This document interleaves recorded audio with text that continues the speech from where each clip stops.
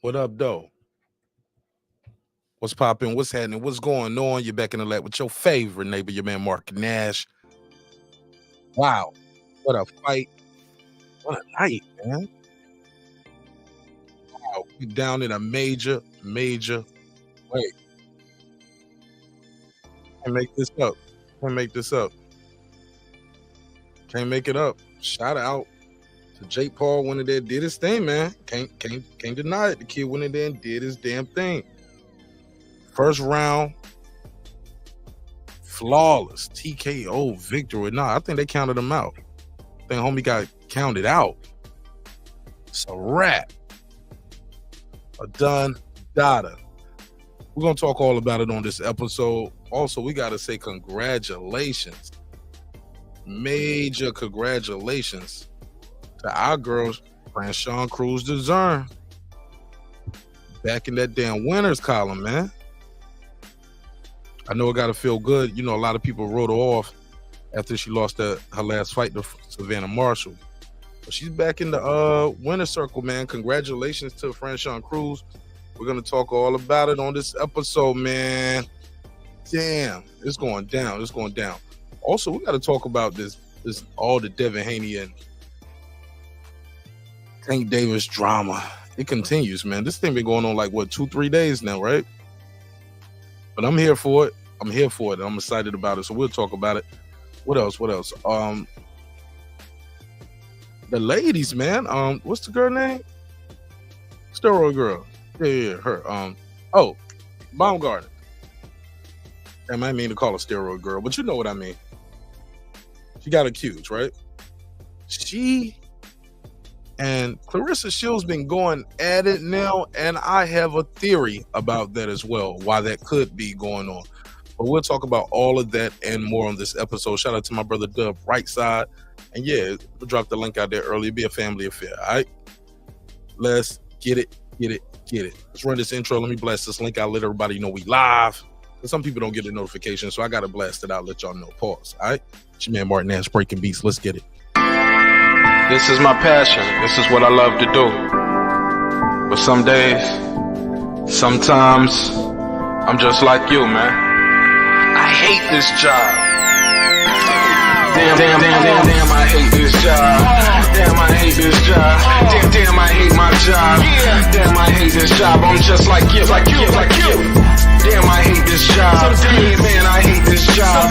Man, I hate my job. From a good dream I wake, sun rays on my face, planning out my day, hoping this ain't the one that I catch a case. I feel so good, I feel so straight. My manager keep calling me saying, hurry up, you late.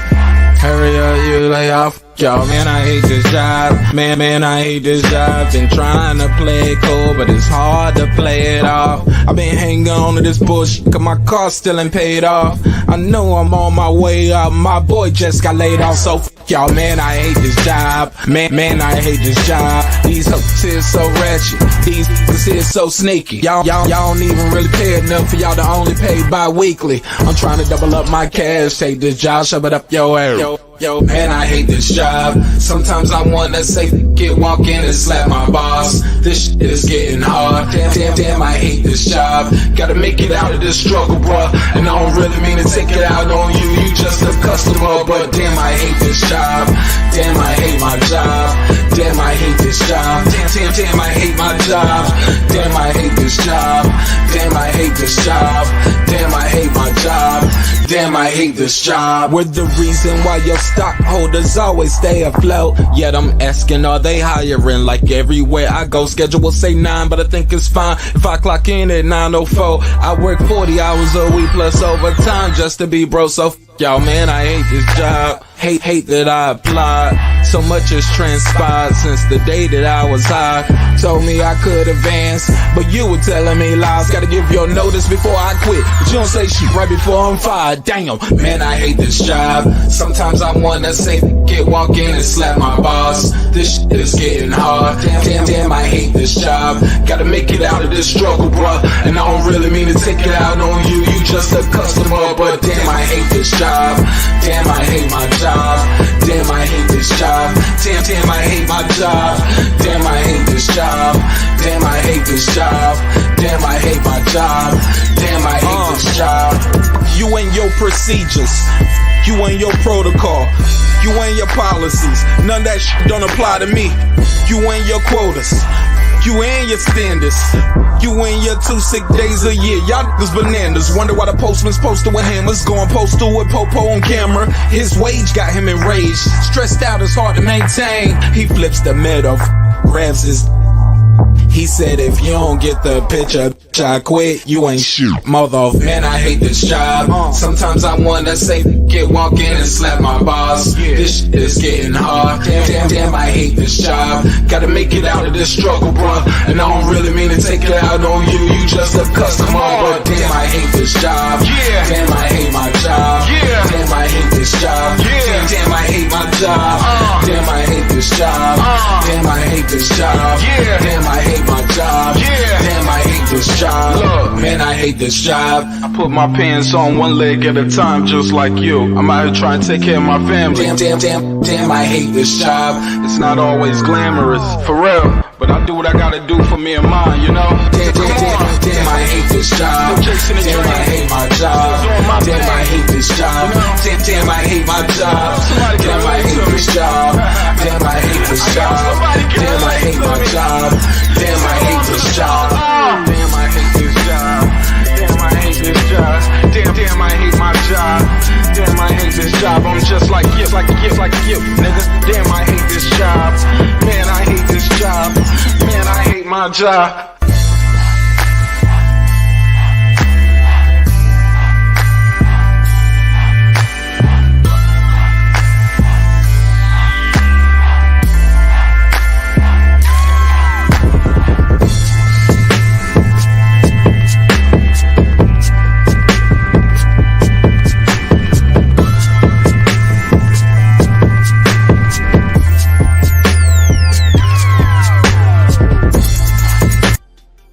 The views and opinions expressed in this program are those of the speakers, commentators, experts, and or the host.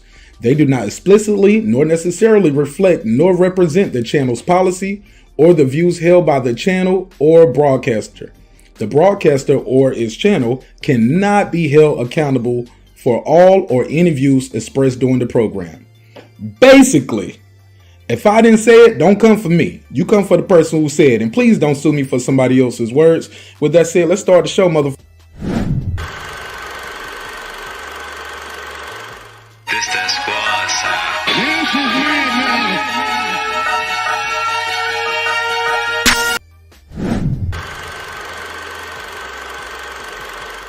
This that squad sound.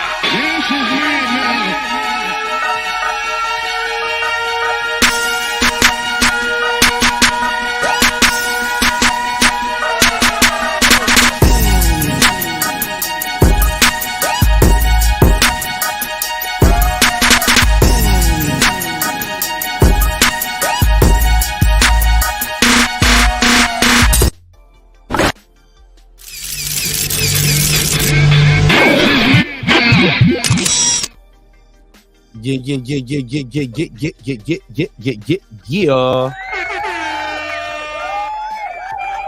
We live again, man. We live again. We back here for another one. How y'all feel? What's the deal? What's popping? What's happening? What's going on? You back in the lab with your favorite neighbor, your man Mark Nash. I am here. Another great episode of Breaking Beats. Wow, man. Y'all already know what it is. We break down the business, entertainment, art, technology, sports, and anything else you and I feel like talking about. It is a hip-hop political sports show with a comedy twist. We like to let the jokes fly. You know why? Life is serious enough, man. Yo, life is getting real serious in this boxing thing, yo. What's the last 72 hours? Been kind of crazy, right? Been a whole week of beef. And I love it, damn it. I love it. I ain't even gonna hold you. I love it. I love it, though. I love it, though. Before we start, man, appreciate your time, your energy. Thank you for allowing me the opportunity to entertain you all this evening. Hopefully you will be thoroughly entertained. Just ask that you smash that like button on the way into the room. As you already know, it really helps with the visibility of the show to let people know you rocking with the best. It's free and it's an easy way to support the show. Also, you can join our Patreon. I'll put the link out there now if you want to support the show doing Patreon. Got a lot of content that you will not and cannot see on YouTube. And as soon as you go in there, Patreon, you start clicking around, you'll be like, oh, wow, that's what y'all was talking about? Nigga, that's what y'all was talking about? Yeah, it gets a little wild up there. But it's all in the good fun, all in good fun. All right, so definitely support the show that way. Let me make sure I go and drop the Patreon link out there. And I have a free version of the Patreon too, so sign up for the free version. I'll be dropping some content over there today. Like right now, I'm about to drop a new video over there now. So definitely support it that way. You can get the free version or, sign up for the pay one. But yeah, sign up for the free one. And if you like it, after you start seeing more of the free content, I'm telling you, I'm very stingy with the free content, but I'm going to start giving you guys some free content on the free Patreon. But definitely sign up for that. All right. Any other announcements before we start the show? Any other announcements? That's it. Any other church announcements? Any church announcements? I think that's it. I think that might be it. All right. No. Something else. I'm forgetting to check. Fuck it. Whatever it is, it'll come to me later. Hey, look, somebody in the chat said, this nigga drunk already. It's only 11 minutes in. No, I'm not drunk. I am drunk. I'm drunk right now. I'm drunk with rage. Because your girl, Shadasia Green, was supposed to go there and get busy. What happened? Silence. Well, no, I ain't gonna be silent. Shout out to Franchon Crews Dezurn. Went in there and pretty much won every single round against a young lady of low level of experience, though, right? She's never seen nothing like Franchon Crews. But people thought Franchon was done after her last fight. Many people said, Mark Nash, it is a wrap for your girl, Franchon Crews. They know I love Franchon. Franchon was one of my speakers earlier this year. If you haven't seen my interview with Franchon Crews, definitely check that out. Hey, look, I need to revamp that. Put that back out tomorrow morning, right? Put that on the 24-hour live.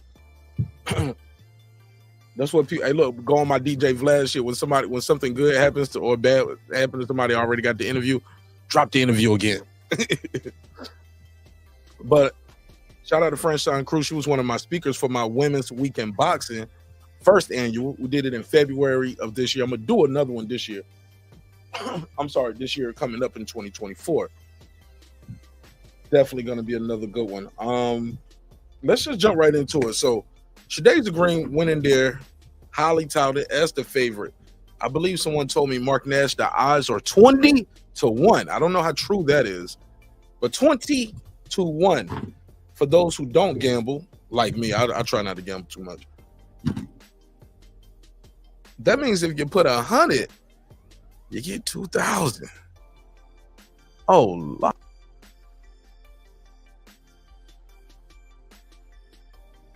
It's a crazy deal, right? $100 get you 200. All right. So we got to talk about that. We'll talk about that. Got to talk about the Jake Paul first round knockout. Foodie with the beauty. What up? Dub right side. What up? Unbiased fan Brim Reaper. See, because Brim said shout out to Franchon for getting it done. See, and I understand. And Franchon understands why she was expected to lose. It's based off your last performance. Many people thought Franchon Crews was done. She was washed. Nobody, it was like his rap. She probably gonna go in there and get knocked out. I mean, I ain't gonna lie. Some people, probably me included, thought or questioned her focus. We questioned her focus. I mean, it's not every day you see a fighter, make their own outfit, do their own hair for the fight, perform their song going into the ring, get in the ring, and sing the national anthem for her country with the boxing gloves on, something like that. Somebody put the mic stand out. Like, yo, she about to fight, and she up there singing the national anthem, perform. She don't made her out. Just seems like, man, she's such a modern day Renaissance woman that you be like, damn, man, what can't she do? She does a lot. She does damn near everything, right? But it was like, damn, is she still focused? Is she still hungry? Does she still want to be a champion again? And she proved to the world, yes, resoundingly. She won all but one round on one. No, all but 2 rounds on one card, and then she won 7-3 on the final card. Domination. Shadasia Green couldn't get out of the way of the jab. She wasn't letting her hands go. Some people said, well, Martin Nash, maybe the lights were too bright. It's very possible. Stranger things have happened, right? We have seen it in the sport where people go in there and get a little gunshot. Excuse me. Hold on 1 second, man. Hold on 1 second. Let me grab this water. Grab this water. Let me grab this water. There we go. All right. So, oh, perfect. Doug, right side, pulling up. Go ahead, Doug. Co-host for me while I give me something to drink, man. How you feel? What you think of the fights? Hey, shout out to you, Martin Nash, as always, man. Hell of a job that you do over here on your platform, man. I was shocked. I picked Shadasia Green to win the fight. Man, Franchon, she went out there and boxed her head off, man. She boxed the socks off that girl, man, respectfully. Boxed the socks off and was able to avoid a lot of those big shots I thought she was going to get hit with. And, you know, like you say, it goes into your last performance a lot of times. I didn't see it happening. I didn't see this fight happening nearly the way it happened. But I do think that Franchon Crews, she showed that she a better boxer. She's a better boxer, right? And there are times where, hey, you can be a bigger puncher, but if you don't got the same skill set, and especially how you brought out the jab that she was able to utilize, continuously keeping that jab in her face, you know what I'm saying? Man, I was shocked at how good she looked, especially because of her last fight. And shout out to Savannah Marshall. Savannah Marshall is a tad bit bigger, you know what I'm saying, a longer fighter than what Shadasia is. So I understand it to some degree, but man, I thought Shadasia Green, I thought the power was going to, and I still think she got the power, but the overall boxing skills was just different. It's levels to boxing, and Franchon, she showed tonight that, hey, you can punch, but you ain't boxing with me. You're not boxing with me. And right. I thought it was a beautiful performance from her. A beautiful performance. Let me jump back in real quick. Hey, Dub, another thing we got to applaud too. Shows how good Clarissa Shields and Savannah Marshall really are, you know?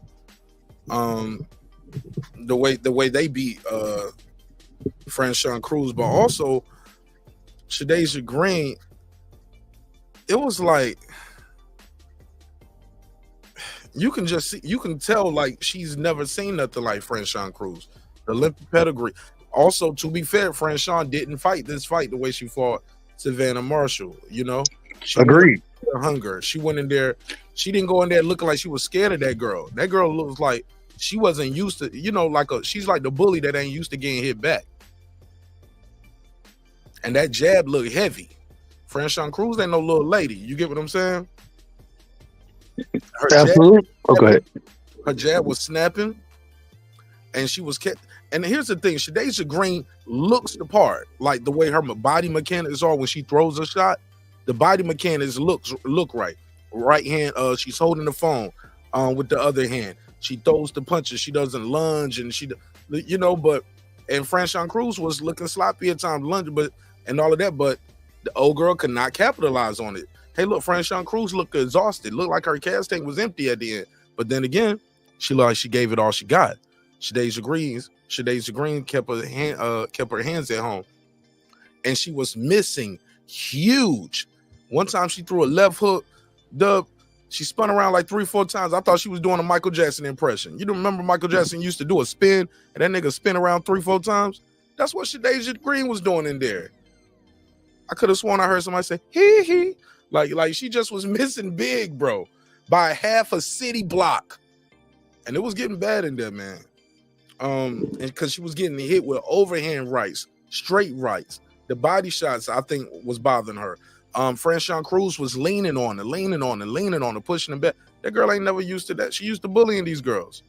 But I digress. Go ahead. I could be wrong about this, but I believe that they've worked together multiple times previous to this fight.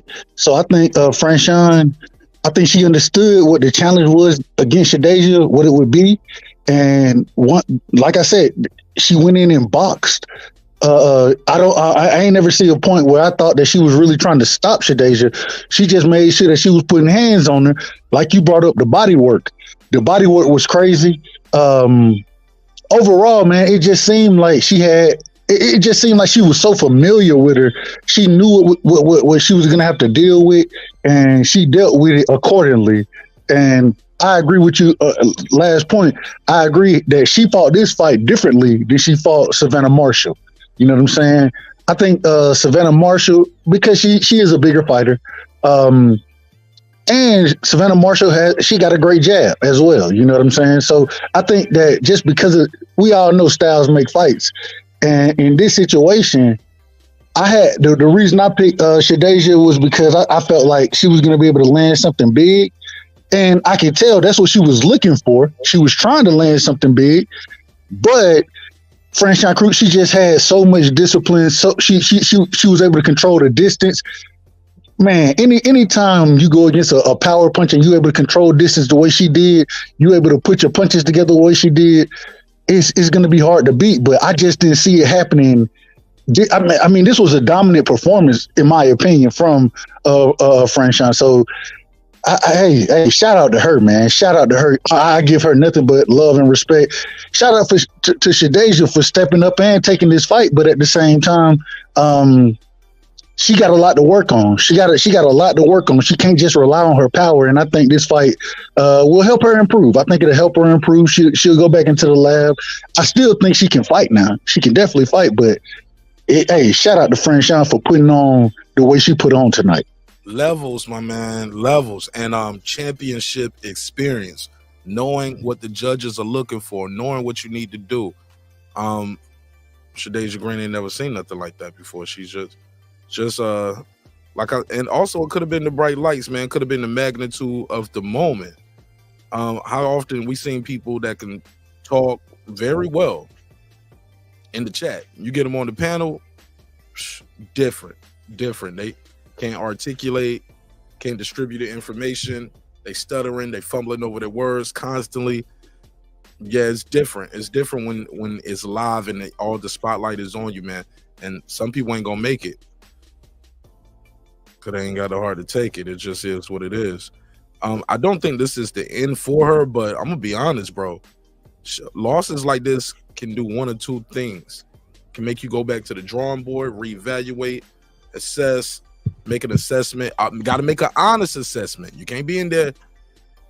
Everybody was against me. It was crooked. It was set up for me to shit like that. Nah, you got to make an honest assessment and look at what do you need to do as an individual to improve your outing so this doesn't reoccur, or it just totally destroys you. And some people just don't come back mentally from a loss, especially a loss like that where you are such a high favorite and this is damn near supposed to be a coronation, and you go in there and put on that type of performance, because you're going to blame yourself in a fight like that, because she didn't give it her all, in my opinion.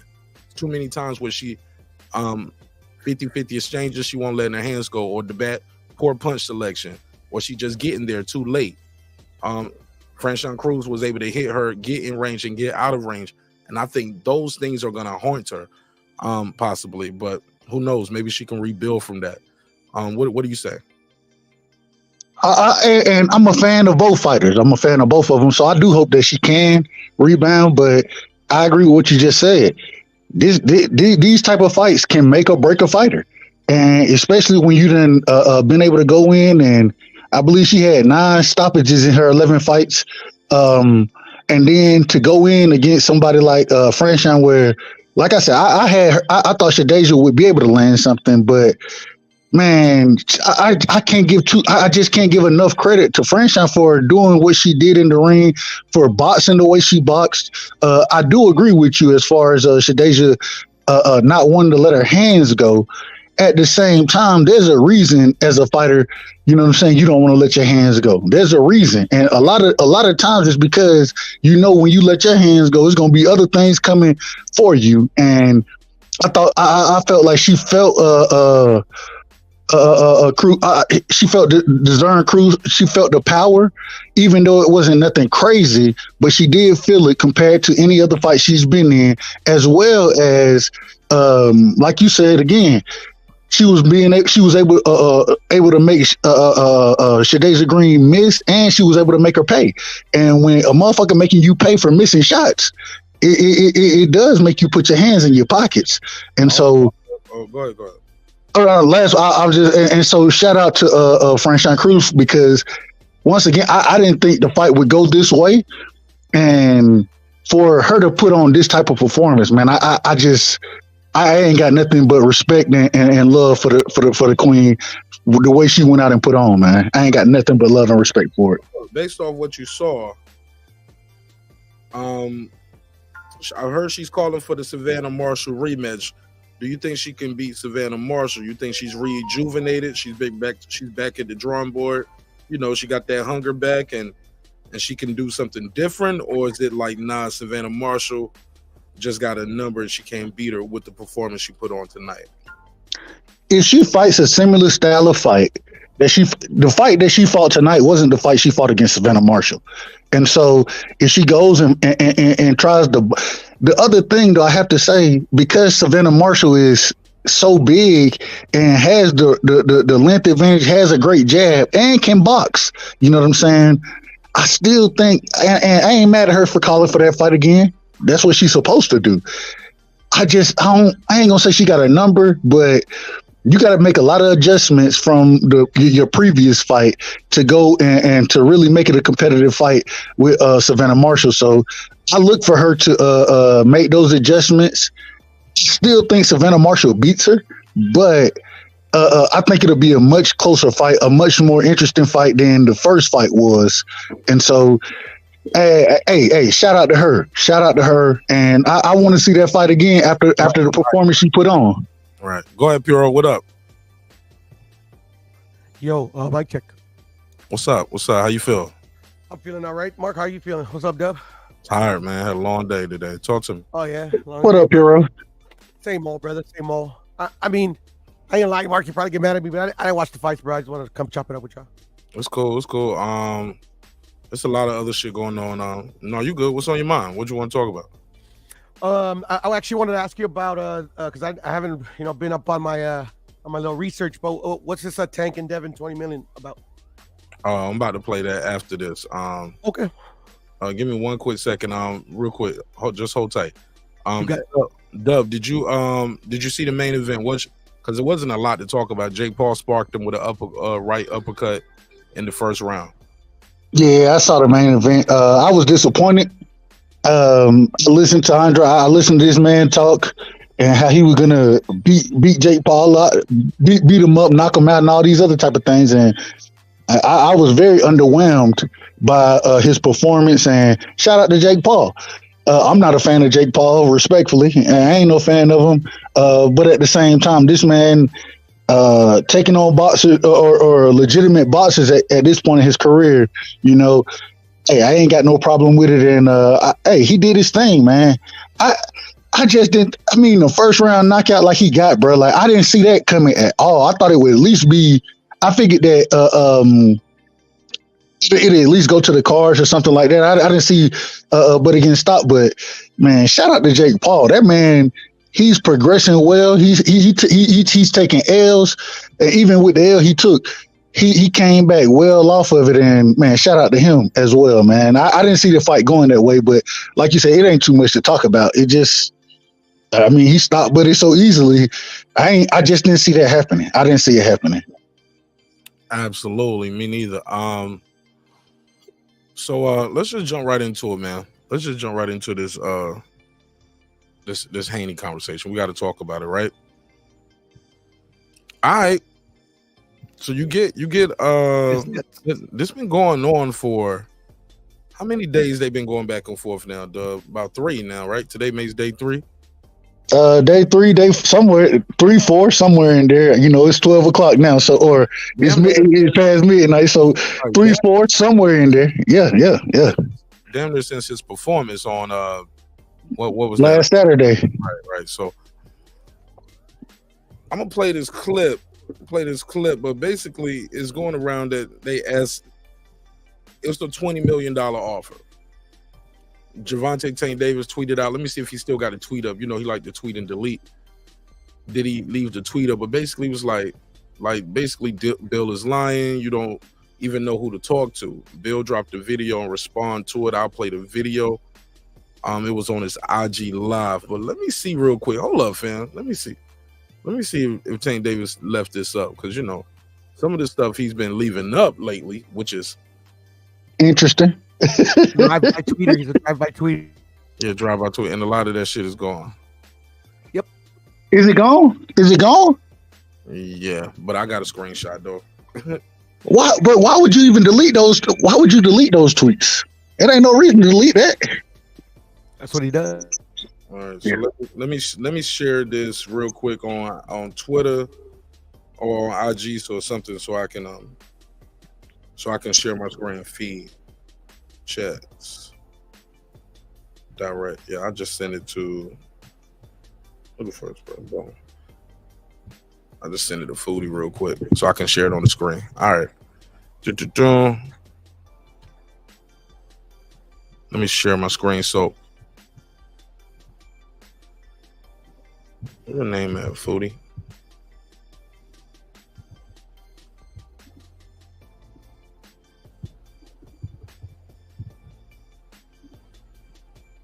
Oh, I'm on the wrong shit. My bad, y'all. Hold on. All right, so here we go.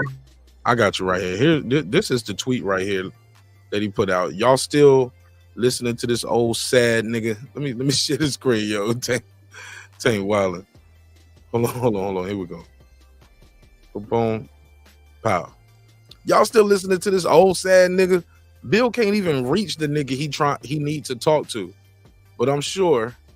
But for sure, I'm turning down 20 million guaranteed. I don't know how to interpret that. But maybe he's saying he don't even know the right person. But yeah, I would turn down 20 million guaranteed.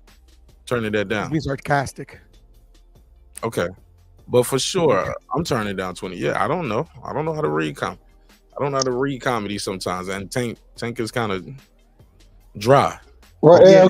Is that sarcasm? Is that sarcasm that I'm turning 20 million down? Is that sarcasm? Or that could be fact. But for sure, I'm turning down 20 million guaranteed. That ain't enough.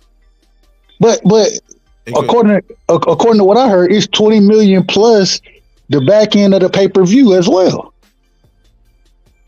Yeah, but that's not the guarantee. The 20 million is what we're talking about right here. That he said, okay, that down. Of course, you're gonna get a pay-per-view upside, but shit, he's saying he's turning it down. Which are, but let me play Bill Haney, Mr. Bill Haney. Let's play what he had to say. Bill Haney. I'll play his audio. But in answer to his initial question, no. What's the question? If we're still listening to him. Oh, yeah. Boxing Voice had one of their best episodes in a while as far as viewership when they had him on the other day. So people are definitely listening to him. And I mean the masses, of course, the masses. Cool. Case by case, yeah, some people aren't, but here you go. Let's hear this. I'll be damned if the spook by the door, Leonard Ellerby himself, wants to present some fake numbers to the people. Good brother. Here we go. Now keep in mind, y'all know PBC owns that. What's that boxing scene, right? Ain't that the one they own? That's the one, right? The boxing scene. Showtime owns it, I believe. Okay, Showtime owns the boxing scene. Okay. The PBC, yes. Well, no, they're two different things. Definitely different things. Now they are. Agreed. They've always been two different things. Yeah, they're different things. And look, let's not split hairs. No semantics right here. I ain't trying to be argumentative this early on this. The whole point is that they put out 50,000. Leonard Ellerby, these people are running with 50,000. Now, earlier this week, we heard 100,000. We heard 150,000, things of that nature. But a lot of people are running with it was 50,000 based off Leonard Ellerby. Recent interview, but this is Bill responding to that. The fight and the engagement far exceeded 50,000. 10,000, anything that you can muster up in your fat head to come up with any lie about. Let me explain to you why. Take a look at the analytics, behind the scene, the engagement with the fight. Take a look at the stadium. Take a look at every aspect of the fight, and you'll see that it was a sellout.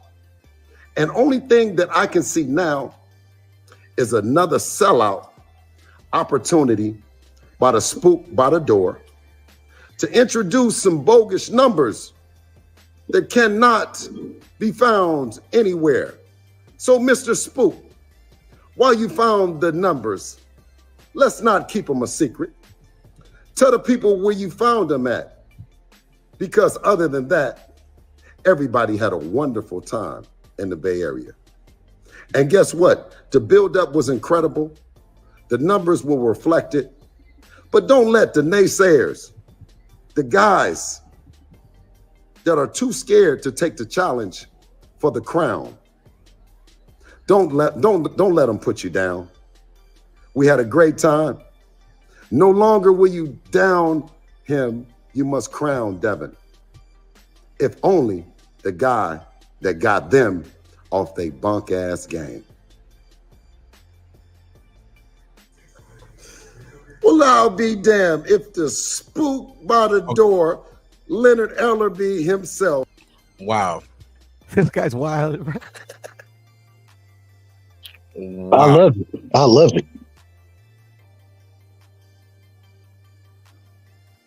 Jesus. Go ahead. What y'all think of that? I'll reserve. Puro, you go first. Dub, and then I'll respond.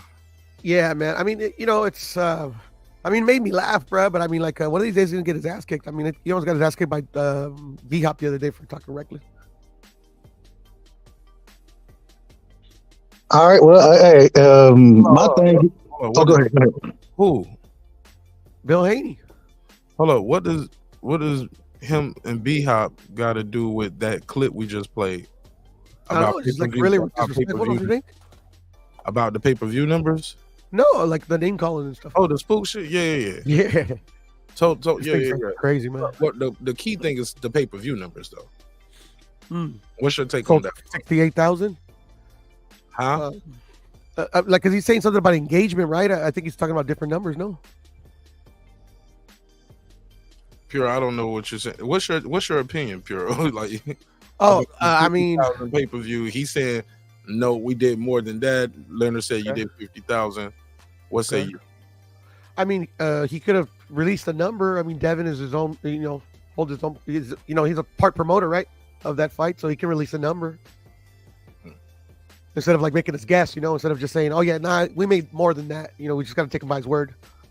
Fair enough. Go ahead, Doug. What you got? What you think of what he said? Well, my thing is I don't give a damn what the numbers were. What was Pitbull? What was his numbers? What was Ryan Garcia pay-per-view numbers before fighting Tank? What was Hector Garcia numbers, pay-per-view numbers before fighting? I don't give a damn about the numbers. I'm one of the people. I look at it this way. I want to see these niggas fight. I want to see the fight made. And one thing I can say is that if the reports are correct and a $20 million offer, guaranteed money was sent to Tank Davis, and he said he's gonna turn that down. I don't know. Hey, all right. Maybe they're gonna send something back. That's what I'm hoping for. But I ain't got nothing. Fuck the numbers. I'm talking about the fight. I want to see y'all niggas get it in, and I don't care. None of these other fighters that you done fought have ever been on pay-per-view outside of Leo Santa Cruz, and so I don't know what you want from me, but damn the numbers. If you believe you're gonna knock the man out and you're not gonna take 20 million, well, send a contract of your own. That's what I'm looking for, because at the end of the day, it's about the fight, in my opinion. And shout out to Eddie Hearn, shout out to Bill Devin for sending the offer to the A side for 20 million guaranteed plus pay-per-view. And now let's see what they respond with. That's how I kind of look at it. That's a major offer, my guy. Go ahead, Puro. What? Um, I agree with I don't Pure. know, I mean, like, the spook shit. I Yeah. could have got without that, but yeah. who am I? Who am I though? Because I get up here and I let an N word fly real quick, so I ain't no better, right? Okay, I get where you're coming from. I feel you on that one. But I mean, on the offers and stuff like that, I mean, like Dub was saying, like I really don't care about the numbers either. You know, I would love to see Devin fight, Tank Davis. At the end of the day, a fight wasn't made, right? So I mean, to me, it's just all talk until something, is concrete. But Tank is saying everything except let's fight, though. I ain't gonna lie. That quote right there that Bill and Devin came up with, it's kind of one of the illest shits I heard in a minute. Because it's true. Which quote? What he's talking about when he in reference to Tank. When he says he's saying everything except let's fight. Okay, he didn't come up with that, by the way. But I ain't well, who came up with it? I don't know. It's cool. My bad. Who made it up? If he didn't come up with it, I heard my boy say that first Who? before these who? H. Okay. There we go. Okay, you say he didn't make it up, and I was asking you who, like, going around the world. Yeah. No, I was just not trying to drop another guy's name. That's not what I said. It's okay. It's okay. Forget it. Okay, Go ahead. Yeah. Go ahead. Y'all go ahead, man. I'll be right back. Go ahead, Dave. Well, my thing is I don't give a damn who made the quote up, and shout out to whoever made the quote up.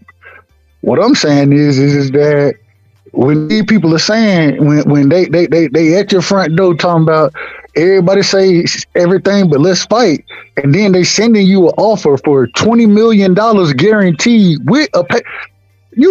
Outside of Canelo Alvarez, Canelo gonna get his money up front. We know that, and I ain't got no problem with him getting his money up front. He commands that because of the fights that he's been in and the way he sells. I ain't got no problem with that. Outside of that, who turns down $20 million guaranteed and the back end of the pay-per-view? Who turns that down? I don't know. Tank Davis. The answer is Tank Davis. Hold on. Or somebody who I'm not checking for money right now. I can make that. I just made that already. Somebody who just made that or more than that in their last fight. I can see them turning it down. In the Ryan Garcia fight, Tank Davis was guaranteed. His guarantee was $5 million, and then the back end. So if a nigga offering you $20 million, you know what I'm saying? That's 4 times. 4 times what you were guaranteed in your last fight, and you still getting pay-per-view money. I don't understand it. I don't understand it. And maybe it go. Oh, go ahead. But you might. It could be he was advised not to take it. Like, look, you're gonna be fighting. Because here's the deal, and here's the real for real. If I'm Al Heyman and Tank Davis is with me on PBC, because we already know whoever putting the golden rule, whoever has the gold makes the rules. So if they putting the money up, what platform you think that's gonna be on? You think we're gonna give you $20 million guaranteed and it's gonna be on PBC Prime? Hell no, we're gonna be the lead promoter on this shit. So I think shit like that has something to do with it too. And if I'm Al Heyman and I just signed this deal with PBC Prime to put PBC on Prime, shit, there's no way I'm sending one of my marquee guys over there that I got locked into. No, bro. Nah, we gonna keep doing what we doing the way we've been doing it.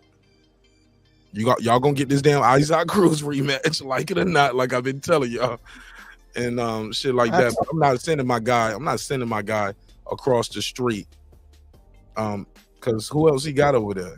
Got Bud temporarily, for 2 more fights. Got Canelo temporarily for 2 more fights. Tank seems to be their locked in pay-per-view guy right now, and he's the only guy over there that he got locked in did $1 million. Him and what? Canelo? Only ones did Canelo do $1 million? Yeah, Canelo did $1 million with Triple G. Yeah. Fuck. Well, that wasn't with him then.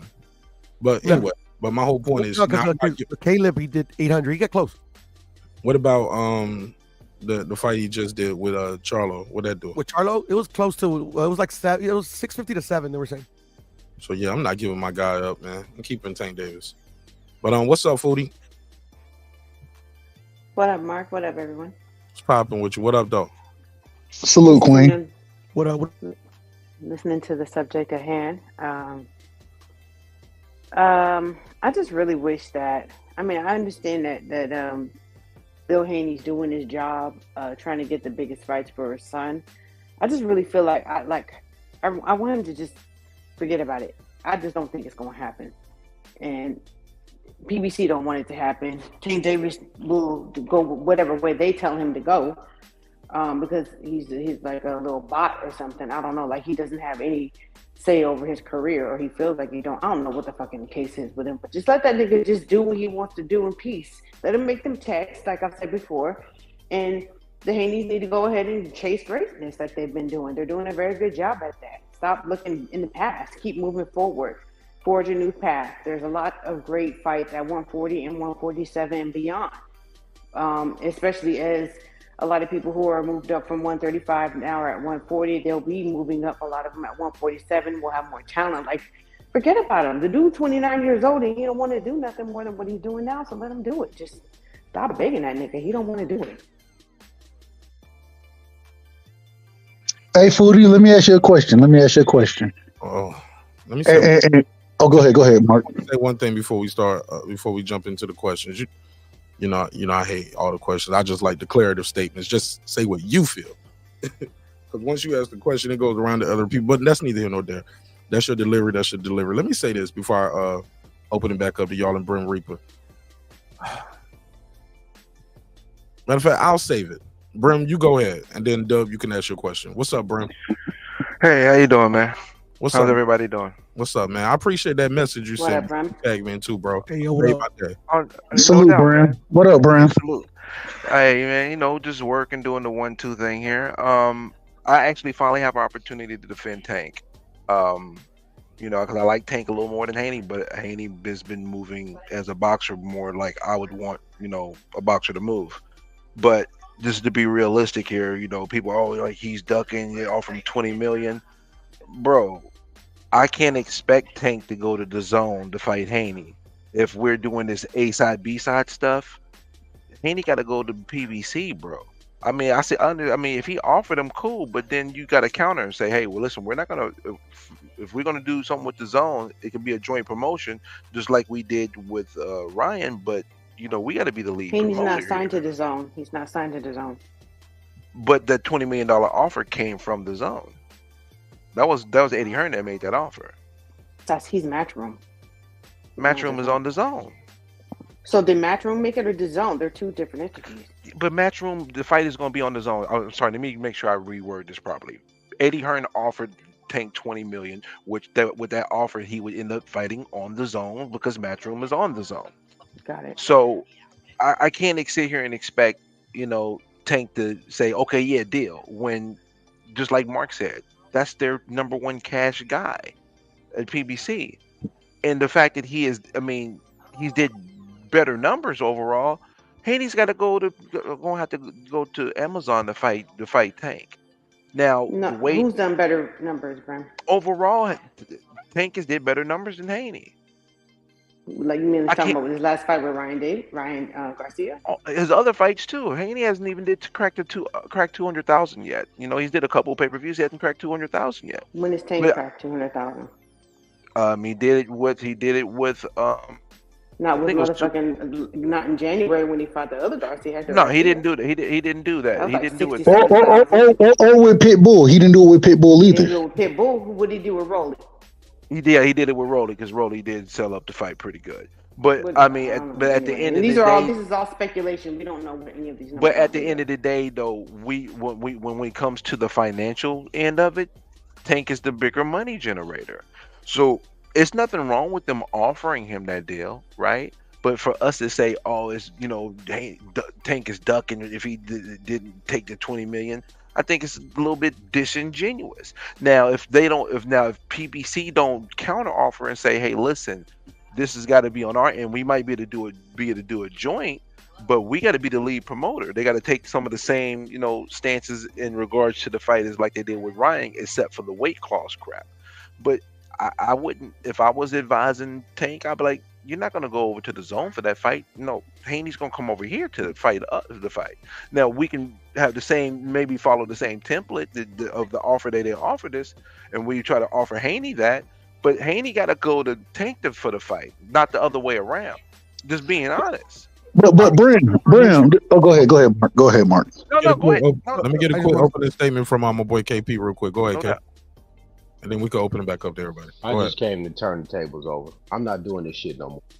I'm gonna tell y'all this. This is what we doing. This is what I'm doing. Y'all can keep playing with these people if y'all want to. I ain't paying no money for this bullshit they gonna feed me. If you gonna fight rice and beans type of guys, go ahead and fight them. But I'm gonna stream it. Y'all can pay for it if y'all want to.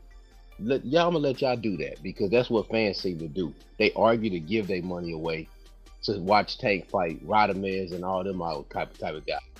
Yo, so, I'm not. Did you say Rodamez? To fight who? Rodamez. That's the nigga from Juice. Remember that nigga Rodamez from Juice? Yeah. Curly head, the light skin curly head nigga. Yeah.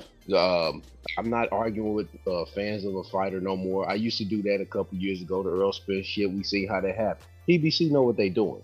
They don't want to risk their guy, and that's cool. But they can't tap my pockets at the same time of doing it. If they want to fight the guys that get paid in pesos, then show that shit over there. I just came from Mexico. I ain't got no more pesos left, so I ain't giving them none. So fuck them. Wow, what an opening. Mexico, you don't have to give your pesos either. It's free over there. Damn. This nigga came in kicking the door, waving the fofo. All I heard was KC don't hit me no more. Fuck you and fuck you, God damn. Okay, what we do to you? Hey, shout out to KP, man. Shout out to KP for keeping it a buck. All right, go ahead, Doug. You've been trying to get in for a minute. You had a question, or you was trying to reply to Brim on something else. I'll leave my question at the front door. I'll leave my question there. I'll declare the statements. I agree with everything that KP said there. And the thing is that what's the offer going to be? And it don't even matter what the offer is going to be. Tank is not going to get a guaranteed $20 million from the PBC. We ain't never seen them outside of Canelo Alvarez. We ain't never seen them give that type of guarantee to no fighter. That's a fact. And then Wilder have a crazy guarantee? And I give you Wilder. I will give you Wilder. I agree with you. I agree with that. I do agree with that. That was a different time, though. That was a little different time. That Wydell Reed started really leaking out. But at this current moment in time, we ain't seeing the PBC giving these.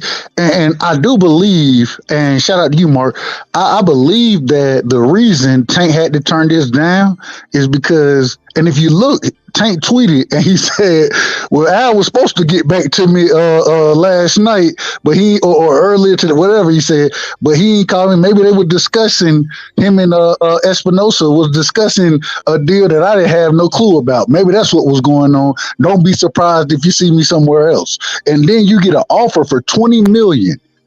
20 million guaranteed when after you done tweeted what you done tweeted. Maybe he deleted it. I ain't on Twitter like that, so I can't tell you. But all I'm saying is that if they offering you 20 million, that's your biggest guarantee times 4 that you've ever been guaranteed, and you're gonna turn that down?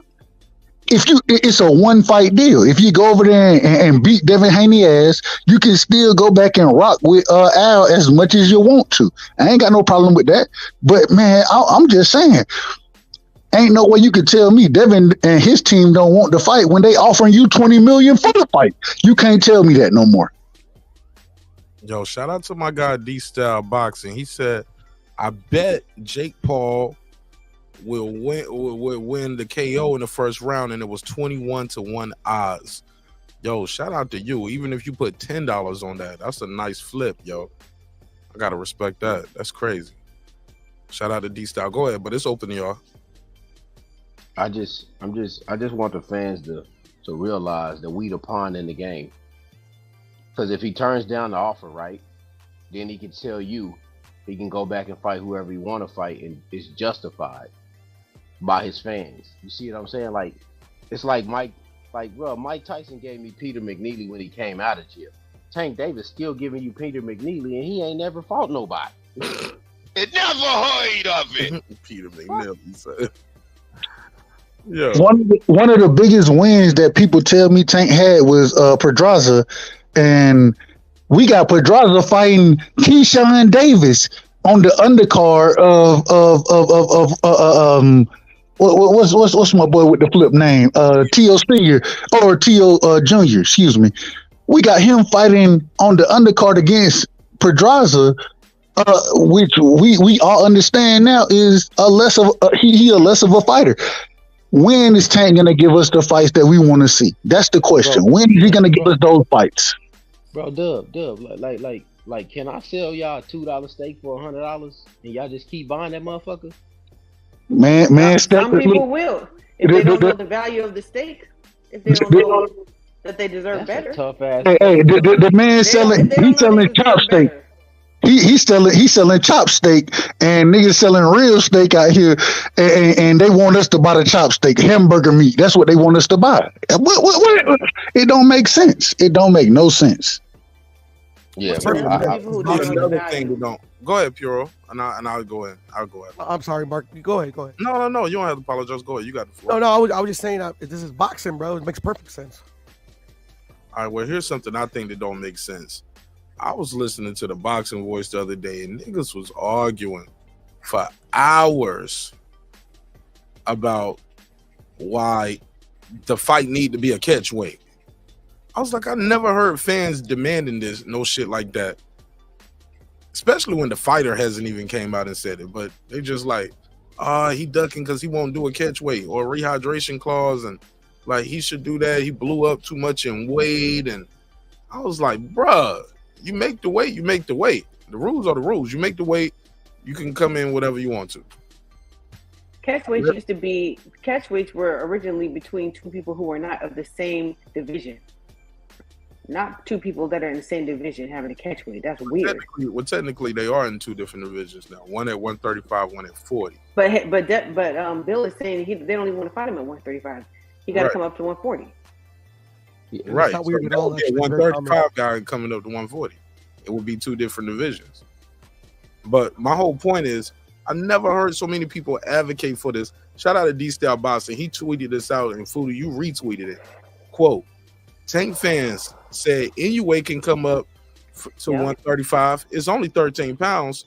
Only 13 pounds. Also, Tank fans, 5 pounds to fight Haney. I don't know. That's a big dude. Haney a bully. Hold on, Mark. I said that last night too. After Inoue beat Cool Boy, they're all talking about, well, he needs to go up and fight Tank next because that's the next dude that they want to get behind. That's all. That's the next dude for the LDBC to jump behind, and they want him to fight somebody that he can be beat by to push their agenda. It don't make sense. It's not logical. Do y'all remember he just fought Leo Santa Cruz not that long ago? That was 3 years ago. Yeah, but still, it wasn't that long ago though, bro. Was it 3 years ago? Damn, no, he it wasn't brought 3 that years guy ago. up in weight. Is the point though? Yeah. That was 3 years ago. But Devin is a weight bully. The point is, you have a history of fighting little guys. Yeah, bringing them up. He just did it in January with Hector Lopez or whatever his name is. Right. Garcia. Hector Garcia. Yeah. Hector Lopez.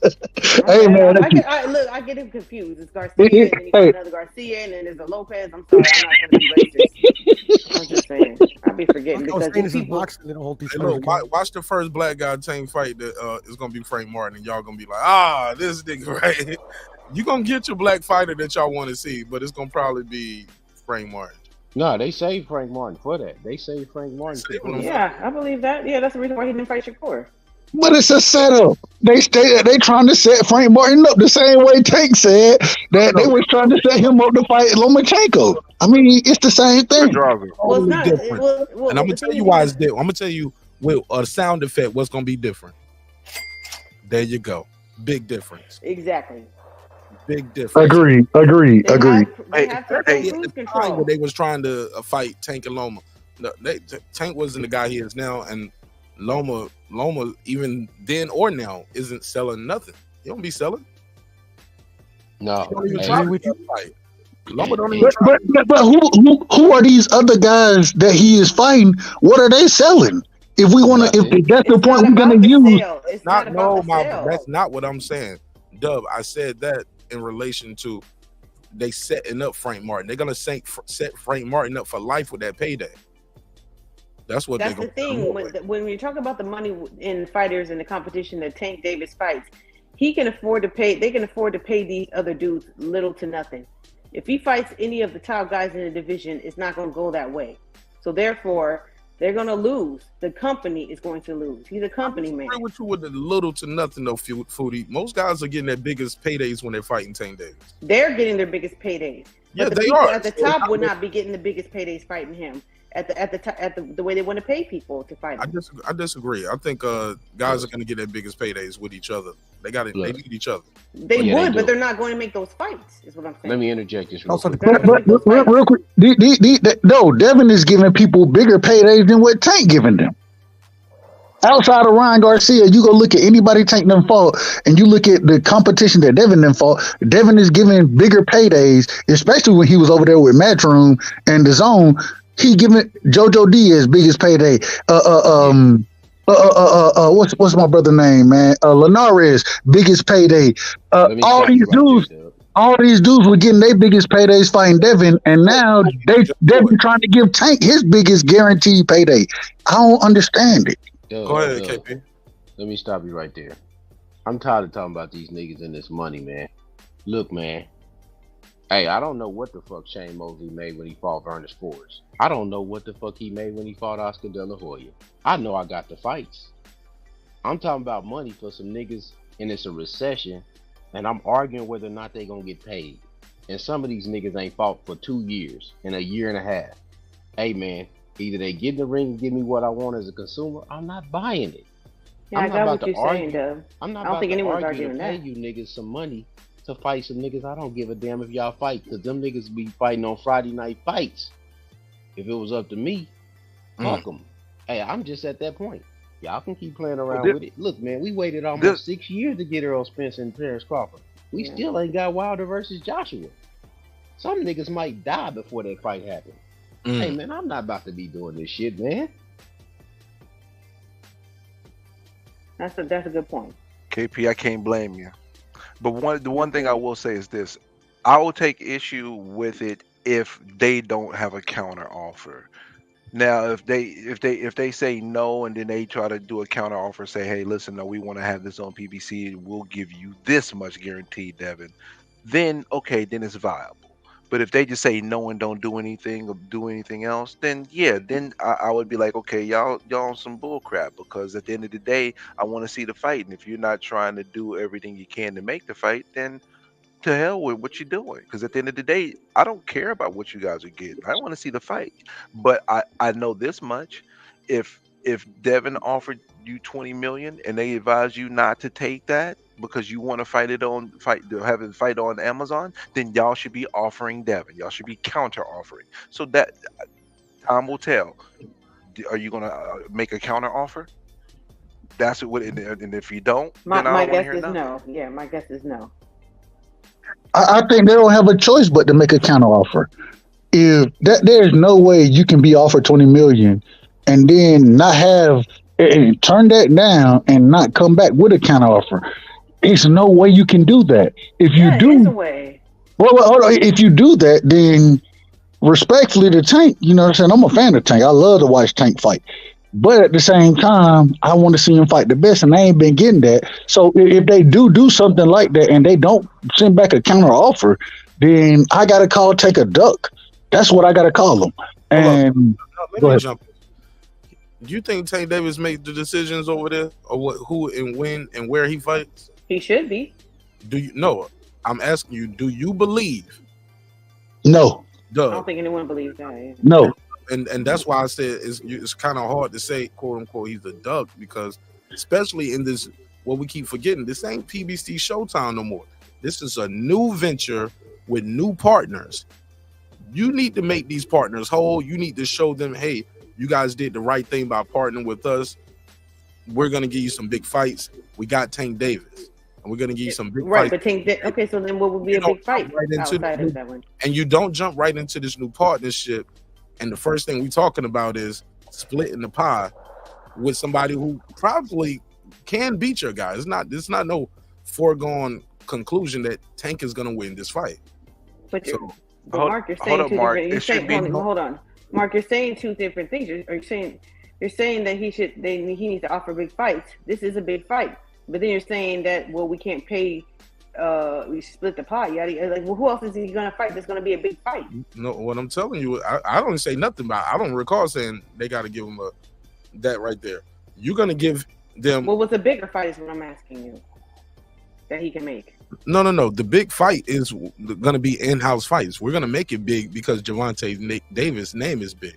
But we can't just go right into this. But what if people don't want to buy that? How's it going to be big if they're not going to sell it? Let me finish my thought. Mark, they actually can. Please let me finish my thought, y'all. My whole point, and I can land the plane on this one. I've been saying it over and over, and that's just my opinion. I think somebody got to stand and bet with me. Can't remember. I got to check the playback, y'all. But basically, the first thing I do with my new partner is it's not a pay-per-view that it's accessible for everybody to buy. No, we about to do a cross-joint promotion with a guy who can possibly beat my pay-per-view star. All right. If y'all think that's what Al Heyman and all his wisdom is going to do. But people would buy it. For some boxing fans. Man, well, that's who makes the money. I'm sorry. But I do agree. That's who buys your pay-per-views, the fans. You got to give the fans what they want. And I agree with you, Mark. I do agree, especially with them having this new deal. The question is, and I think it goes back to what KP was saying, now we need to see a counter offer sent. We need to see it, because these people they showing outside of Devin Haney right now. That's the biggest fight for Tank. Devin and Tank, that's the biggest fight. And so now we need to see a counter offer. If we don't see that, then I got to be critical. If we see the counter offer, then I can change my tune, because they showing that they want to fight as well. My question is do they really want to fight? That's my question. Well, that's where you have to question, like say Tank Davis does make the decisions. He's gonna have to question if that offer is valid. The most Devin Haney has generated in a fight is $9 million. Where's he getting $20 million from? From Eddie Hearn.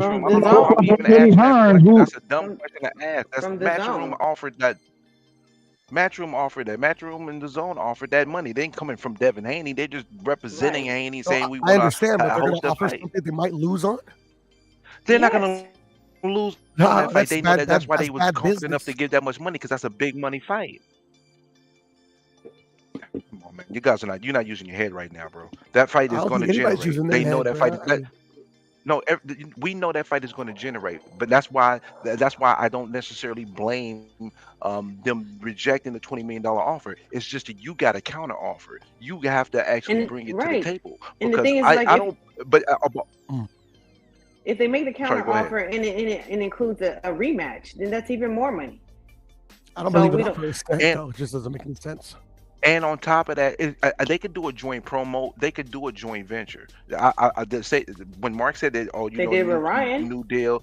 Exactly. So why can't you do a joint venture? See, the thing is, they want to hog all. They want to hog all. What's the name? Different, Brim. You don't understand. A new partner who don't even do boxing ever.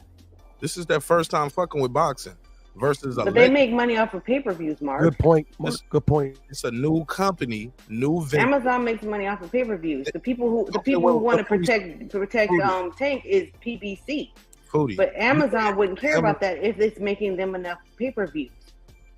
Okay. Well, Amazon, this is their first time doing boxing. For Amazon, yeah. Mark is but the thing is, it's their first time, but they are the example of what the joint venture being successful works. So the people that's behind the scenes works with us and the Zone. We know it worked with Showtime, because Showtime has. Well, the only difference is the opponent. Exactly. So the network matters. What are we missing here? Showtime, 30 years in the business.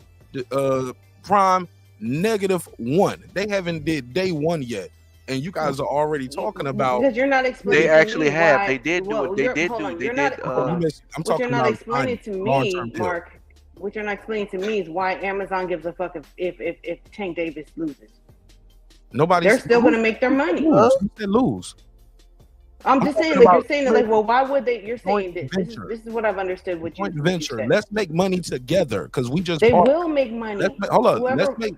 Let's make money together totally before we start splitting the pot with another network. I don't. What with the problem with that? But the problem with that is, Mark, if you they keeping that money in house, they're not gonna do half of the pay-per-views in comparison to that one. Exactly. You don't know what they're going to do. Frank Martin, it ain't gonna move the needle. It's not bigger than Devin Haney. Nobody on their stable that's at 135 is gonna move the needle. Right. We shall see. A rematch with Pitbull Cruz ain't gonna move the needle. Tank been moving that needle, man. I agree with you, Mark. Fight. He has no fight over 250,000 outside of this somebody will agree with me. Let me hear fight. Let me hear. My ego needs to hear what Puro said because he agreed with me. Go ahead. No, I agree with you, Mark. At the end of the day, yeah, this is Amazon's first foray into boxing. Like they're gonna go by, the numbers that are available to them. So if the numbers don't make sense, so if we know that Amazon knows that that like Devin Haney's made $9 million, they're not gonna offer 20. They're gonna be like, no, I need to know. I'll offer at least 9, and then we can negotiate from there. But other than that, there's no 20 coming from that side. So what I'm saying, Proto, is like, well, who else is he going to fight that will generate even that much money? I don't know. I don't know. We don't know. No, we don't know how much that fight would generate. There's no one that Tank Davis could fight that he's going to make more money than fighting Devin Haney right now. But Puro, we don't know that. The problem is they're not offering Haney 20. They're offering their guy Tank 20. They were mentioned. No, Matchroom is offering. No. I was talking about what Puro just said. Mm-hmm. What Puro just said was, if you're prime, Devin's only generated $9 million. You don't offer him 20. They wouldn't offer him 20 anyway. But even still, Full Foodie, please let me finish the rest of the sentence. But even still, that $9 million that Devin's generated, those other Tank components never generated that much neither. So that point, it doesn't make sense anyway. Yeah, but if I'm looking at Amazon, I'm looking at that 20 million. Is like, is this a viable? Can they back this up? You get what I'm saying? Like far as matching the Matchroom deal. Yeah, exactly, because they're like, okay, 20. Why are they offering us 20? Like, it doesn't make any sense. I don't know if I'm looking at it from the outside. Yeah, that's what I'm saying. It's like, you guys don't understand. It's like, first of all, it's not Amazon is offering Devin Haney the 20. Devin Haney or Matchroom is offering Tank Davis the 20. He was I understand. He was talking about in reference to matching the deal to Right Side's point. Right Side was talking about they need to counter and match. Right. Well, no one mentioned the counter offer. Poto didn't mention the counter offer yet. No, he just said, Foodie. But Poto, the way I understood it, and let me explain how I heard it or how I understood it. You're saying that they don't match PBC or Amazon doesn't know that they're going to actually get that 20 million, right? Like the guaranteed funds, right? Yeah, okay, and I think I might. Well, there's a way to do that. There's a way to prove that you're going to get the money first. How? Hello? How? You have to make sure that the money's in the fucking account. And what you guys signed, when you guys were talking about, just like with the Deontay Wilder and Anthony Joshua, they want to say proof of funds. All you got to do is see proof of funds. Okay, and then I think I might have explained it wrong. I'm just saying because Amazon, is Amazon. They're the broadcaster, and then Tank has his own team. Say Tank wants more than that, he's gonna have to ask Amazon for the counter for the funds to counter. You get what I'm saying? No, so they're gonna have to look at the numbers. Once Matchroom proves proof of funds, then they could counter it. But you can't say that they're not going to be able to do it. Second, guys. I think we're missing an important caveat here, guys. We don't even know if Amazon actually is funding this. They're just right now. We know that they're hosting it and providing the platform, but we don't even know if there's any capital being provided by Amazon to them. Right. That's what I've been saying. We don't even know that. According to the press release, that's what I've been saying. They did say that in the press release, though. They said that they was going to be funded by Amazon. They absorbed it. Because it sounded like they were just going to be a pay-per-view provider. But this is the thing. The thing is that if it go, go ahead, Mark. My apologies. It was very clear. The press release said the partner has an exorbitant amount of cash equity. I'm saying the wrong words wrong, but basically resources and funds basically to pour into boxing, right? Also, they said they're gonna host their their Premier Boxing Championship Boxing Series, their series. So that means there's gonna be fights as well as pay-per-view events that'll be available on multiple platforms outside of Amazon Prime. They also say you'll be able to get the championship series boxing already included with your Prime membership. You're also going to get the docu-series, like the all access 24/7 type shit. All of that's going to be included with your Prime too. So you're going to get all of that. You're going to get some fights over there, but pay-per-views are going to be available to buy outside of just on Prime. You're going to be able to get those on pay-per-view.com and what as well, shit like that. Right. And I remember that. You just said, but that's my point again. Oh Lord, you okay? Is this on a call or what? I think that's Brim's audio. So then again, like I say, if they're going to make their money regardless, then why do they care if Tank Davis wins or loses this fight? Who said they gonna get the money regardless? You're gonna make the money by the fight being made. Nah, people gotta buy the shit. Right. Yes, exactly. They're gonna make their money by being the pay-per-view distributor. But this is the problem. When you that pay-per-view ain't just there though. That pay-per-view can be bought anywhere, but it's not exclusive to them. But go ahead, Doug. Well, the problem is that I ain't mad at the pay-per-view numbers. I'm not mad at that, and whatever the pay-per-view does, that's what it does. What I'm saying is when you have a guarantee of $20 million, right? When you have that type of guarantee, that ain't even, and you still have a pay-per-view back end money that's gonna come in, whether the fight sells or not. You're gonna make your money. You're gonna make money on this. Yeah. But you making big. Let me just you not to take it. But Amazon don't care about that. No. You keep saying Amazon. Tank Davis don't. As far as I know, I didn't think these guys walking in, they signed to Amazon. No, they're signed to. They have a deal and deals with Al Heyman and PBC, whether it's management, whether I'm signed to PBC as a fighter, whether you're just my advisor, it's different hats. They are the one. Tank Davis might not even get the call. You get what I'm saying? The call comes to the management, the other people, and they say, "Nah, we're not interested in that." Now, legally, you have a fiduciary duty to tell your client about offers and deals that are made. But then again, not everybody contract is structured that way. That's why Fighters First came out when they came out with their management and said, "Look, you got to tell me about my deals that are offered, deals that are refused." Legally, not everybody is required to tell you about all the offers that come in and all the deals that they refuse. They could have refused that on behalf of Tank because he signed that already. Name, image, and likeness, all of that shit. We understand that. You're right about that, Mark, because you know they did that with Ortiz in regards to fighting Anthony Joshua. He didn't even know that they. Well, we understand that, but the thing is, Tank does know about this deal. He does know about. According to him, it ain't no deal. I mean about this offer. He said, according to him, it ain't none. See, we get things. One guy saying this shit ain't even happening. Another guy said you got a $20 million offer. And this is why I gotta argue with all y'all about this. Not saying everybody, but if an individual has a guarantee of $20 million, $20 million plus the back end, regardless of what the back end do, you got the $20 million plus the back end, and now all of a sudden, so this is the question: Are y'all gonna send Devin a contract that has the counter offer? Is it gonna be his biggest payday? It need to be, because he giving Tank his biggest guaranteed payday. This is a fact. And when y'all defend this stuff, I just got to be honest with it. When y'all defend it, I'm one of the bro. I just want to see the fight.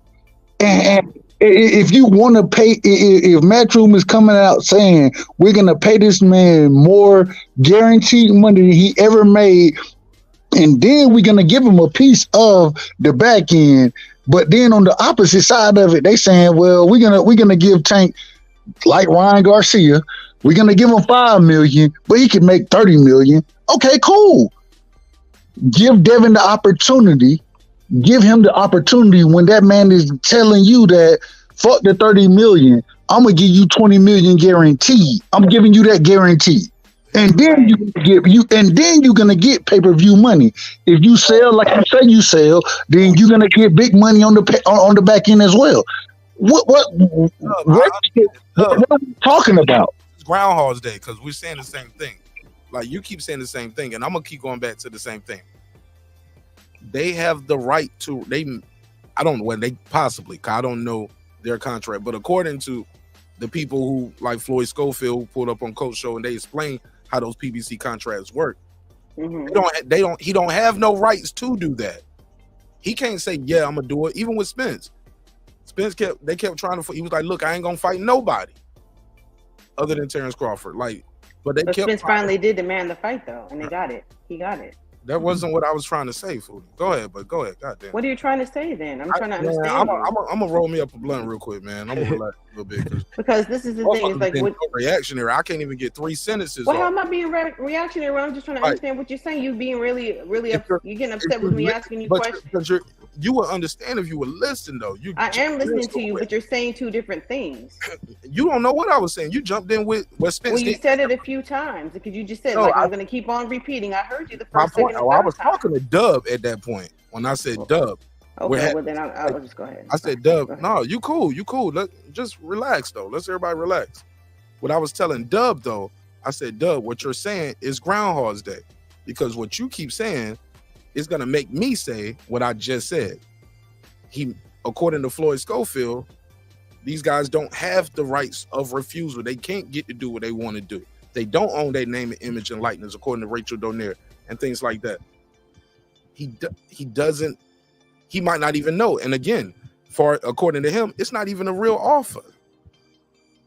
But I digress. Go ahead, man. Let me roll up. Man. Well, what he's saying, but what I understand is when he says it's not a real offer, they have not seen any proof of funds.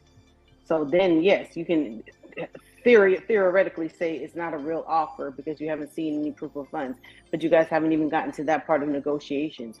But what I'm trying to say is, as far as Amazon is concerned, they don't care because they're not paying the guarantee.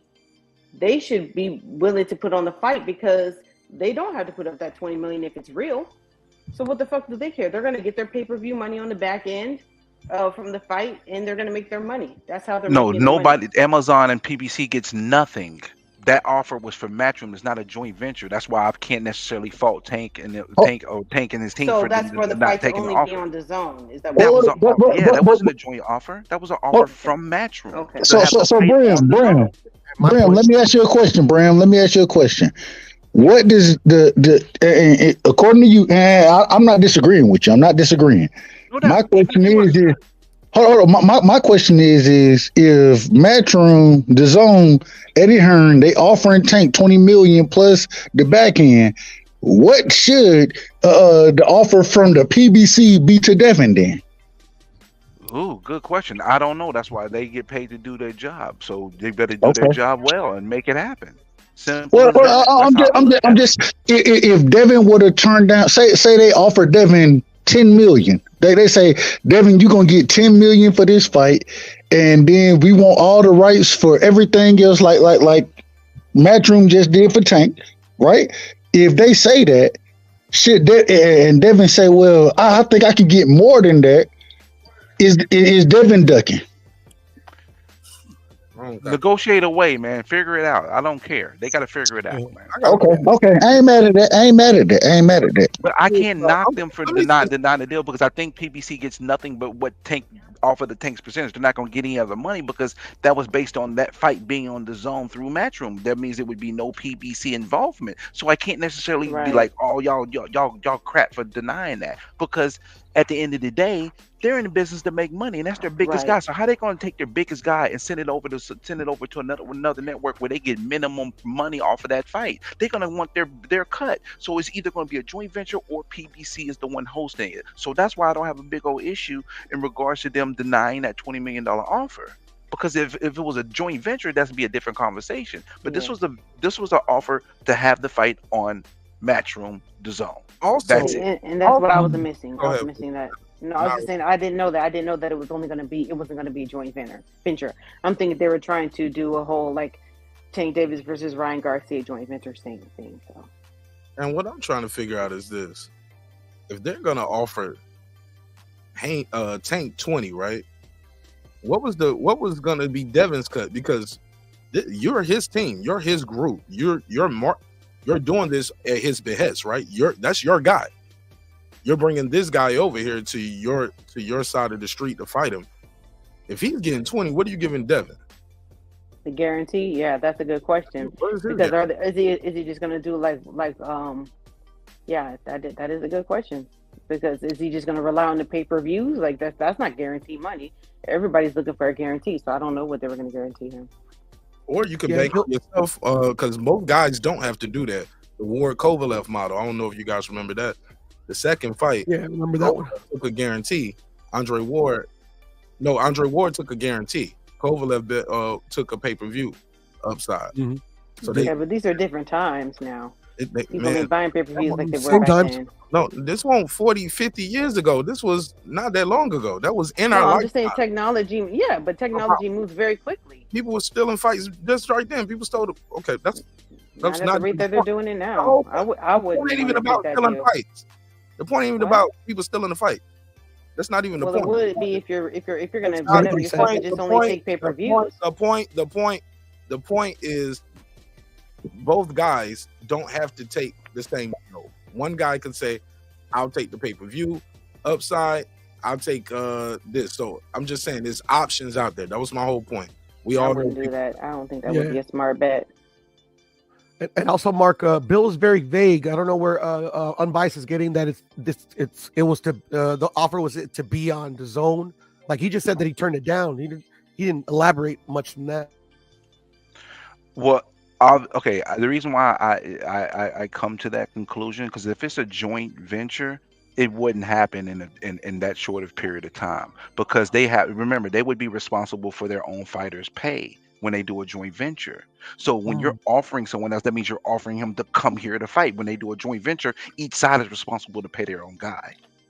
Okay, so you're making assumptions, no, that's not assumption. That's based on how when they do joint ventures, is how joint ventures work. No, I know, yeah, for sure. So you're making no, it's not an assumption. Joint ventures, that's how they work with joint ventures. Joint ventures, each side pays their guy. So if you're offering this guy this amount of money to do the fight, that lets me know that you're offering him to come over here to fight. Because if it was a joint venture, you wouldn't offer him that on the surface right there. Do you understand that? No, I get that, but I mean, like you're still building a bridge to something that we don't know. I'm not building a bridge. You have history and you have history on how joint ventures work. There's not been a joint venture, so that's not an assumption. You have verified proof on how they operate. So how can I say differently if you already have the evidence on how the joint ventures work? Can we say this? And I want to ask. I want to ask my brother Bram. In this situation, can we at least say that Devin want to fight? He trying to fight this man. Would you agree with that? Yes. Offer that man $20 million to come over. I believe he wants to fight. That's if you believe Matchroom, because some people don't believe they offer $20 million. So if you believe, good point, Mark. Very good. Yeah, because that's a very good point. That's a very good point. Also, I was hearing a lot of rumblings. Brim, you called in on that episode. Can't stress it enough. People were on Devin and Bill's neck because they was like, "Nah, I'm not doing no catch weight and I'm not doing no rehydration clause." People like, well, you ducking that. You ain't trying to make the fight. It was a whole bunch of historic fights that happened at catch weight. You should do the catch weight if you really want to fight the fight. He was like, "Nah, we're gonna sign up for a weight. We're gonna make weight, and we're gonna fight the next day. I'm not doing no rehydration, no catch weight shit. Fuck that." That makes perfect sense to me. But you, Foodie, you would not believe how many people called in. No, I heard him. It was like, "Yeah, you need to do this. You need to do the catch weight." I was they're goofies. They're goofies, and they're just fanboys. And they want to give every advantage to the person that they want to see win. They don't want it to be fair. They don't care. Foodie, speaking of, go ahead. No, I pay no mind to people who with that mindset because they're not being realistic. I want to add one thing too.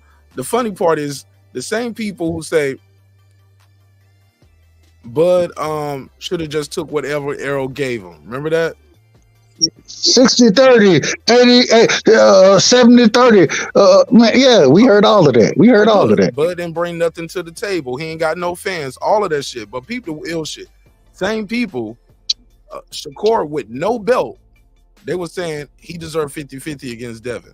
Same people are right now telling Tank Davis and Devin like they okay with what Tank Davis is doing. With no belt. He had no belt, you know. He had a chance for undisputed. He had a chance to unify. Even now, it's a chance to fight a guy who's clearly more accomplished than you in sports. I mean, in boxing, and you can beat him in your mind, right? You fought at his weight before. Fight him, or just move on. Let's just say, I'm not fighting this guy, but the fanboyism is at an all-time high, and these guys ain't keeping it real. They ain't keeping it consistent with the accomplishments. So one guy, like, oh my God, the A side, B side shit, and I saw this shit coming months ago, and I told Lisa Bell, I said, I hate this shit, yo. I said they do that with every fight now, though. Every big fight. They were doing the same thing with the Shakur Devin Haney thing. They just I hate Devin Haney out there. It's like they just don't want to see the nigga win, but he keep winning anyway.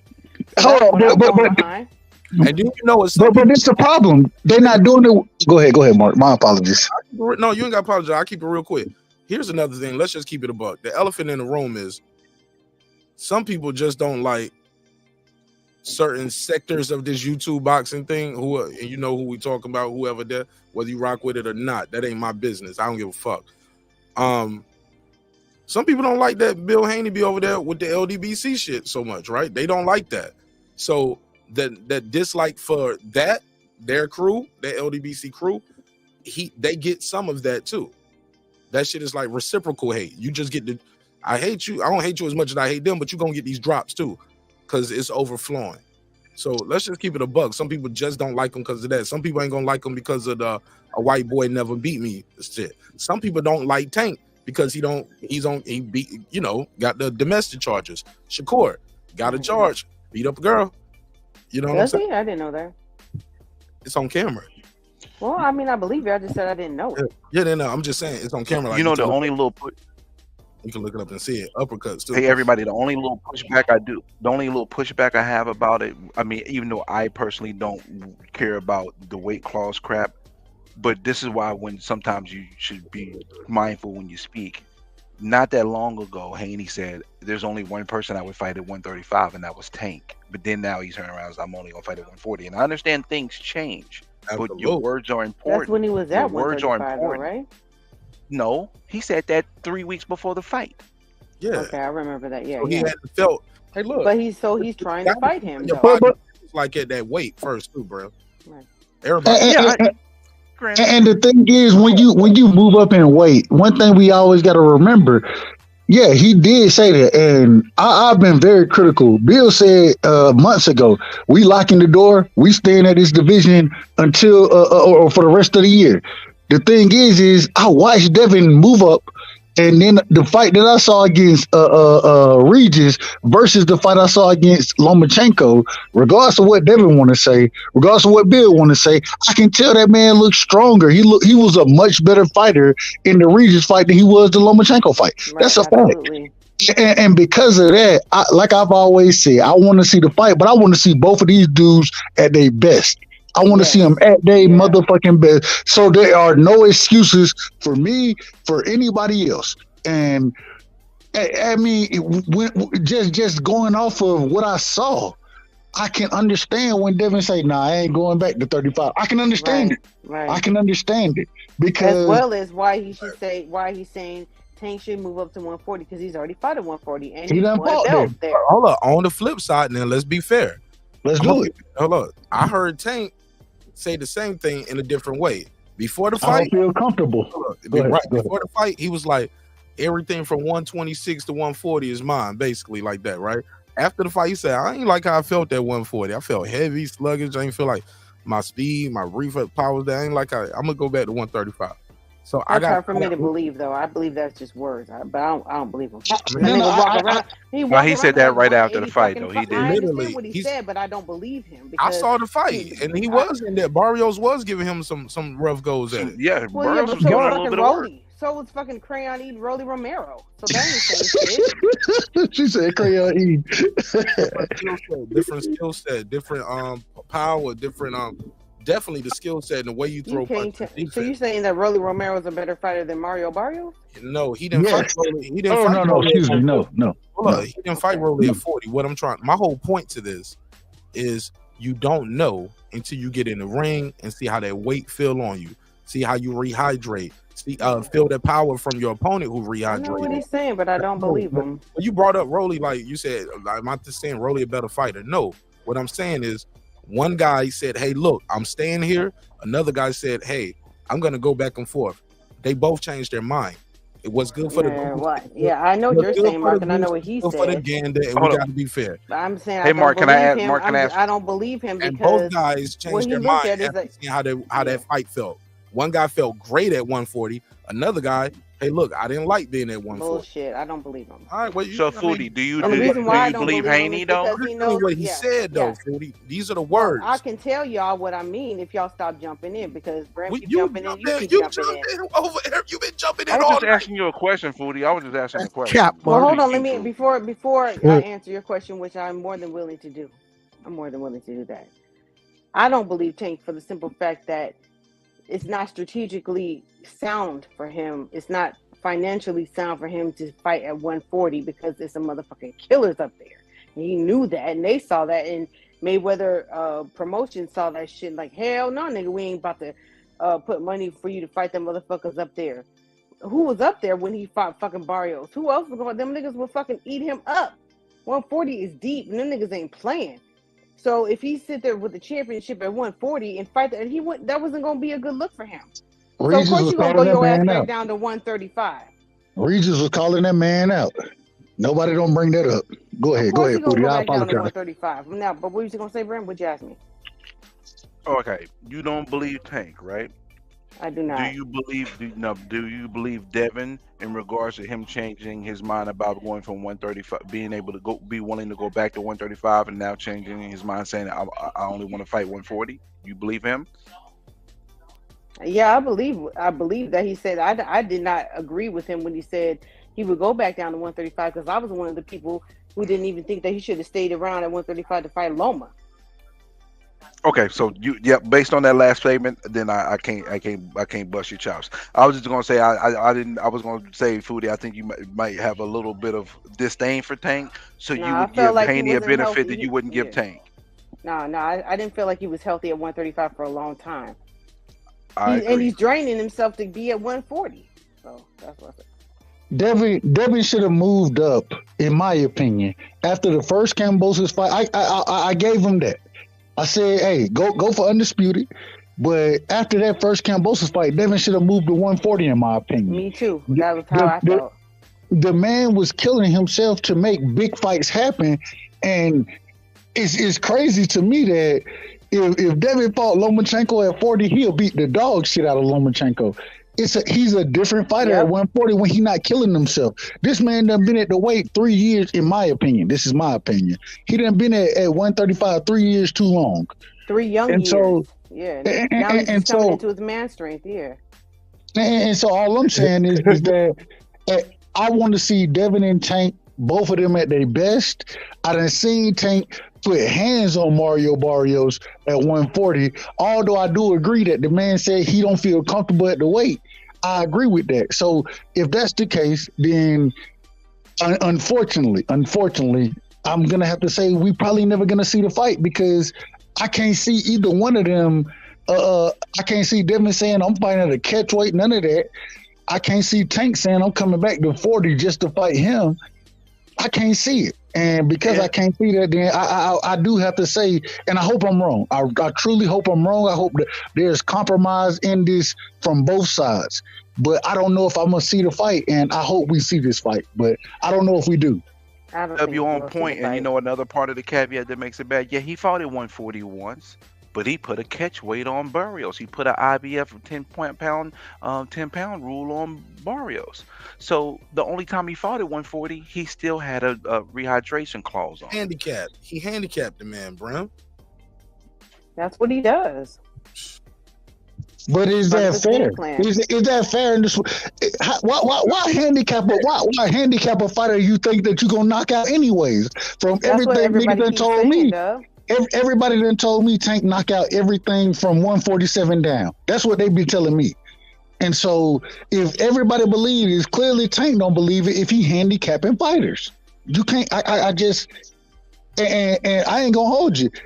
Devin a big ass motherfucker, bro. He big as shit. Tank or Tank doing it? Say it again. Is it Tank or is it the handlers? Is it Tank said, man, I'm gonna do whatever, man. Fighter. No, that ain't what Tank said. That's what Tank said. Hold on. According to Tank, hold on, real quick, Foodie. According to Tank, he done took control of his career. According to him. No, according to Tank, when he was on $1 million worth of game, he said he ain't asking nobody to fight. He did say that, but he did say after that. He said he took control of his career after that. He did say that after he said that. My question still remains though: is it possible that the handlers put that in to protect their guy? Who's the handlers? Well, of course they did. Mayweather Promotions. Well, he no longer with Mayweather. He no longer with Mayweather. So who's he with then? No, he was with Mayweather for that fight. I agree. That's the fight you're talking about. Agree. So my point is, again, it's possible that I'm gonna fight him. That's who y'all got next. I'll fight him next, and he just go about his business, training, getting ready for the fight, and then all of that other stuff, weight clause, rehydration, that's something that we do as managers, agents, trainer, promotion, the people who get rich off of you. We need to make sure we win. Look, Barrios, you got a rehydration clause. Tank Davis ain't never said to give him that. We don't know that. But the thing is, if you're going for greatness, if you want to go for greatness, why wouldn't you take control of your career and say, I don't want that shit. I pay you guys to work for me. Y'all don't work for me. That is how it's supposed to work. No, that's not how it works. That is how it works. These people put money into your pocket. These people build you up and make you. They take the risk at these events. It's not your money being put up. It's my money being put up. What you mean you pay me? That's not how Bud Crawford is moving. That's not how fucking Canelo is moving. That's not how a lot of people. But Crawford wasn't always moving like that. We're talking about. But he is now, though. But we're talking about the Barrios fight. We were just talking about the Barrios fight. No, we're talking about the Devin Haney and Tank. No, we were just talking about the Barrios fight and the rehydration clause. But he's still doing it though. He did it with the Garcia fight. Yeah, but using Bud as an example really don't necessarily work. Bud didn't do that till he was 35. Right, where he didn't make those decisions. But he is now, like the nigga 29 years old when he's gonna take control of your career. Now, Tank is still under contract right now. Bud is a free agent. Well, he was a free agent. He's under contract now. Well, how long has Tank been under fucking contract? He's been fighting for how long now? Yeah, you're right. When is he gonna take over? You gotta ask the ground. When is he gonna take over? From different topics within a different topic, just to. We're not, because we're talking about Devin Haney versus Tank Davis. No, we were talking about the Barrios fight with Tank Davis and the rehydration 10 pounds. Right. And I said, is it possible that he's not even aware of none of that? Then Dub says, well, I thought he was taking over his whole career. This was the Mayweather fight. He was still with him. Then you bring up, well, Bud doing it, Canelo doing. He's not in the. He was not. Because we're talking about now, because he just did it with his last fight, though. He's still doing it.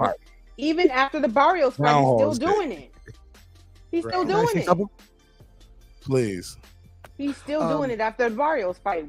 3 fights after the Barrios fight, they're still doing that shit. And even we're talking about fighting Devin, they still talking about there's possibly they doing it or Tank doing it. Whoever's doing it, it's still fucking happening. When are you going to tell these people I don't want to do that shit no more?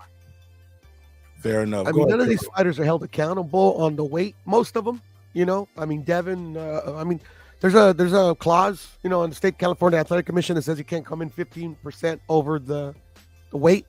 You know, Devin blew by that, and I'm not just trying to single out Devin. There was like maybe 6 fighters that blew that clause that was just instituted. I forgot how many years ago. So I mean, until these fighters are held accountable, the fighters, the handlers, whoever you want to call them, they're gonna keep doing this. Yeah, but they ain't all fighting in the state of California.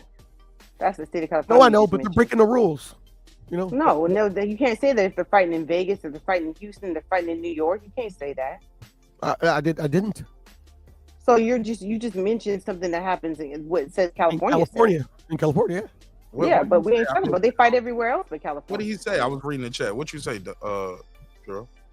No, I'm just saying is that like it's no surprise that most of the fighters, you know, get, you know, like they get to do this weight clauses, you know, unabated. That's why they keep putting them in these contracts. You know, there's different jurisdictions have different regulations on how much you can come over, but I mean most of the time they're just ignored. But you stated a California clause. Yeah, I know, because California is one of the places that Devin fought. Right, you know? but you said then and that fight should have been canceled because per the California State Athletic Commission, that rule was put in there for their safety. But obviously, you know, they don't care. You're talking about the Regis program versus Devin fight? Is that what you're talking about? Yes. Oh, well. That's bullshit. I mean, I would have to read that. It's bullshit. Yeah, I agree. You know, but no, what I'm saying you're saying is bullshit. I don't know that. No, well, I didn't put that rule in place. I didn't tell Devin to come in that heavy. I didn't hear. I mean, I've never heard of people in California being able to fight, not being able to fight over, because what happens with heavyweights then? I just want to ask one question though. I just want to add one question. How all of a sudden we want to criticize Devin for coming in or 25 pounds overweight or 25 pounds rehydration, right? But ain't nobody ever criticized David Benavidez. Ain't nobody criticized Zurdo Ramirez. Ain't nobody criticized these fighters when they've been doing it. It's boxing. This is boxing. This happens in boxing, bro. This happens in boxing all the time. This is what fighters do. They drain themselves. And there's an advantage to being able to rehydrate, but there's a disadvantage. Yeah. There's still a disadvantage to cutting as much weight as they cutting. They hurting themselves. Hence the reason I just said Devin looked much better at 40 than he did at 35. This is boxing, and so all of a sudden now when Devin beats the shit out of somebody. And we want to be, and niggas want to be critical. They go and find these things, but they didn't say nothing about Zurdo. When Zurdo came in 30 pounds over, they didn't say nothing about. My apologies. Calm down. I'm just speaking facts. I'm speaking facts.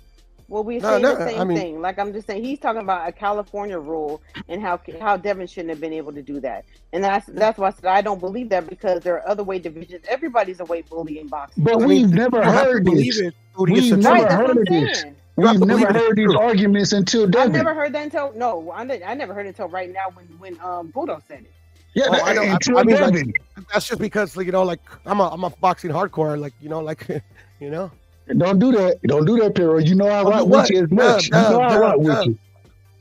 I rock with you too, bro. But you got your Devin Haney cape on because I'm criticizing him, in my opinion, like justly. You know, at the end of the day, hold on, real quick. We moving the goalposts from Tank, Devin. I mean, bro, they all do it. But why didn't you say this about Zurdo? Why didn't you say this about any? You've never said this about any other fighter until tonight. Yeah, I have. Dub. What are you talking about? Who said about any fighter that does this before? No, you didn't say this about David Benavidez. You're not on all the panels that I'm on, bro. I've been saying this for a long time. All right. Like I defended I say it this way, Pero. I'll say it this way. You ain't never been, me and you ain't never had a conversation where you brought these things up until you just brought them up. Until then, me and you done been on panels countless amount of times. You know that's a fact. You ain't never brought this up until now. I don't know that's a fact. All right. We all right. You didn't count the times we've been on panels. Well, it's anyway, a fact. What is that? Anyway, what are we doing here? My apologies. We ain't going there. I love you, Pero. No disrespect. I apologize. No disrespect. No disrespect. I don't know if he said that is you can't count them. It is countless, y'all. Because I can't count them. Y'all been on panels. I mean, this conversation has been going on on Twitter. This very same thing about Devin Haney coming in at 165. But what's his name? Andrade came in at 190. Benavidez comes in at like 190 or 200 because we saw how much bigger Benavidez looked over Andrade in that fight. I've never heard anybody even mention exactly how much a fighter came over in a fight until this whole thing with Devin Haney. Zurdo Ramirez against Bilbao, Zurdo Ramirez came in at 215. The weight class was 175. Think about that. But nobody criticized that. Nobody criticized that. Because nowhere else there's no cap on rehydration. Unless you make a rehydration clause, there's no cap on it. Doug, what's the point I'm trying to make? You tell me. The point I'm trying to make is Haney, Tank, Zurdo, anybody that you just mentioned that you said nobody ever criticized that. Like literally, they're able to do that because nobody does. Like, I brought it up today, and I brought it up many other times. It's irrelevant. My point is that the fighters are going to keep doing it while they're enabled. It's boxing. Everybody does it. It's boxing. Boxing does it. It's boxing. Everybody has done this for everyone. For time infinity. What are we talking about? Let's stop talking about rehydration clauses then. Let's do it. I agree with you. We agree. Let's go. We agree. I got you, my brother. I'm just saying that because you're louder than everybody on the panel based on your megaphone. I don't know what my apologies. Let me turn my volume down. I apologize. To you, I'm just saying, but every time somebody wants to talk back to you and say what they want to say, we can't hear because everybody else hears you over everybody and everything else. So I'm just saying the only reason why it was brought up is because Puro said in California the whole 15%. But we all know that people fight in many other places in California. But everybody does the rehydration thing. That's the reason. That's the only reason why there's a rehydration clause at all, because everybody knows that everybody does it. Everybody does it. Everybody's a weight bully in boxing. Nobody fights at their regular natural weight. And before I go to Jerry on the line, that don't always mean you're gonna win. I remember Baltimore came in like 25, sure 30 pounds against Mayweather, still lost. Guys used to they thought that was gonna be the code to beat Mayweather. Just rehydrate a lot heavier, beat him with a lot of pressure, and he would just faster. So it can rehydration. Skill, rehydration is not skill. That'll help you absorb some punishment. But even then, all unless of that you get punched in the head, all of that rehydration too is not gonna. Damn, Foodie, I forgot this shit. No, it could be a help or it could be a hindrance. Oh, now I remember what I was about to say. Within that time frame, all of that rehydration hasn't transformed into getting into your cells and in the way where it's gonna help you as far as like replenishing nutrients and things that you lost. Go ahead, Jerry. Hey, what's up, gang? I just got a quick comment, believe it or not, and one quick question, and I'm probably going to jump back in the chat, but the comment is this. Weight cutting is part of boxing. I mean, what are we talking about here? Some fighters cut a reasonable 8 to 12 pounds. A lot of fighters cut 25, 30, 35. Hell, James Toney, he used to get ridiculously out of shape and cut all that weight. Roberto Duran was notorious for going way up in weight between fights. He cut all that weight down. 24 hours before a fight, if you had to cut 35 pounds to make that weight, you're dehydrated to a point that if you went to a hospital, they would probably admit you for dehydration for at least a day or two and give you IVs. But these fighters do it. It's not always an advantage. It's a dangerous game to play. Overhydrating is every bit as bad as dehydrating. So the simple thing is, boxing does not need more weight classes. What you got to do is make the weight. What you do after you make the weight, because most of these fighters only see that weight while they're on the scale. For that minute that they're on the scale, they don't see that weight again until they get on the scale the next time. And they all doing it. Some guys are better at it than others, but you make the weight, and what you do afterwards is up to you, the fighter, and the trainer. And the question that I got is, I keep hearing Devin Haney weigh 165. How does people know that? Did he weigh in before the fight? They dropped the report. For all they have the zone report of everybody's weight after the fight. So during every fight, Jerry, they always they weigh you in before the fight, then they weigh you in, or excuse me, they do your normal weigh-ins to make sure you make the weight, but then they also weigh you in before you get in the ring as well. So that happens in every fight. I know that. I know that, but not every fight. Some people not every, but championship, most championship fights, most championship fights. They don't always make it public though, and oftentimes they don't reveal. But you're saying it was officially revealed from Daz, and that's what he weighed right prior to the fight. And not from what it wasn't Dazin either. By the way, it was the commission, as far as I understand. Not okay, but then the commission did. Well, that's official. I think if the commission said that. But bully to him, man. That's what boxing is. It's a weight cutting sport, and it's a dangerous game. That ain't always going to be your advantage, and it ain't always going to backfire. And in this fight, particular against Regis, he didn't use, like he said, he used skill to beat Regis. It was pure skill. I didn't see him bully him or rough him up at any point. He just outskilled him. You see what I mean? Now you might say, well, the weight maybe helped him do that, but for me, it's a slippery slope. And there's nothing more that you could do about it to change it. We don't need more weight classes. Fighters are going to cut weight. Even if you put the weight in the day of the fight or even 2 hours before the fight, they're still going to cut weight. And it's not always an advantage, I don't think. So, and like what Brent said, Benavidez cuts major weight. I mean, good Lord Almighty, that guy probably walks around 215 pounds easily. There's other fighters in boxing that cut a lot of weight. Right, what can you do? Some guys, yeah. But Jared, here's my thing, and you can answer, and you can open it up to everybody else as well. What do you guys think of the commission, the WBC saying, "Hey, look, we're gonna start monitoring guys' weight in between fights as well, like to make sure you're not blowing up too big and cutting too much weight in lieu of this thing right here that's just been going on." What do you think about fighters? Basically, in a nutshell, the question is, how do you guys feel about fighters basically having to stay close or near and around their weight? They're going to be limited on how much weight they can gain when they're not fighting as well. Yeah, I'm not for that. I'm more for what Puro was saying.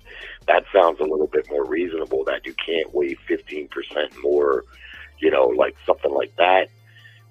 That seems a little bit more realistic, a little bit more, better. But like you take a fighter that gets out of shape in between fights, he has to cut that weight, but it's not like he's cutting fat probably more like Duran used to do. Duran used to get fat between fights. So he had to cut the weight because he was contracted to fight at 140 or wherever he was fighting at it, what he was doing that a lot. But it wasn't like that walk around weight. He wasn't fighting nobody while he was walking around at that, I don't know, man. All right, I want to hear somebody else. Go ahead. Yeah. Somebody else jump in real quick. I'm saying, well, if they're not cutting fat, then what are they cutting? Water? No, it's not just water. Then if they're not cutting water and they're not cutting fat, then what are they cutting? Muscle? If you're cutting muscle, then you're going to get into rhabdomyolysis, and that is putting your ass in the ICU, not just an IV. Virgil Ortiz, multiple times. Respectfully, right. So it is fat. It would have to be fat that they're cutting. So but I don't necessarily agree with it. I feel like that's a little bit too much control. I just feel like there needs to be some personal accountability, and as long as you weigh what you should weigh on the scale, and like Jerry said, and like Proto said, yeah, that makes sense. Then maybe, you can't rehydrate to more than 15% of what the weight is that you're going to be fighting at. Then that would get rid of a lot of weight bullies. It would change the game in boxing, and maybe they're trying to do that. So I just disagree with the whole term weight bully. I don't think there's a such thing as a weight bully in boxing. And the reason I say that is because first off, bully and boxing, that shit just don't go together, in my opinion. But at the end of the day, like you said, if you cut in too much weight, then you're really hurting yourself more than you helping yourself, regardless of how you hydrate. Once you start cutting muscle, that shit ain't coming back in 2 days. So, or a day and a half, whatever the rehydration time is. So when you start to cut too much weight, you start to hurt yourself.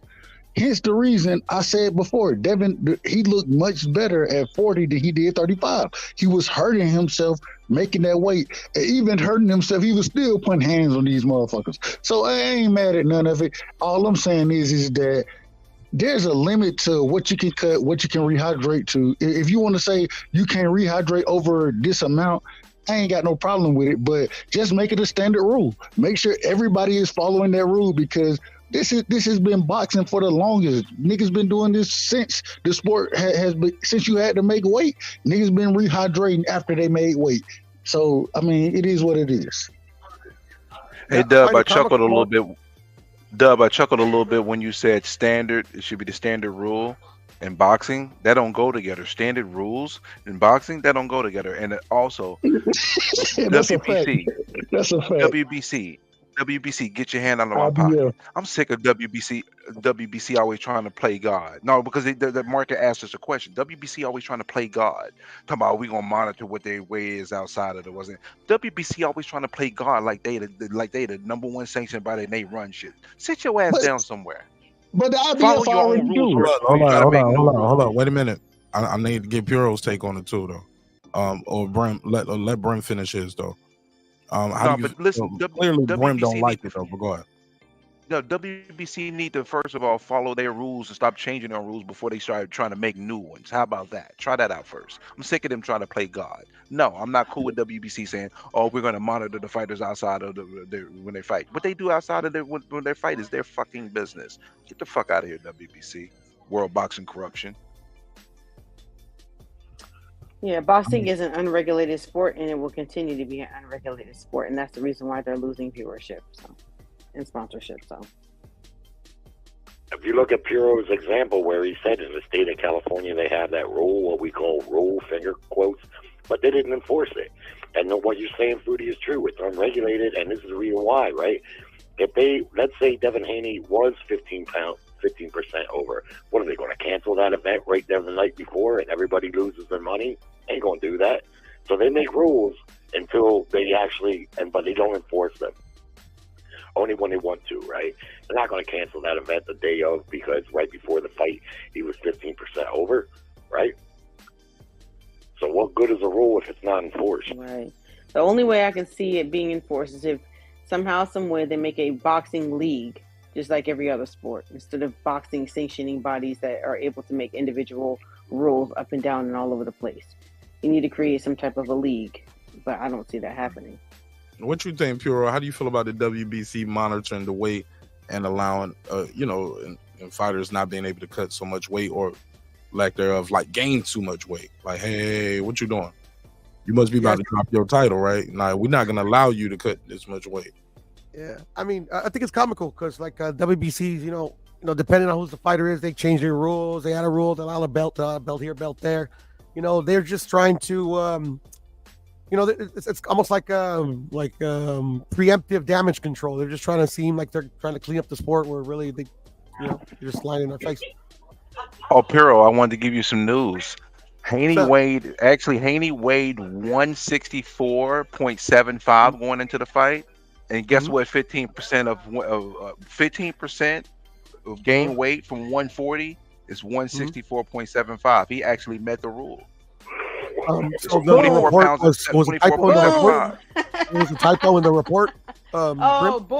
See, boom. No, I just did the math. I just did the math. No, I know. Really I'm asking a question. I'm excellent. I'm asking a question. 24.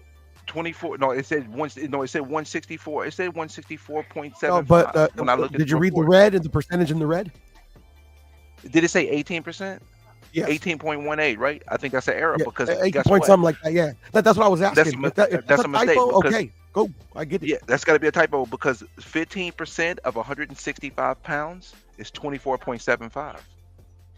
And cool, I get that, but I'm just saying, I was just going by the information provided to me. So, yeah, no telling doubt, me no that, doubt. it's a typo. Okay. You didn't no doubt about it, bro. I don't have to do my calculations. It wasn't his calculation. An official report by a government. No, he was going by what it said in the red, and he didn't calculate it himself. But I think they took that percentage from what the 140. I don't think they took it from what he came in. I think they took that from 140. That's the percentage that he weighed over the weight. Respect. No, I think he just I said was that. just going by the information given to me by a government report. Well, that's what I'm saying. If you pulled out your calculator and you saw what Devin Why would I pull weighed, out my calculator? well, because But you why the Bureau shouldn't have to even Yeah, do I'm that, quoting a government report. Well, he was under government reports. I mean, he did what they said that he could do. No, Well, let's not give they're Pearl a hard stating time that for it, though. they didn't. That's all I'm saying. Yeah, I don't think it's something to give Pearl a hard time about. No. I mean, I wouldn't even take it as a hard time. It's just like, like somebody didn't proofread their document. That's all. 150 mark. 157, I think. What did we just had, Rachel? Yeah, something like that. 157. Something. I believe that's the right number. I think it was like 156 or actually it was either 156 point something or 158, one of the two. Can't remember off the exact top. So we gonna split that. We gonna split the mean in that right there, and we gonna go with 157. So my bad. That worked. Hey, everybody, don't you think it's a shame that we're spending so much time talking about this type of stuff?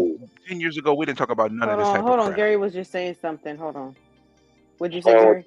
Jerry had an 8-pound advantage. So if Regis came in at 157 and Devin came in at 165, talking about 8 pounds, right? That's what but you just said that it's not necessarily an advantage, though. It's not necessarily an advantage. He outskilled him. Okay, yeah, well, okay, yeah. It wasn't his weight that beat him. He beat the shit out of him with his fist and his skills. So. I got all that, but I misspoke there, and so I'll put it this way: he was 8 pounds heavier. Okay, that to me is not a game changer. To me, that's just not a game changer. Everybody ain't the same exact size, the same exact height, the same exact reach. That's just not how it is, Exactly. Like I haven't seen 14-year-old girls beat up grown-ass women, so. But at the end of the day, when you cutting weight, it just goes back to cutting weight. If you're cutting it and it's hurting you, that's one thing. If you're able to cut it healthily or able to cut it and then rehydrate and be a hell of a fighter in the ring, it's gonna affect you. If you're cutting too much weight, it's gonna affect you. So it's boxing. Like I don't understand this conversation no more. It's boxing. This is what has always happened in the sport. And it works both ways, by the way. No, when you said that, like, it does depend how you lose and gain weight. If you lose it in a healthy way, then it's different than somebody who starves themselves to death. And if you gain it, it's better than if you just go and eat a bunch of cheeseburgers, like what's his name, Big Baby Miller likes to say. This is cheeseburger weight, and well, you ain't doing no better than fucking Anthony Joshua, who has a nutritionist and gains it the correct way. I mean, yeah, you both might be big, but it's just the way that you doing it. Your body's gonna absorb nutrients a different way. So you're right. Would everybody agree with me on this? 15 years ago, this is some shit we never would have talked about. What the hell is going on with boxing, man? Exactly. Back in the day, we never talked about this. Well, when Ray Leonard fought Marvin Hagler was definitely bigger than Ray Leonard. No question about it. Nobody made one mention about it. Back in the day, not even that far back in the day, like you said, 10 years ago. It's just only been recently that fans mostly want to micromanage what a fighter does after he makes the weight. I don't get it. But Jerry, this is the reason why. The reason why is because we're in the information age. We have way too much information a lot of times, and it starts to destroy and deteriorate the sport. Because, like you said, there have been multiple fighters back in the day that would come in heavier than they did at the weigh-ins. That has always been like that in boxing. But because we're in the age of information, we just have a tad bit too much, and it gives us that extra chance to be critical of fighters in this age. So too much, but nobody uses it. No one knows how to properly. No one knows how to properly process the information. There's a difference between reading and comprehension. And people don't comprehend the information. You're good friends with. I mean, you don't even read it. You're good friends with Mark. You're good friends with Nonito, right? Nonito fights at what, 130? What's he been fighting at lately? Nah. Nonito fight at like 118, 122. Yeah. Oh, okay. So he's little. Now, Mark, since you know him personally, Have you ever seen him at his walk-around weight and know what his walk-around weight is?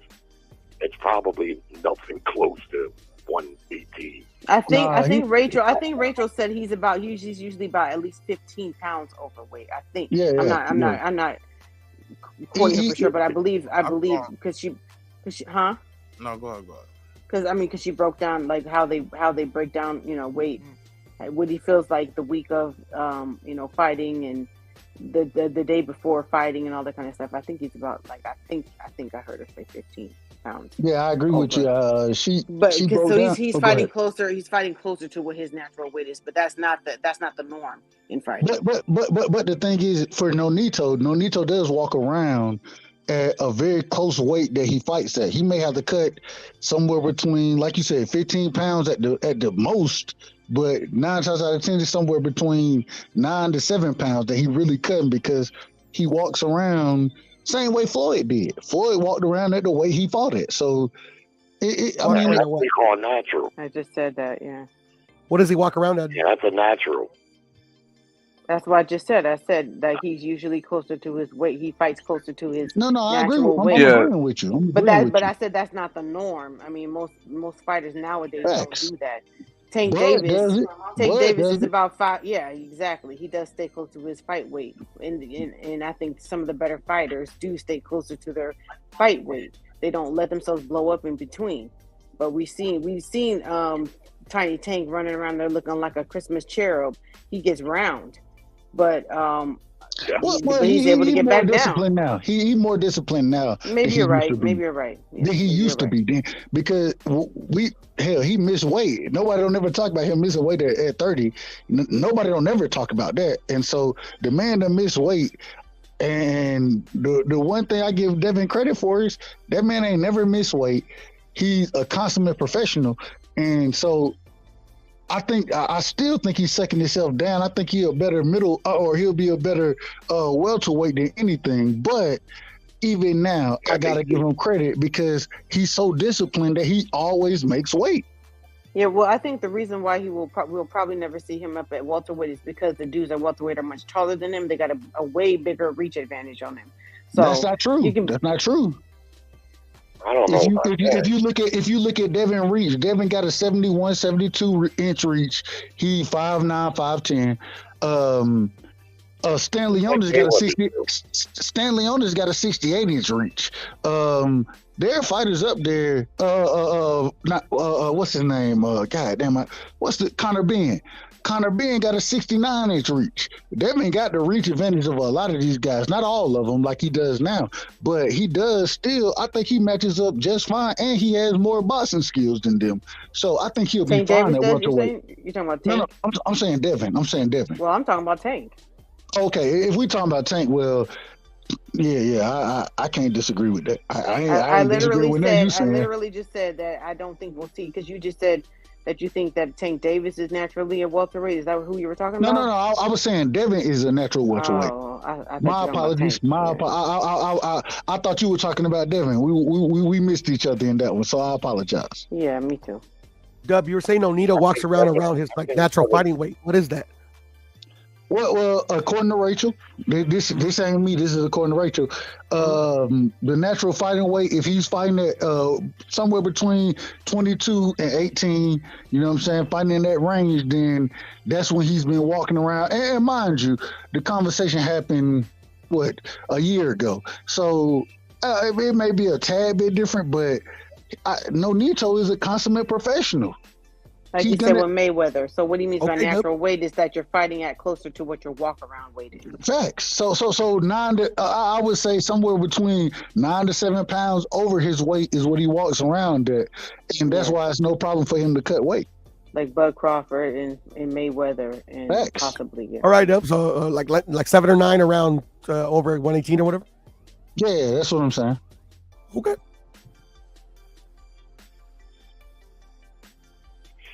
I think Haney can make a Mayweather type run at welterweight. To me, his body and his dimensions are right on par with Floyd's.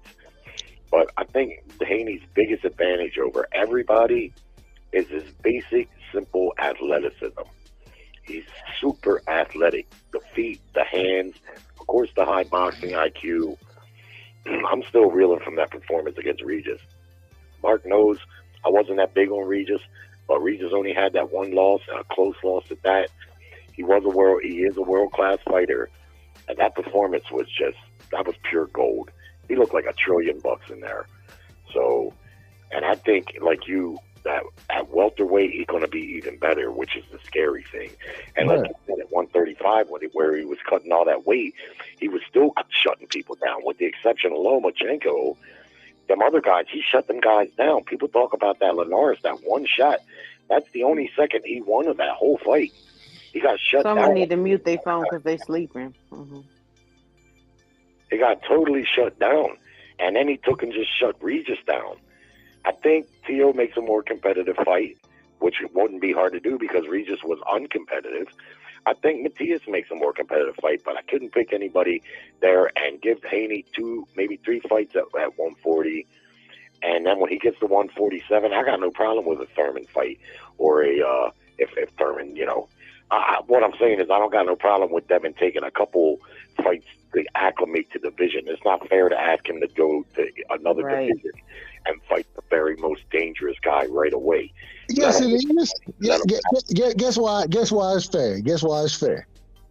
Because me being a Devin fan, me being a Devin fan, man, I think that man is special. I think he's special, and the better competition he fight, I think the better he gonna look. That's how I look at it. And so, hey, if Devin get beat, I ain't got no problem with it.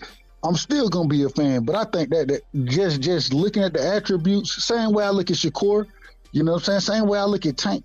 I think that when these dudes fight, the better competition, we'll see the better fighter come out of them. And that's why I look for them to continue to fight better competition, because if they're not doing that, then I mean, I ain't looking for you to go ahead and fight tomato cans. I think what he's saying, Dub, is that like even though you're good, you shouldn't always have to fight at the very tip top of the division. Like Canelo don't even always fight at the tip top of the division. Even, you know what I'm saying? Like, I mean, you shouldn't always. You should be able to maybe take that one fight off, get acclimated to whatever division you're at, and then go on. There's nothing wrong with testing your feet. Money. Yeah. Right, make a little money, shine your star a little bit.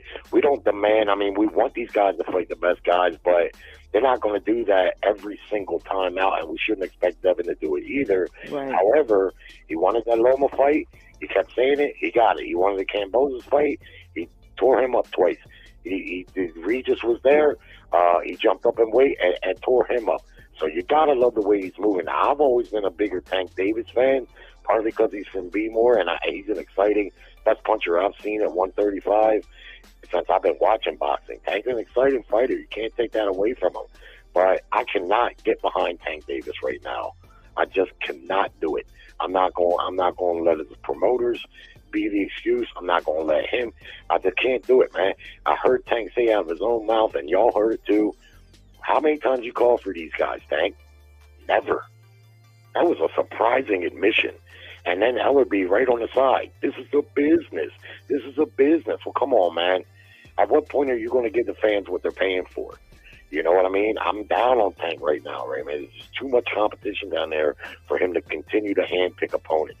This offer from Haney, none of us really know how legitimate it is exactly. But where there's smoke, there's fire. They're making him an offer, which a B-side rarely does, because they're not in a position to do so, right? It's the A side that can make the fight. Tank can make a fight with any of these guys, Theo, Devin, or Steven, any one of them.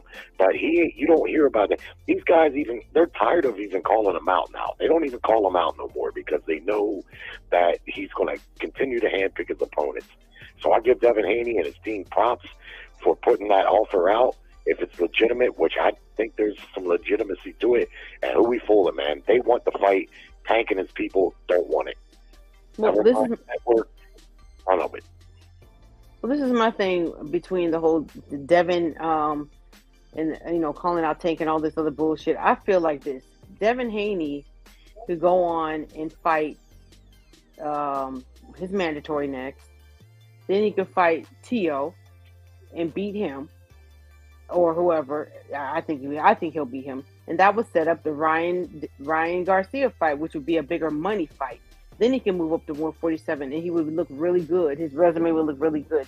Tank Davis, if he don't want to fight, if he doesn't want to fight Devin Haney, then he could fight to make his resume better. He could fight Shakur Stevenson. He could fight Lomachenko. I don't think even then he's not even going to fight them.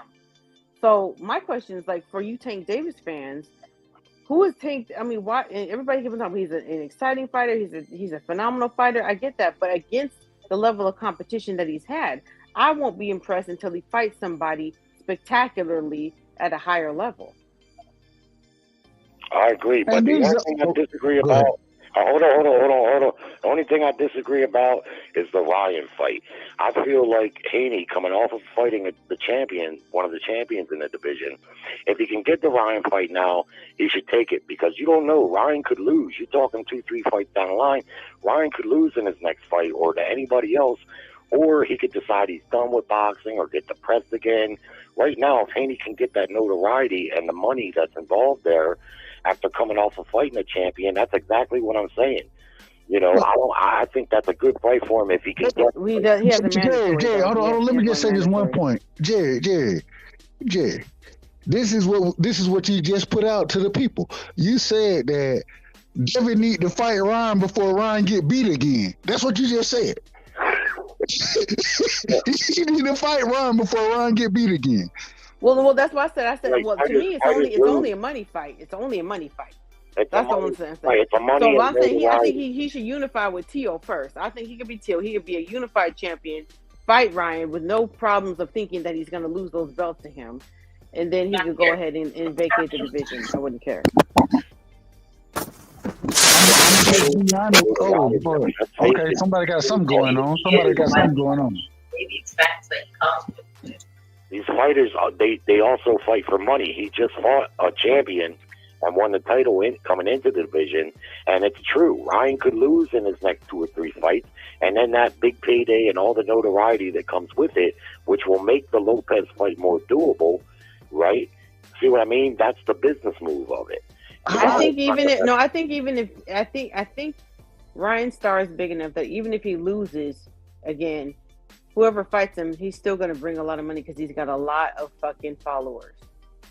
That's what he has over most people in boxing. He's got a lot of casuals. It all depends on. Hold on, real quick, Jerry. It all depends on who Ryan loses to. That's why I understand what Jerry's saying, trying to make that fight now. But I gotta be real with you. If we gotta sit here and worry about who Ryan might lose to, it ain't. I mean, who gonna lose? Rolly? If he lose to Rolly, that's embarrassing. If he lose to Rolly, I think his career would be over. That would be the exception to what I just said. Yeah. My goodness. Rolly, I don't know if he's gonna lose. It's only a handful of fighters. It's only a handful of fighters that he'll get credit for losing to. And if he loses to anybody else, then damn, I mean, my goodness. What are we talking about with Ryan? What are we talking about with him? If Ryan was that big of a star, his last fight would have been on pay-per-view, and it wasn't. He's not that big of a star. Him against Tank made for a big pay-per-view, and yeah, he's got a lot of Twitter followers, but we don't know how that would translate if he fought someone not named Tank. You see, he's not going to do them type of numbers against like Santos or one of the other guys. I mean, he might do a little better than what is the average, but I'm saying him and Haney, that makes for a big fight right now. While he's only got the one loss, it gets Haney more, it shines his star more, which will make the other fights more doable. You see? So you're saying that Haney should fight Sandor Martin and then Ryan Garcia? I think if he can get the Garcia fight now, they should do that. Can't. He's got a mandatory. He's got a WC mandatory, and that's Sandor Martin. That can be pushed. Fight is mandatory. Depending on the money, that can be pushed to the side. That can if be he'll pushed take step aside money. If only if Sandor would take step aside money. Nah, that's not true. Well, he took step aside money for the Regis Devin fight, so I understand it. But I do also, man, we all know unifications. They trump mandatory. So if it's not a unification, not always. Yeah. Okay. I ain't disagreeing with that. I ain't disagreeing with that either. I ain't disagreeing. Wilder wouldn't take Wilder wouldn't take step aside money with so that Anthony Joshua and Fury could fight. That's why I ain't disagreeing. He had a contractual agreement to have that third fight if he didn't have it. But he could have taken step aside money. He could have chosen to do that, but he didn't. Yeah, because he didn't have to. That's what I'm just saying. You don't have to. There's no trumping. Yeah. And the third, it depends on the individual if they want to take. That was Deontay's privilege because he had the arbitration clause. But because of how big Sandor Martin. But because of how big.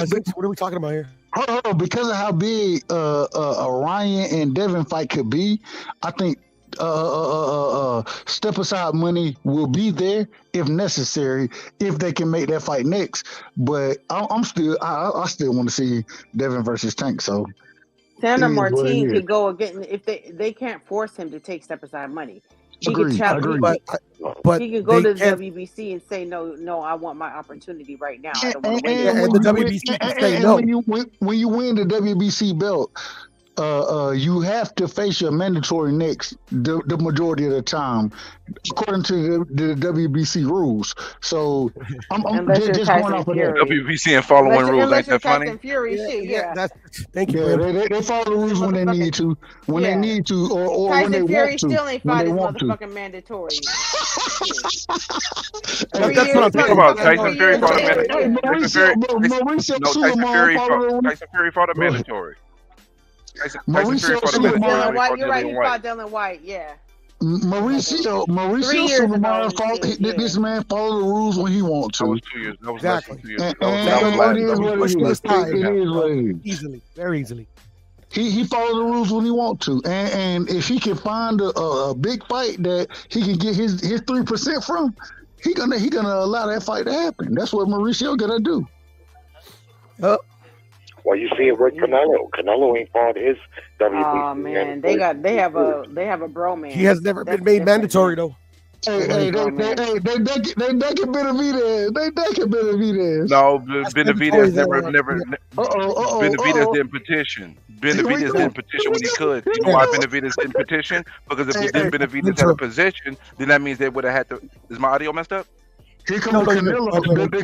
The Canelo savers. They saving Canelo right now. Go ahead.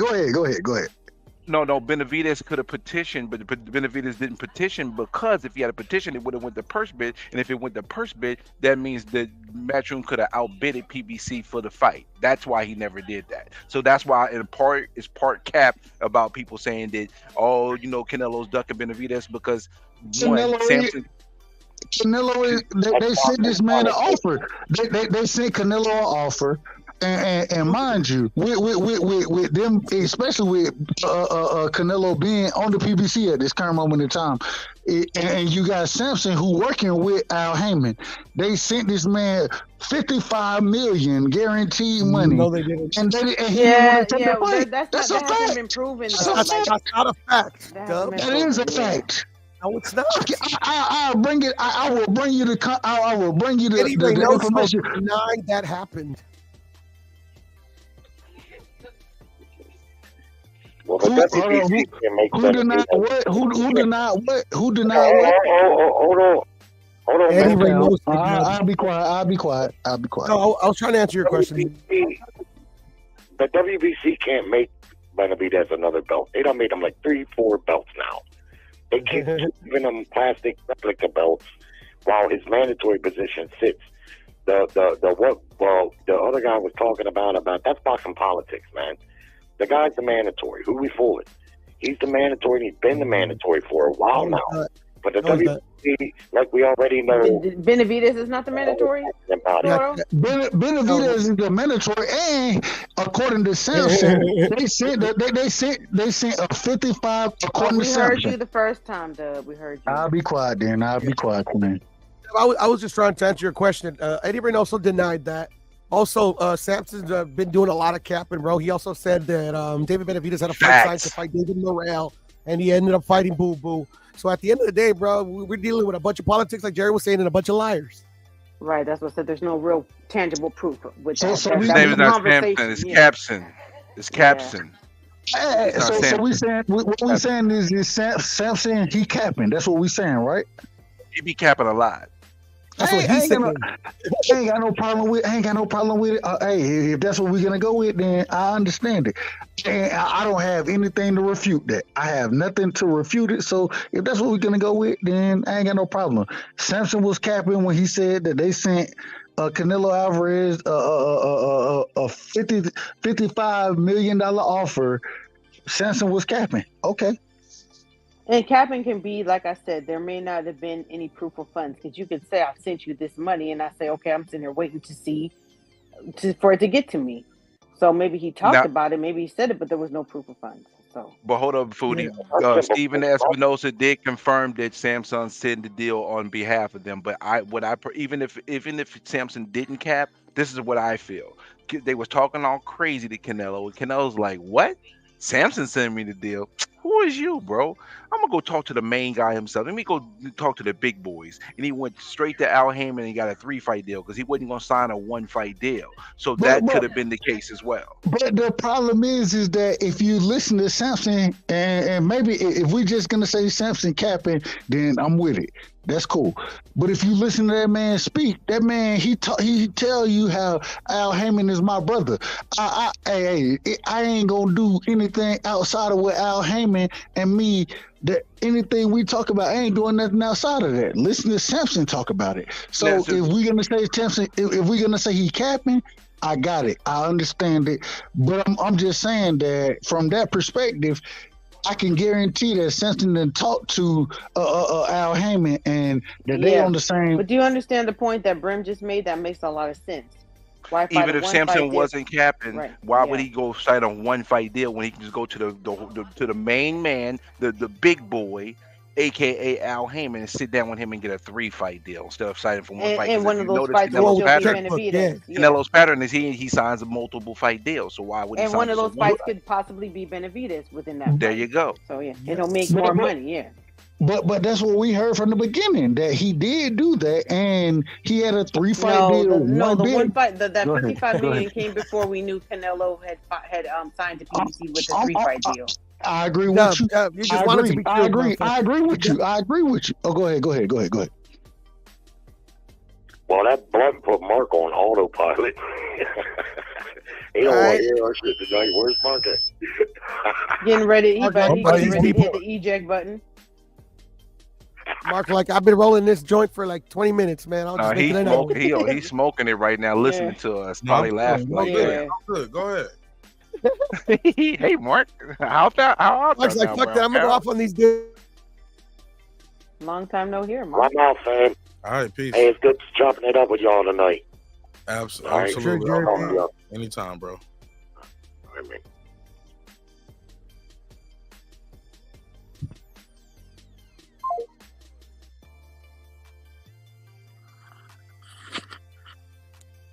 Huh.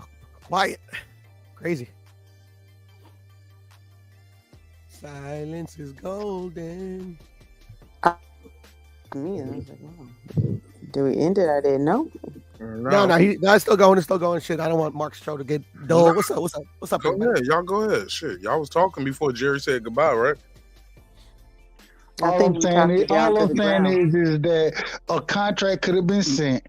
And what proof do you have of it? Excuse me. My proof is Samson being a known liar in that whole situation. And also add further proof. Jose Benavidez Sr. back in I said it from the beginning.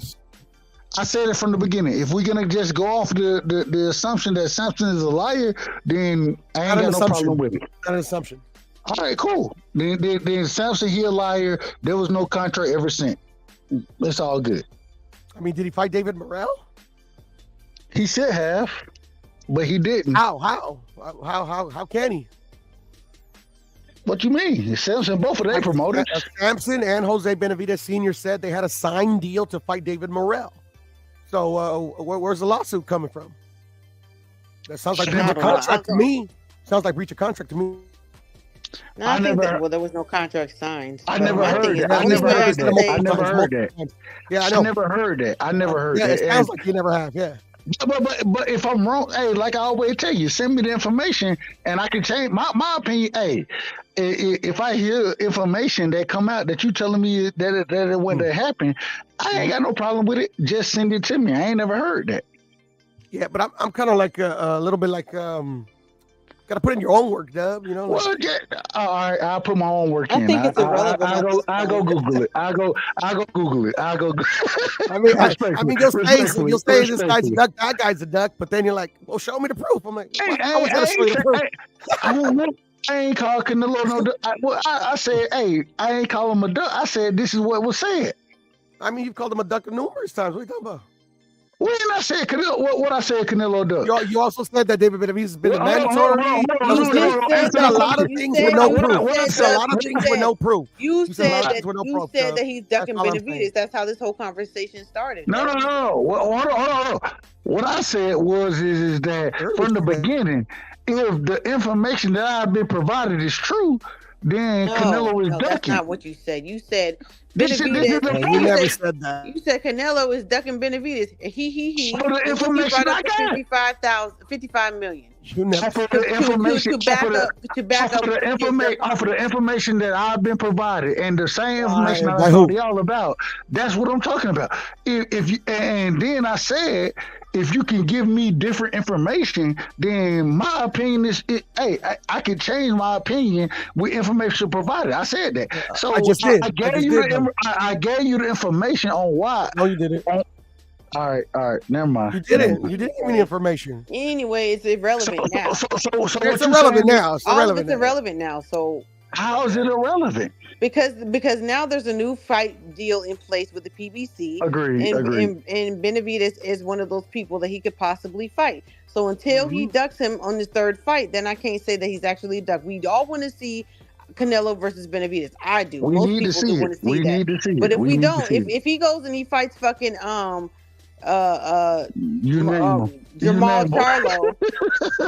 No, please don't fight Charlo. Please if don't he go fight Charlo. his next fight is David Jamal Benavidez Charlo, and then the fight after that is fucking David Morrell, some crazy shit like that. Then Hold on. definitely a duck. Did you say David Benavidez fighting Charlo? Yeah, no, I didn't say that. That's I what I think is gonna happen. I didn't say nothing like that. No, I'm not saying you, Foodie. I thought Piro said that. Oh, Puro, yeah. Puro said it. Yeah, I think that's gonna be the next fight. Okay. I'm talking about Canelo's fights. I'm not talking about Benavidez. The reason why people say that is because David Benavidez basically said that if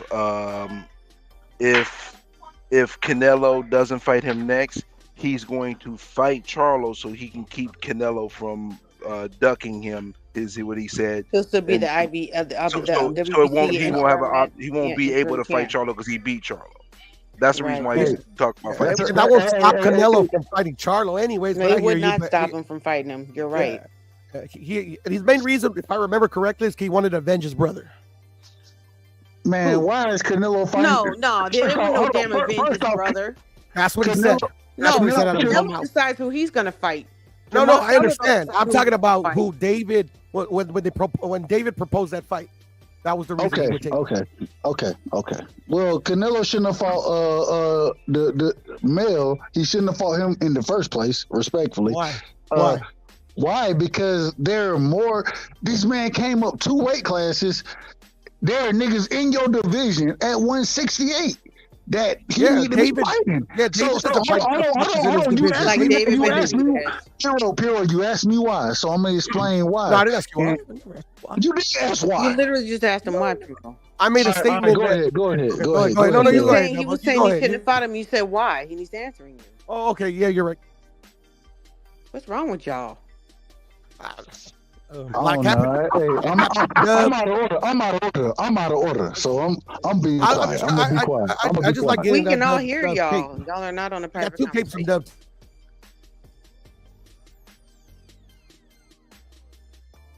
The second cape don't fit right though, Dub. That's the only thing. I'm gonna get a him. I'm not clapping it. Oh, go ahead, Quinn. I think that all people felt like instead of Canelo fighting Jermell Charlo, that him fighting David Benavidez, who was the interim champion, and that would have made more sense. You don't agree? I mean, I could agree, but at the end of the day, I mean, like David's not fighting anybody in this division either. So I mean, like, I just, the nitpicking.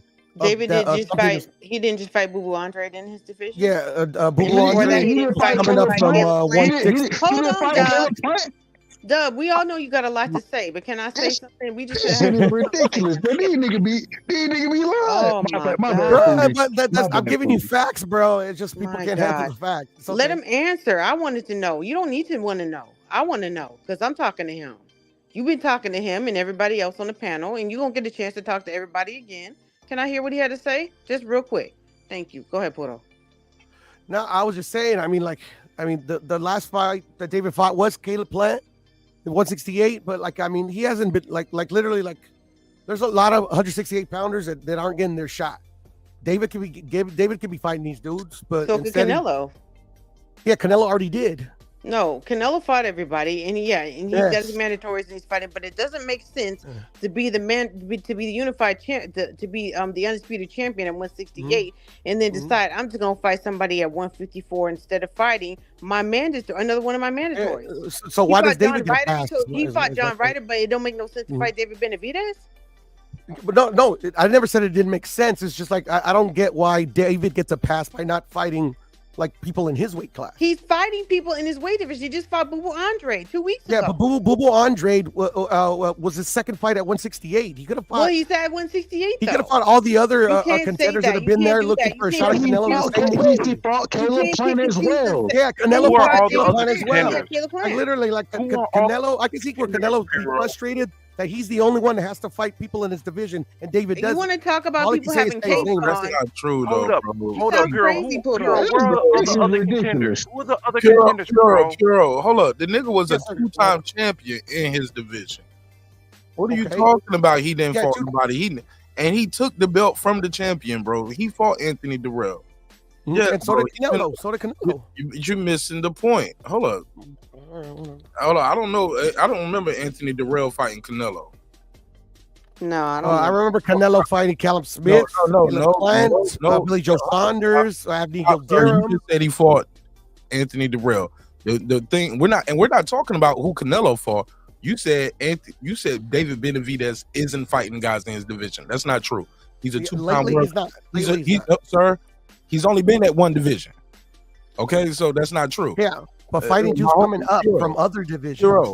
Canelo came up from another division. That's not his fault that he's a career 168 guy. The guys he fighting are 168 guys. He beat guys who were number one guys. He beat champions. He did it twice. Even now, he's fighting guys at 168. That's what he's been doing, bro. He beat a champion, Mark. A champ. Puro, you just said he didn't fight nobody in his top guys. That's literally what you just said. Yeah, no, in comparison to all these other dudes, bro, he hasn't fought anybody, bro. And then once we give you a name, you pushing the goalpost. Puro, and once I give I'm not pushing the goalpost. That's what you guys. Puro, I'm just talking to you. Puro, I'm sorry. No, you don't have to apologize. Well, this is the order of events. He's not fighting nobody in his division. We give you a name. Well, that was only his second fight. We just seen what Devin Haney did in his first fight. Guys go up in one fight and beat champions sometimes. So that doesn't mean nothing. Once you at that division, you at that division now. Canelo came up in weight. Other guys come up in weight. When you up in weight, you up in weight. So boom. Then I give you another guy. Then you was like, well, Canelo fought him already. Then I was like, well, he beat a champion. He beat a champion. You see what I'm saying? Like, no, it's like the whole point is, yes, he has been fighting guys in his division, and he's been fighting and beating the top guys. Pure, that's just a fact, bro. But he hasn't beaten the top. Okay, he beat the champion. Who? When was the last champion that David Benavidez beat the champion when he got the belt, bro? The interim. Oh, he doesn't have the belt anymore, though. No. You he's said the interim. Pure, you just said he beat Mario. David Lemieux. He beat Anthony Durrell. Not for the interim. He beat him for the real belt. Anthony Durrell. He lost that belt. He doesn't have. He's got a title. He beat Caleb Plant. He beat Caleb Plant. Okay, like I said, he didn't have something about Caleb Plant. Never, Puro. The whole point is you said never, and we just keep naming guys, and every guy you have a different caveat. No. Okay, no. I maybe I spoke in hyperbole. Very clearly. Okay, so he's beating a bunch of bums. He beat Caleb Plant. Oh my God. Caleb Plant was not a title holder. Don't matter if he was a title holder. It was the division. Caleb go ahead. Where the title holder when Canelo beat him? This is ridiculous. This is ridiculous, man. You out of control, brother. You out of control. I'm not out of control. You out of control, brother. You out of control. Respect. I said respect. I said that respect. No. I said that respectfully. It's all good. Hey, no, I ain't gonna disrespect you. You my brother. You my brother. You're not being honest. You're not being honest. I am being honest, bro. Okay. You can't. There's no way you can say that he's not fighting people in the division when he beat Caleb Plant. Right, he beat Anthony Durrell. All of a sudden, these niggas they not in the division no more. Yes, they are in the division. These are the same people Canelo fought. This is a fact. Come on, man. He didn't fight Anthony Durrell. He didn't fight Anthony Durrell. But he did fight Caleb Plant. Caleb Plant. He didn't fight Joe Saunders either, or Callum Smith. Oh my God! So now instead of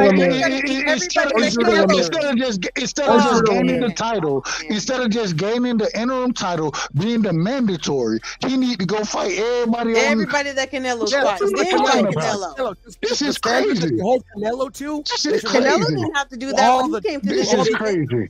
This is crazy. Oh my God, that's crazy. This is crazy, man. That's crazy, man. That doesn't even make any logical sense. It does. You guys no, it doesn't. No one else in any other division has to do that. No one else in any other division has to do that. 2 or 4. So hold on, Piro, question. Yes, sir. You telling me at this current moment in time you don't think Canelo needs to fight David Benavidez? That's what you telling me? Not if he doesn't want to, no. Amazing. This is amazing. All right. Yo, Piro, I should smack you through the phone. I can't believe you right now, bro. I'm not even fit to try to defend. I mean, you might brother, but damn it, this is ridiculous. This is Piro. There's no way to listen. If he makes a fight with a Munguia or somebody we ain't asking for, I'm not hearing it, bro. I'm not. And the thing is, I have not been critical of Canelo throughout his history. To be honest with you, who's we? It's a lot of people that do not want to see that. Most people want to see him fight Benavidez. There's also a lot of people who want to see him fight boxing fans. True fans of the sport of boxing. Check this the out. Individuals who love the sport of boxing, they don't want to see this bullshit, bro.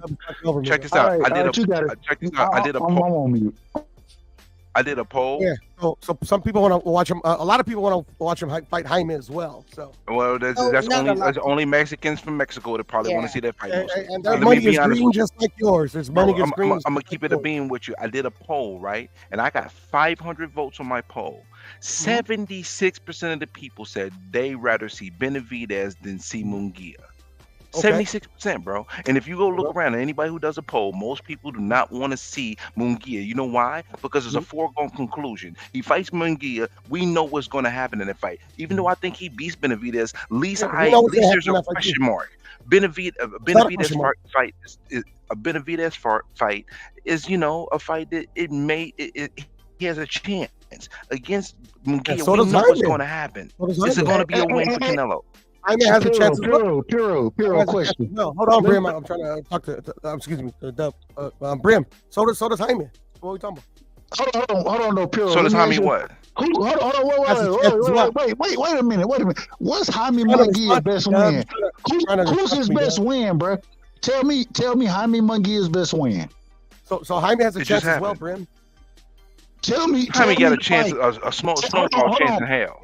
Somebody tell me who Jaime Munguia's best win is. That's the question. Nothing but tomato cans. No, it ain't tomatoes. He beat an old Deverchenko. That was his best win. Who's a goddamn journeyman now, which is a fucking tomato. This is amazing. But he get the fight over Benavidez. All right, y'all got it. If you want to see that fight, I'm trying to talk to Brim. If you want to see that fight, if you want to see Jaime Munguia, then you love the sport of boxing, bro. How you, man? Munguia, bro. Munguia, bro. Are you kidding me? No, he's not kidding me. No, I'm not. I'm not kidding you. Yo, He's you're blowing my 100% mind right honest now. about it. Mungia, bro. You know what's gonna happen in that fight. This is the You know reason why I Mungia don't ain't gonna have be these no type damn of Canelo. conversations with people like on Twitter and stuff, Brim. There's Yeah, just I no have a pretty strong I have a pretty strong feeling that Canelo would win, but you know, I feel the same about David. No, but David has a much better chance than Mungia. Mungia went life and death It'll be with a their much better old fight, devil. and it will have He a went much life, better he went life and following. death with a he went life and death with a he went life and death with a different chink on the back nine of his career, bro. Come on, man, you gotta keep it up, and bro. David went life and death with Graville, bro, and arguably lost. Puro, We can go back and forth all. Hold on, let me finish. Puro. Let him finish. No, he gonna let you. We gonna let you talk. I just want to ask him a question. Go ahead, Puro. Well, he was holding. He didn't answer Brim Okay, yet, bro. though. You go ahead, bro. You want to get it out? What weight class Mungia fight at? 168. All right. Yeah, the last fight was 168. The last fight was 168. The one before that was too, Brim. Okay, no doubt. But I mean, okay. So how about this? Do you think Mungia got a better chance to beat Canelo than Benavidez? Me personally, yes. Oh, you smoking Creels. I'm done. You smoking Creels, No, bro. I want to. yeah, I mean, if you don't like my answer, I don't believe you. Yeah. Whatever you smoking, smoke bro. Krill and Whatever you still have smoking, an stop opinion, smoking. bro. Whatever you You smoking, know, stop smoking, I could be bro. smoking heroin, bro. I don't have my opinion, bro. I know you're Ayahuasca, entitled to it. you I'm don't have- sorry, but that's crazy though. You're wild. How is that You're wild. crazy? I don't understand how crazy The that thing is. Mungia has a Because you the really thing. do sound like you sound like a bona fide fanboy right now. I'm just gonna say it. Fanboy of You who? sound crazy as hell. Fanboy of who? Huh? Fanboy No, of you don't who? sound like a Canelo. fanboy. A Canelo fanboy? Because He sound like a fanboy to me. You there's sound some like a people wanna fanboy. watch And Andy he Munguia. can fight besides Benavidez, and Benavidez needs to fight everybody that Canelo. I really fight don't care who Canelo before he fights. gets The guy I want him to fight don't want to fight him. You know, at the end of the day, I don't care who he fights. But and you're acting like you're part of his management, and you're saying and I understand why, because of this, that, and the third. And then you started putting up an argument. Well, Benavidez hasn't fought anybody at 168, and then we said we did. Well, he hasn't fought all of the same people that the Canelo was fought. Like, come on now, you keep on moving the goalposts and moving it and moving it. And I'm moving just it. saying It doesn't that- make any sense. I'm But not then you moving at all. then you'll circle back around and you'll say, well, I don't really care if they fight. I'm just seeing it from the perspective of Canelo Alvarez. I'm just I'm truly saying I baffled agree that with you it. say I that think Mungia Canelo got the same Alvarez can chance. speak for himself. He don't No. need I think Munguia has a better chance. Oh my lord, I'm oh boy. Wow, how do you say wow backwards? Are you kidding me? Come on, Piro. Don't tell me this is your sentiment. You really believe this, bro. You Yeah, really bro. believe I mean, Mungia got a better chance to beat Canelo than Benavidez. David Benavidez and Munguia have a very low chance of beating him.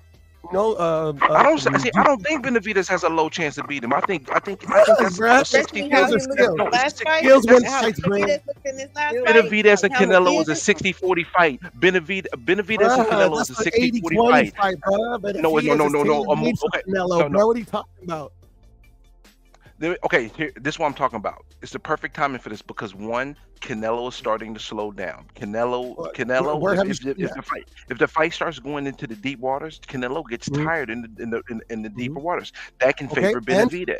Okay, and there is nothing that Munguia does that can give him an advantage against Canelo. There are things that Benavidez does that can give him an advantage with Canelo. He just said it. No, he didn't.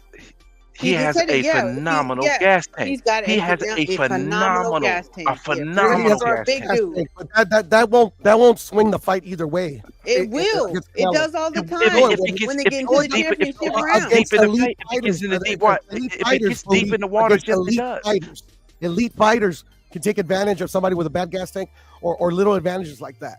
Like when you're not an elite fighter, like you can overcome gas tank issues. So you're that's saying why Canelo's an elite fighter, but the thing is, he can overcome it. That's what he's saying. Yeah. And he has overcome it. Many times against way better fighters than David Benavidez. Bro, I'm just really stuck on dumb. But that you actually are telling me that Munguia got a better chance to beat Canelo than Benavidez. All I can do is respect your opinion. That is. I mean, I don't agree with it, but I'll respect it. That's all. Brim, because offensively, Munguia is better than David. Against who? against opposition that he's fought. Like he has better offensive technique than David does. He has better foot. He has better foot positioning. But the thing is, he has his defense. His defense is his chin. Yeah. No, I know, and that's David Benavidez' defense as well. I don't see him getting hurt like that though. I've been seeing Jaime Munguia look hurt though. Jaime Munguia was on the fence against Derevchenko, and you telling me he got a better chance to beat Canelo? Not no old fight with Graville. That like this fight just happened. Yeah, no, for sure, and that's what kind of like matter. He losing a Let's Go Rider, bro. That's what I gotta say. Let's go Rider. No, Mark, and that's why I realized that. Like, I think Munguia is what he is at this point. I don't think defensively he's going to get any better. That's why I don't think Freddie Roach is going to make a difference. But offensively, he's a very good fighter, and he's got a chin. Well, shout out to everybody watching on Instagram too. Shout out to my boy Jules Gaming Lounge. Shout out to Anya Redcatch, wife of Ivan Redcatch. I see you. And Kyle from the Boxing section. What up? Can I just want to say one thing. Oh, go ahead. I apologize, Dub. I was just saying. No.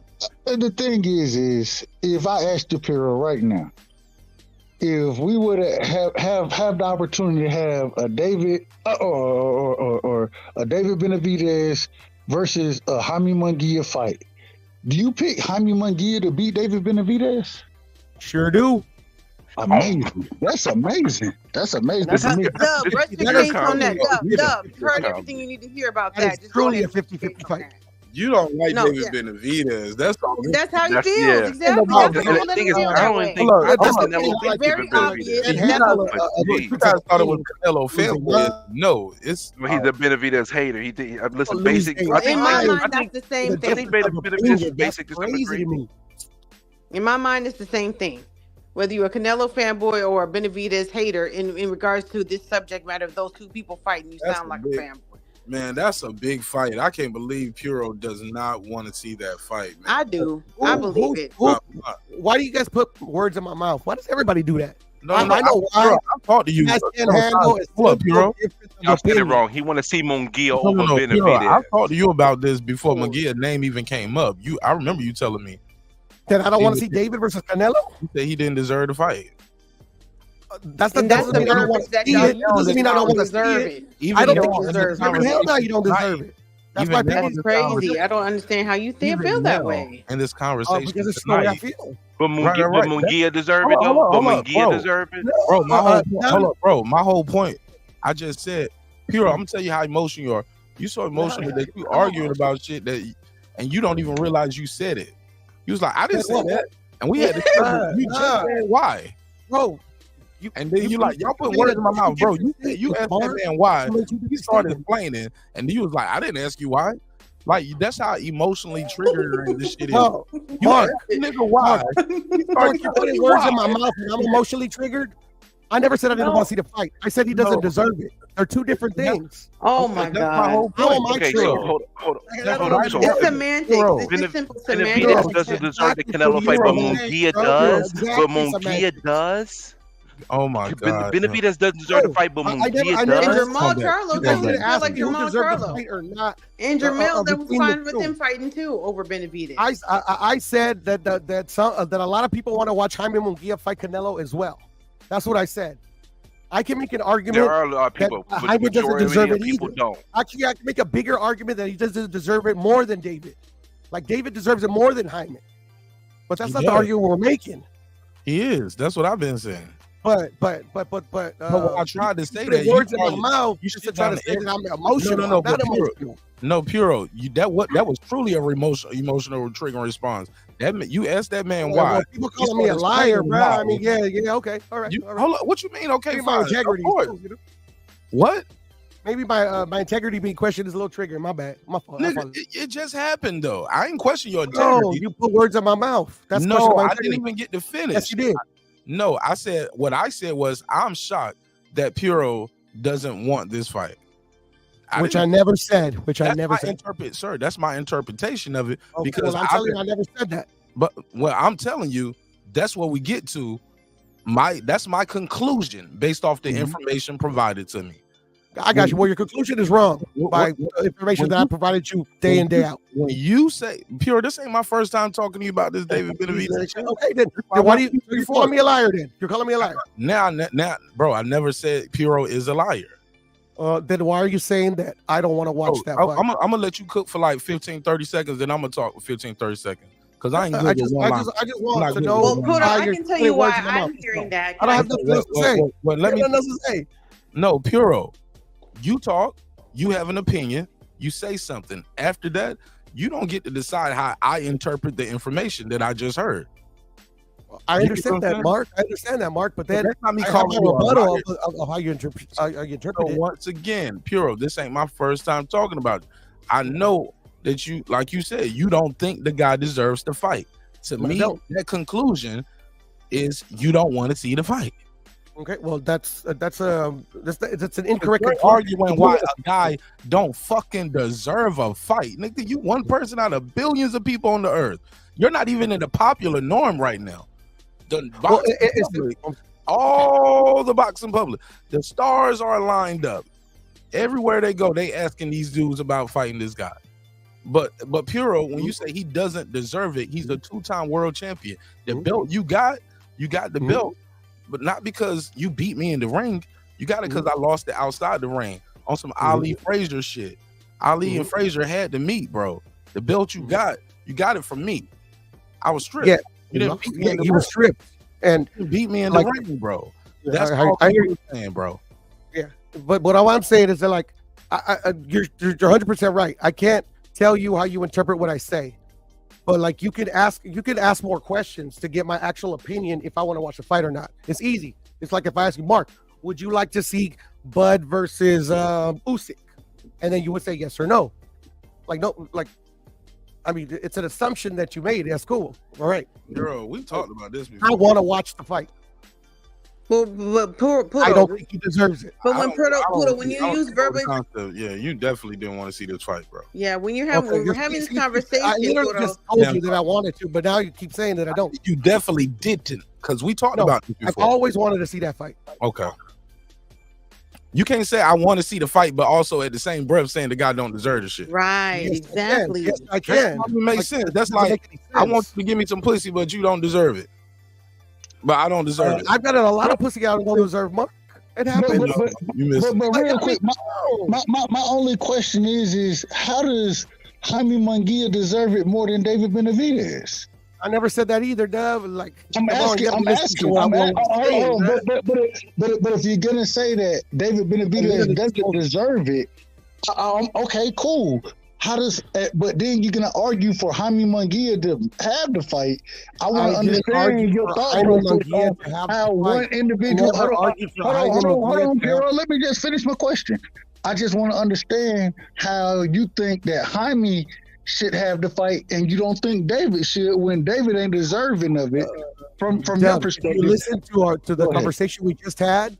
I told Brim. I literally told Brim that I believe David deserves it more than Jaime. But you also said he doesn't because he hasn't fought all the same people that Canelo's fought. You said he hasn't fought a bunch of people. I can't remember all. John Ryder. That's my reasoning why I don't think he deserves it. But you see how you're talking on both sides of your neck. Like you're saying he doesn't deserve it, but he deserves it, but he doesn't deserve it. You guys let me back it up to how this part of the conversation started. I said that I didn't feel like he should have Canelo should have fought Jermell Charlo over David Benavidez. That's why a lot of people feel like this whole duck conversation is valid because he's fighting people way out of his division. And then that's when you said, well, David Benavidez doesn't fight anybody at 168. And then that's when we disproved you. And then you said, well, he doesn't deserve it. And, that's where you got into the spiral. Yeah, that's just my opinion, though. At the end of the day, that's just my opinion. Do I want to see the fight? Have I always wanted to see the fight? Yeah. Oh, my God. What's up, Hot Rod?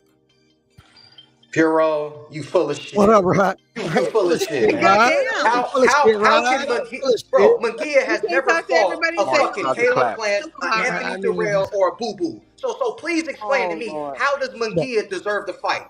How?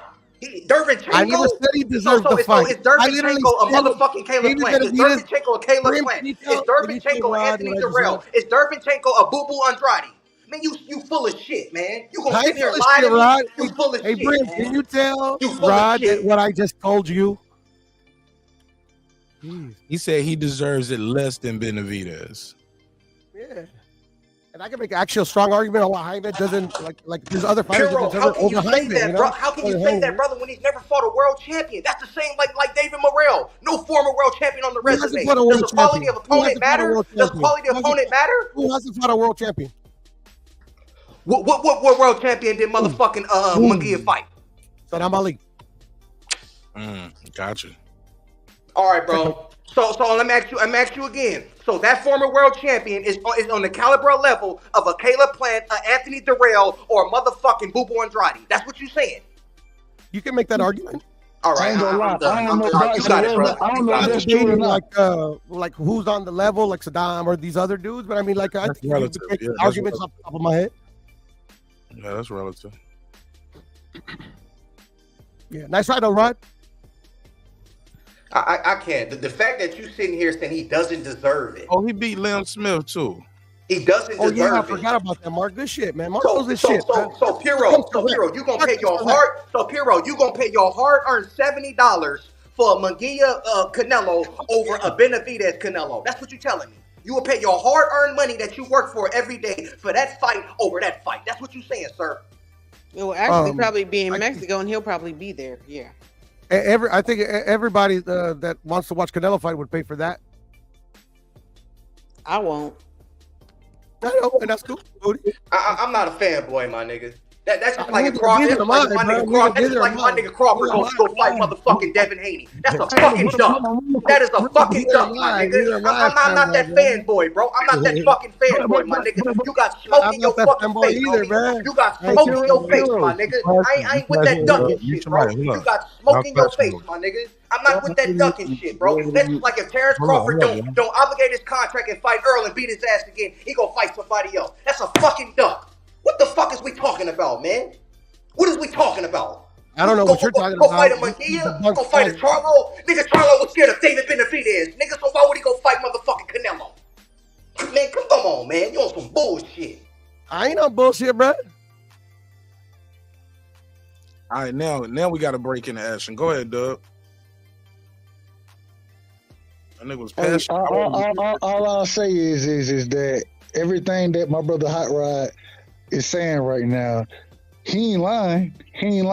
And this is the thing.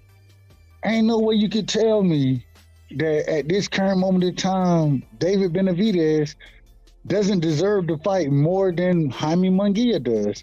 If you want to tell me that you think Jaime Munguia a better fighter, okay, you can tell me that.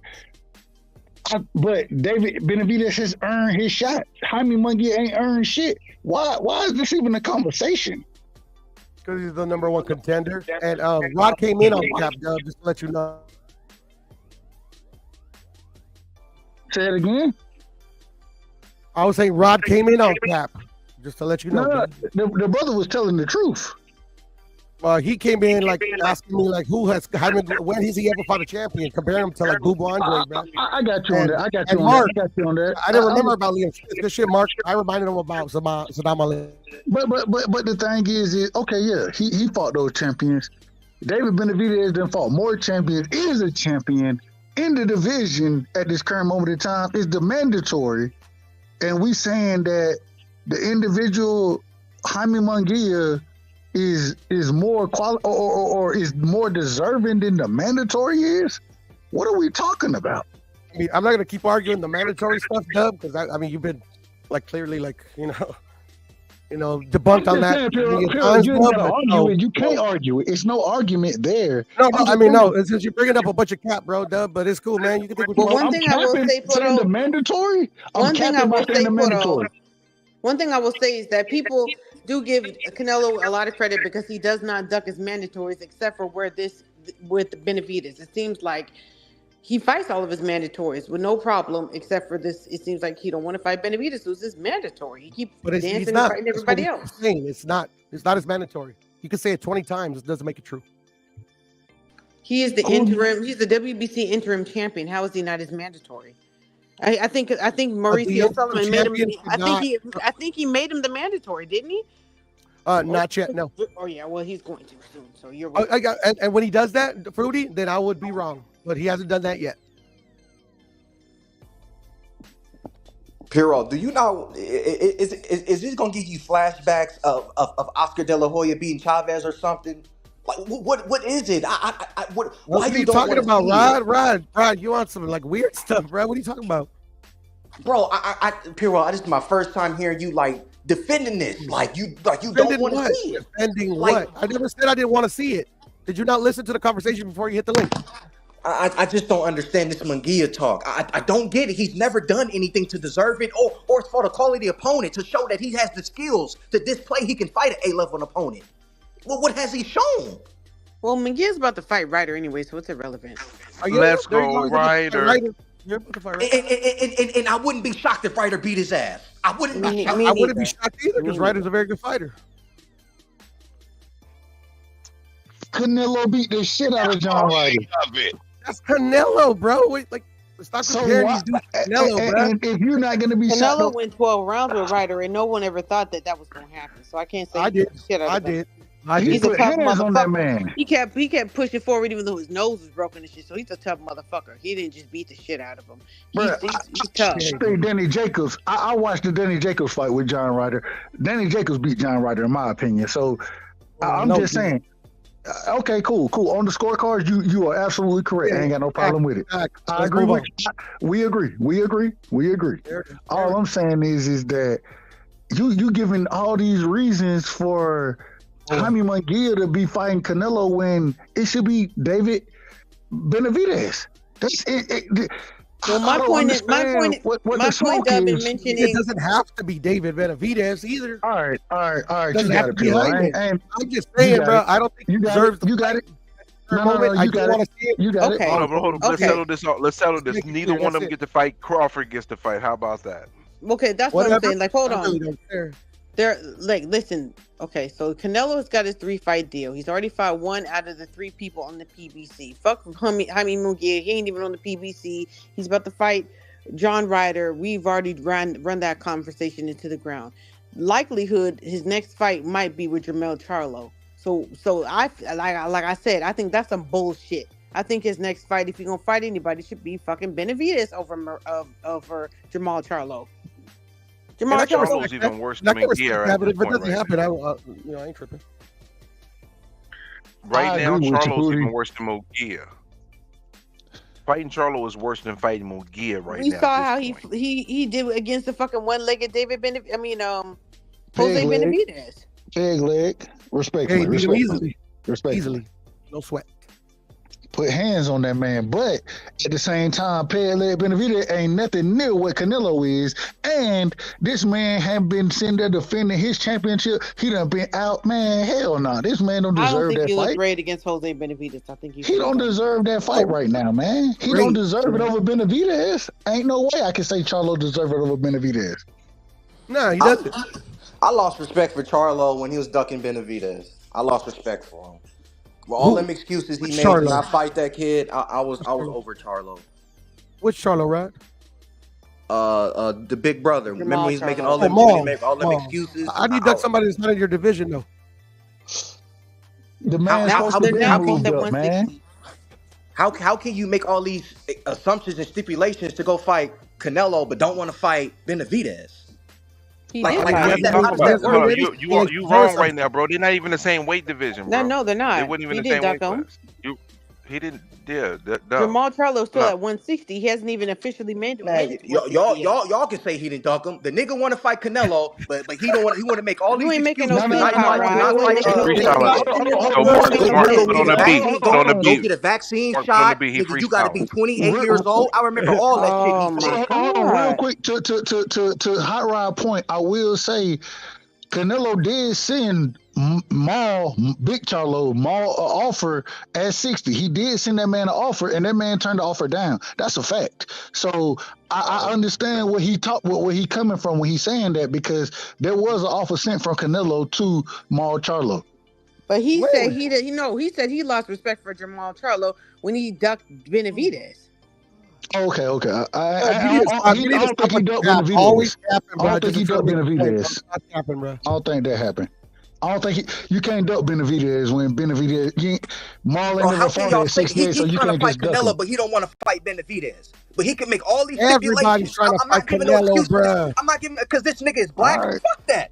Fuck that. 'cause No, he's- everybody It ain't got wants to nothing to fight do with him being Benavidez. black. That shit. It ain't got nothing to do I with mean, that. everybody wants to fight Canelo. Fuck that. Hold on. I don't give a fuck if It ain't he's got black. nothing to I do don't with give it. a fuck about none of that shit, nigga. He's a duck. He's a This is fucking easy duck. work, He bro. told Benavidez go get a vaccine shot. He said you got to be 28 years old, and y'all act like y'all don't remember that shit. What are you talking about? I remember He all of did it, say bro. that. He I said, remember all he of said it. he'll break his neck. He said all of that, but at the You same keep time, saying he, what two I he's can are say I'm you gonna break your talking neck, about? Dub. Don't make it true. Mal Charlo said he told Benavidez he had to get a Which vaccine. Benavidez? Jose Benavidez or David Benavidez? David, he told David Benavidez. He said you got to get a vaccine. You got to do this. I'll break your neck. He But did they're not say even those in the things. same division. Yeah, they don't He want to did say these things. He said these things. I'm just. No, I said they're don't make no sense. I'm not disagreeing with you. I'm not disagreeing. But if I had a chance of fighting, look, if I had the opportunity to fight Canelo over David Benavidez, fuck David Benavidez. I'm gonna fight Canelo and retire. Y'all on some bullshit. These are prize fighters. They want to fight for the most money. If I'm gonna take a chance of getting my shit beat in, win, lose or draw, I'm gonna go for the most money. And Canelo is the fucking the prize pig right now. Everybody want to fight. I'd fight fucking Canelo if I could. But at the same time, then why would you say, and going to a hot rod point, why would you say the things that you say when you at 60? We done heard you say 60 is my division. I want to bring Golovkin here. I want to. That was before he had a mental things. breakdown and everything. That he trying to get to 168. He's campaigning for 168. Maybe that's what right it is. now.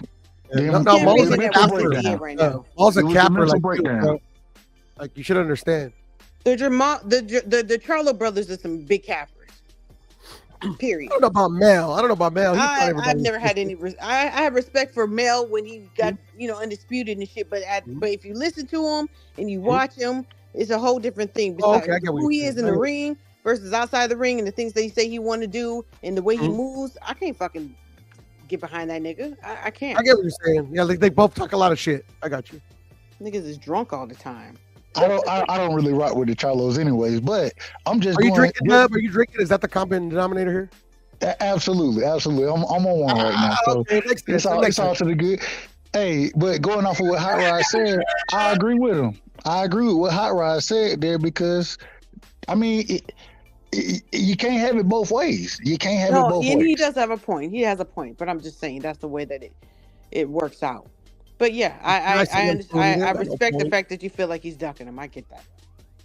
I don't. Fuck all that. We wouldn't expect anything less from you, Puro. Don't do it like that. I mean, I don't. But I'm treated like the capper though. That's funny, bro. Like no, you're treated like you have an opinion. You're so funny. I treat you like you have an opinion that I don't. I just don't agree. No, I'm just joking around. I respect. I mean, it is what it is, and I have no disrespect towards you, but I don't agree with a lot of the things that you say or your opinion. You ain't got to agree with mine. No. Again, I gotta come to agree with most, like 100% of your boxing takes, Foodie. But it's cool. We can disagree. Would you say about my boxing takes? I probably disagree with 100% of your boxing takes. But we disagree. All good. Yeah, that's fine. Same here. Just a good old debate. Yo, shifting gears real quick. What y'all think about Bumgarner and Shields going back and forth? I got a little theory on this, and I'm gonna try to speed through it because I don't want to be long-winded because I know I ain't gonna get it off anyway. So look, I got this theory. See, I knew you cut me off. You cut me off. No, I just said get it off, bro. I just said get it off, bro. I was going to. I was doing it. This nigga right here, Clarissa Shields and Bumgarner, in my opinion, I think they might be in on this shit together, yo. Because I don't think they're gonna fight. But you know what people are not talking about no more? They ain't talking about Clarissa Shields' glove gate. And they're not talking about Bumgarner's PD. Right. They talking about them fighting each other. What y'all think of that? That's my theory. Put a case on it. What y'all think? I don't think it's gonna happen either. No. The fact that they're not gonna fight, they talking about this. It's a distraction. Yeah, a diversion tactic. I'm talking about you in the gloves because you getting bad press from that. I'm getting bad press for PED scandal. Let's talk about. I'm gonna call you out, talk about fighting you, and people gonna be talking about that instead of anything else. And sure enough, just like that, they stopped talking about them damn gloves. What y'all think? Y'all think that shit was all concocted? Just to makes sense, Mark. I guess because I was never interested in either of those stories, so I don't give a fuck. I just want to see them fight in their division. So,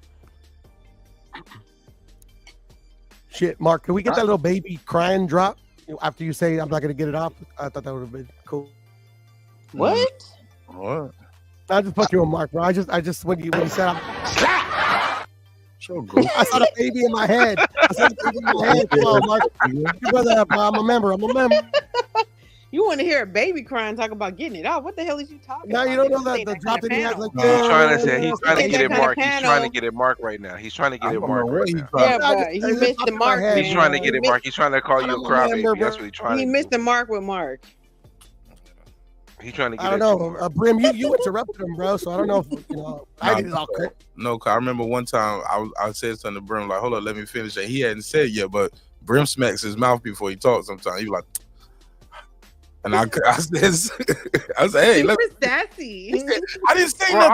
I was on mute. mute. What are you talking about? I was on mute. Nah, nigga, I heard you smack your mouth. No, you did not hear nothing. I was on mute. I had to unmute myself to tell you, bro. Nobody said nothing. 20 niggas on the panel. I know that mouth smack and I roll. Mark hear everything. That was Brim. I wasn't even talking. It wasn't me. I wasn't saying nothing. Well, go. You go. I'm done. Oh, nigga, you don't want to go. Go. I'm done, Brim. Never. I wasn't even about to say nothing. I ain't even had nothing on my mind at that time. No, but I was telling Puro, I remember that day. That's why I said what I said. It's okay, Brim. It's okay. You still my buddy. You gave me a nice compliment today on Twitter. I'm gonna let you live too. Let them live. Let them all live. That was actually yesterday. You just got to it. It's so good. Oh man. Well, for me, hey, look. When you get 2 days of love from me, it's back on Monday, nigga. Monday, I'm be back on your helmet on Monday. Man, don't even spare me. No, don't even spare it, man. Just keep it all the way, Mark Nash, bro. You know what I mean? All right. Well, shoot. Since we're doing that, well, you can hold this too. Poor Brad, man. Y'all bullying. And look, and get this to your Mexican friend right here too. Fuck you, man. And that loud Mike ass nigga from Warner Robins, Georgia. Shout out to Warner Robins. Shout out to Warner. Yo, give it up to Piero Munguia, man. Fuck out of here, man. God. Hey, look, but the homie Hot Rod, I like this energy, man. He came in cooking. He came in shooting, boy. I cooked him for coming in cooking. What you think? Hey, Hot Rod, let me get your take on that Haney and Tank shit like that. People telling Haney he need to take a catch weight and rehydration clause, and if you don't take the rehydration clause and the catch weight, you don't really want to fight. You ducking. Do you believe the $20 million offer? Do you don't believe it's a $20 million offer out there? And even if it was, Tank said I would have declined that. Somebody on the panel said they thought it was joking. But what's your take on that? But can you answer angrily like you did when you first called in? I'm sorry. Get mad. Oh, get mad. Man, here we go with this. I was man. like, This hi, is... Hot Rod. He's like, fuck that, bro. Fuck that, bro. Yeah, I love that shit. Get mad, nigga. Here we go with this right here. I can't stand this topic, to be honest. You know, it's like the Crawford and Spence all over again. You know, right? Like, is it going to happen? Is it not going to happen? I don't agree. I don't believe the $20 million offer because of what I've learned. B sides don't send A side offers, and I do believe Haney is the B side to Tank. But I don't agree with none of that bullshit of telling a man what he needs to do, how he's supposed to do it. I don't agree with none of that bullshit. I don't agree with none of that shit. How you gonna sit here and tell Haney what to do, what to take, and this and that, blah blah blah blah? Nah, I don't agree with none of that bullshit. That is some bullshit. I don't agree with none of that shit, man. And these niggas are weird. These niggas are some grown ass faggots. You niggas love Tank Davis so much. Niggas love him so much. The nigga ain't never fought an A-level opponent. But you niggas swear he was the best. How is he the best? He ain't fought no Lomachenko. He ain't did what Devin Haney did. He ain't did what Teofimo did. But he's the best, right? He's the best, right? Nigga, hey, do y'all remember when Inoue knocked out Foden? These niggas was saying, oh, Inoue should go fight Tank. It's the same shit. A hydration clause, come down to 135. What is wrong with you? You this nigga protection? You this nigga witness protection or something, my nigga? He ain't witness protection? Are y'all his motherfucking accountant, his lawyer, his fucking lawyer? Like that shit, it blows my mind. I hear it every day on the Boxing Voice, how these niggas make up excuses left and right for this light-skinned ass nigga. It blows my mind, Mark. It blows my mind. It just blows me. The man fights straight Mexicans, but he's the best. He ain't never fought an elite fucking boxer. He ain't never fought a black boxer. He ain't never fought a fucking slick fighter. Never. Never. At least Haney has. At least T.O. has. Like, what the fuck? Are you gonna fight Shakur? Let me guess. No, he run too much. Nah, your ass don't know how to cut the fucking ring off and go get him, nigga. Because Inoue cut the ring off against Foden and wouldn't got that nigga in 6 rounds, nigga. Inoue showed you niggas in boxing that all that I don't know how to cut the ring off is bullshit. Inoue know how to cut the ring off, and he did it against an elite black slick fighter, and he did it in 6 rounds. So all you niggas that make excuses for these niggas that can't cut the ring off, save that bullshit. Because Inoue showed you niggas that you know how to cut the ring off. And I'm gonna leave it at that. I'm tired of these niggas making excuses for a grown ass man. I'm tired of it. I'm tired of it, Mark. I'm tired of it. I'll give you a little discourse on this real quick, and you can go back in and snap. And I like the energy. Inoue was the B side to Cool Boy Steph, because Cool Boy Steph was the unified champ. Inoue had no belts. He sent an offer because he had the power of the purse. His country and the people gonna pay for it. So it has happened. Stuff like that happens a lot. Like they call it selling your belts almost too. You know what I'm saying? Yes, I feel you. But Mark, my question to you in that situation: how could Foden be the A side when he wasn't bringing the when he wasn't bringing the money? And no, he had he was the A side with 2 titles. Now you talking about selling potential? That's a whole nother thing. But I have 2 belts. You have none. But they got the bag for him. The country and the people got the bag for him. That's all I was saying. And when he got there, they was treated like. Did they let him come in the ring second, or he came in first? I'm not sure. I can't remember. It was I can't remember. 4 or 5 in the morning. But it shit like that happens though. But Inoue was the A side in that fight. Inoue was the A side, and the reason we know this is because the champion. I'm not disagreeing with the championship. I'm not disagreeing with that. I'm speaking on the true A side. Speaking on the money, the finances, the money part of it, right? As well as Inoue being able to host it in his country. You know what I'm saying? If you the true A side, the same way when Kambosos was the A side against Devin had to go over to Australia.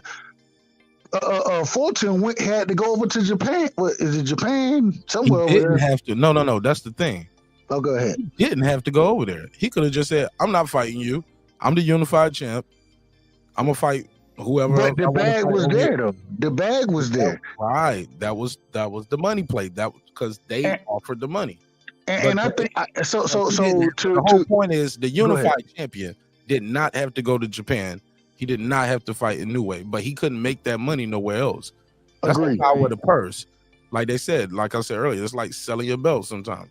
So Mark, let me hold up. I want to ask Mark a quick question. I'll give you another one. Remember Anthony Joshua versus what's the 2? Charles Martin?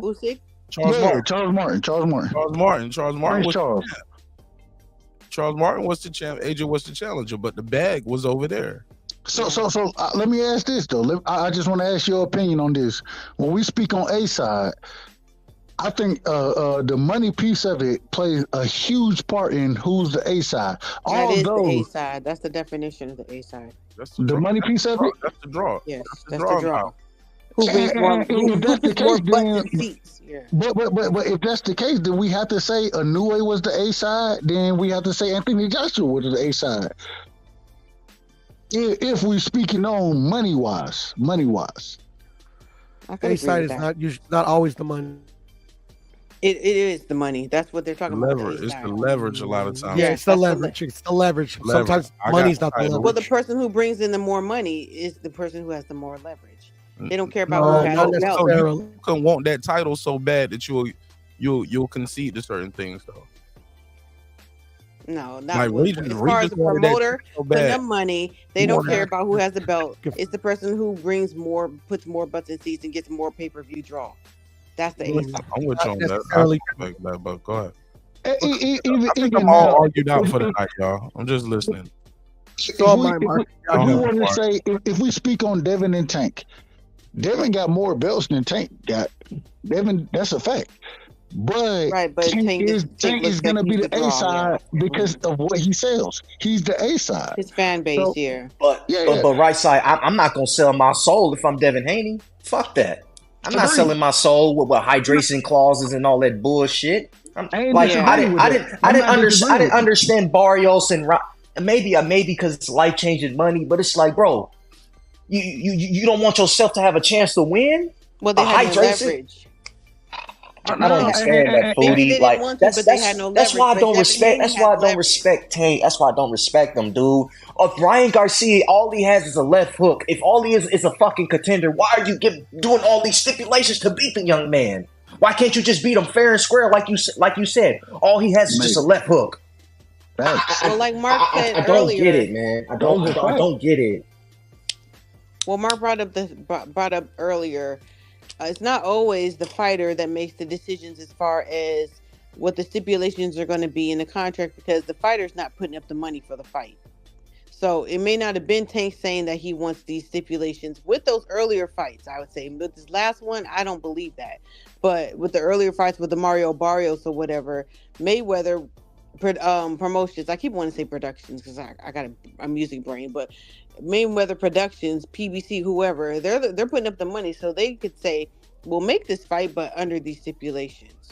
But once you make a certain amount of money and you get to a certain amount of star power or whatever, you need to start speaking up for yourself and saying, I don't want those stipulations anymore. I don't like how that's going to look on my resume. I don't want to fight people under these circumstances because I need to take control of the trajectory of my resume, and I'm going for something else. It's not just about the wins.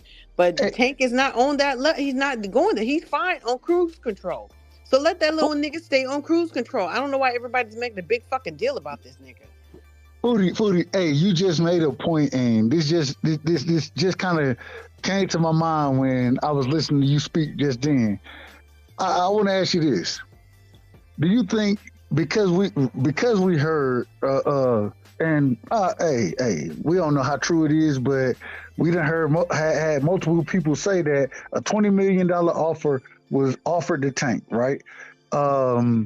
As well as the back end, the pay-per-view money, a percentage of that.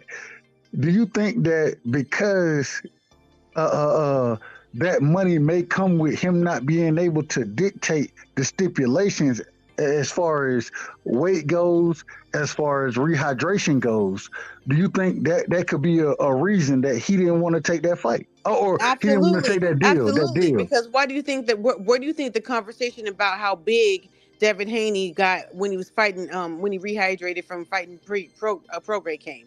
That came from the Tank Davis camp. The snack. Oh, he's on snack. That came from the Tank Davis camp.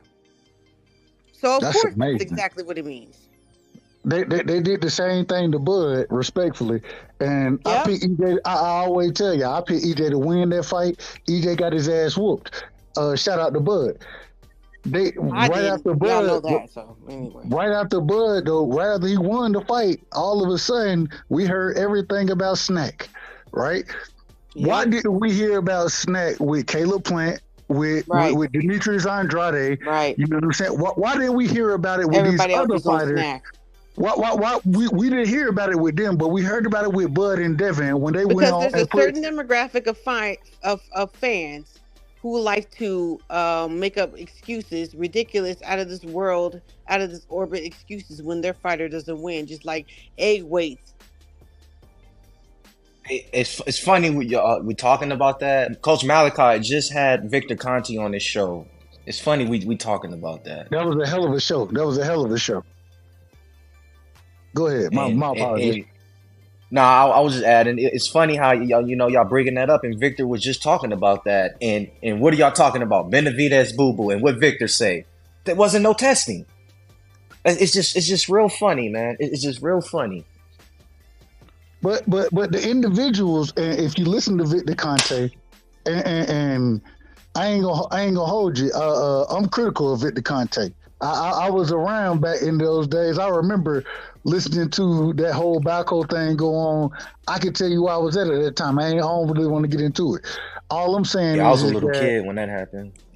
I was a little old. Well, shit. I was still a kid too. I was in my teens at that time. So, but all I'm saying is that we had these questions for certain fighters, but we don't have them for every fighter on the program. Everybody who on the SNAP program, these same questions ain't being asked. But the niggas who beat niggas ass, they being asked for those fighters. Yep. And where's the consistency? As if there are no other ways. Let's just say that SNAC is a way to cheat, right? I don't know all of the stipulations, but as far as I know, all of the sanctioning bodies are fine with fighters that are on the SNAC program. They don't have, and we all know how very stringent the fucking you can't even eat fucking like garlic fucking croutons because they might have some type of like they're very strict about their PEDs, what's considered a PED. That's a fact. So but they're fine with snack, right? So that's they're the ones putting up the money. I can't complain, but you act like there are not other ways to cheat the system. So you want to pick snack, but you act like your fighter might not have been able to edge it out in some other way too. We're not looking at them. You're only looking at snack because that's the hashtag now, right? That's where you want to focus your energy. And the interesting thing about it is I think the things that fighters benefit from the snack program are things that are what common fighters would try to do in different ways. Right. So when Snack say, well, we got different I don't know the name for it. We got different things that we can change the oxygen level for you. You know what I'm saying? We can make it seem like you're running at high distances. We know that fighters have always went to Colorado. Why? Because you at a higher distance. You at a lesser altitude. Yeah. This is what fighters have always done. So now they can duplicate that inside of a gym, but in a legal way versus using EPO or something. And that's the thing. And so I think that this is why, if you look, according to Victor Conte, he said we got 28 world champions that work with us. You know what I'm saying? Who are these 28 world champions? Why y'all not going at them the same way you're going at Bud right now? Same way you're going at Devin right now? Why you haven't been going at those fighters? This is the thing, though. This is the thing. This is, just to compare criticisms of how people get to the results that they want to. There's really no difference right now with people. Like there's a drug out there called I can't remember it. It's not EPO, but the one that people are using. That's like a diabetic drug, but it's people are using it for weight loss, like Mounjaro and Januvia and shit like that, right? Like it's made for diabetics, but at the same time, it's helping people to lose weight. People want to criticize people that they see have lost weight using this as if they're doing some type of a cheat thing. But is that really different than starving yourself or getting a trainer or getting surgery? Because motherfuckers love to go to the Dominican Republic to get surgery. All that matters is the end result. And whatever a person wants to do to get the end result, as long as it's not illegal, then what the fuck does it matter? It's the way that the world is moving is what I'm saying. Like there's different ways to achieve different results, but as long as you're not abusing your body or like I said, using drugs that like performance enhancing drugs like steroids or whatever, what the fuck do you care? Because the same people who are criticizing it, the fighters, they could use NAC if they wanted to. It's legal. I don't see what the big deal is. Ozempic. I don't know what. That's what it is. Ozempic. Yeah, I couldn't think of it. Yeah. Semaglutide is what, I'm a nurse, so I know the fucking generic, but nobody would understand that. But yeah. So that's replacing bariatric surgery, which we all know has been very, very dangerous for lots of years. And it doesn't work because as soon as you start overeating, because you have an eating disorder, then you gain the weight back. But that's beside the point. I'm just saying, like, if you can achieve results in a healthy way, but it's not the traditional way, that doesn't make you any better than if you want to do it the traditional way, as long as you're not using illegal substances like anabolic steroids. Side note, 2 things I wanted to just mention in regards to boxing. Shout out to Jake Paul with the first round knockout on his quest to actually becoming a legitimate contender. Got a long ways to go, but that was a heck of a start for him. And then I want to give a shout out also to Yoenis Tellez, who is a Cuban fighter. He is a prospect that's moving up as well in the 154. He had a KO of the year candidate in the final round on Navarro. That was a heck of a KO. I knew it was coming, but I thought it was going to be earlier, but it was a phenomenal KO. So if y'all didn't see that fight, go check out some highlights from it. His name is Yoenis Tellez. Tellez is his last name. Okay. Yeah. I'm out, y'all. I'm going to get some rest. And also shout out to Good night, bro. go ahead. Yeah. Go ahead. I'm about to bounce to y'all. Good night, bro. Peace. Y'all be blessed. I'm ready for tonight's fight. Sonny Edwards versus Bam. That's what I'm ready for. Who you got in that fight?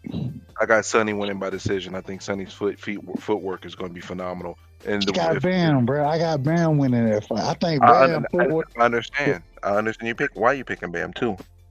I think Bam. I think his footwork is just as good as Sonny Edwards. I think he carries better power, and I think that the way he changes angles. Shout out to Sonny Edwards because Sonny Edwards' footwork is that good.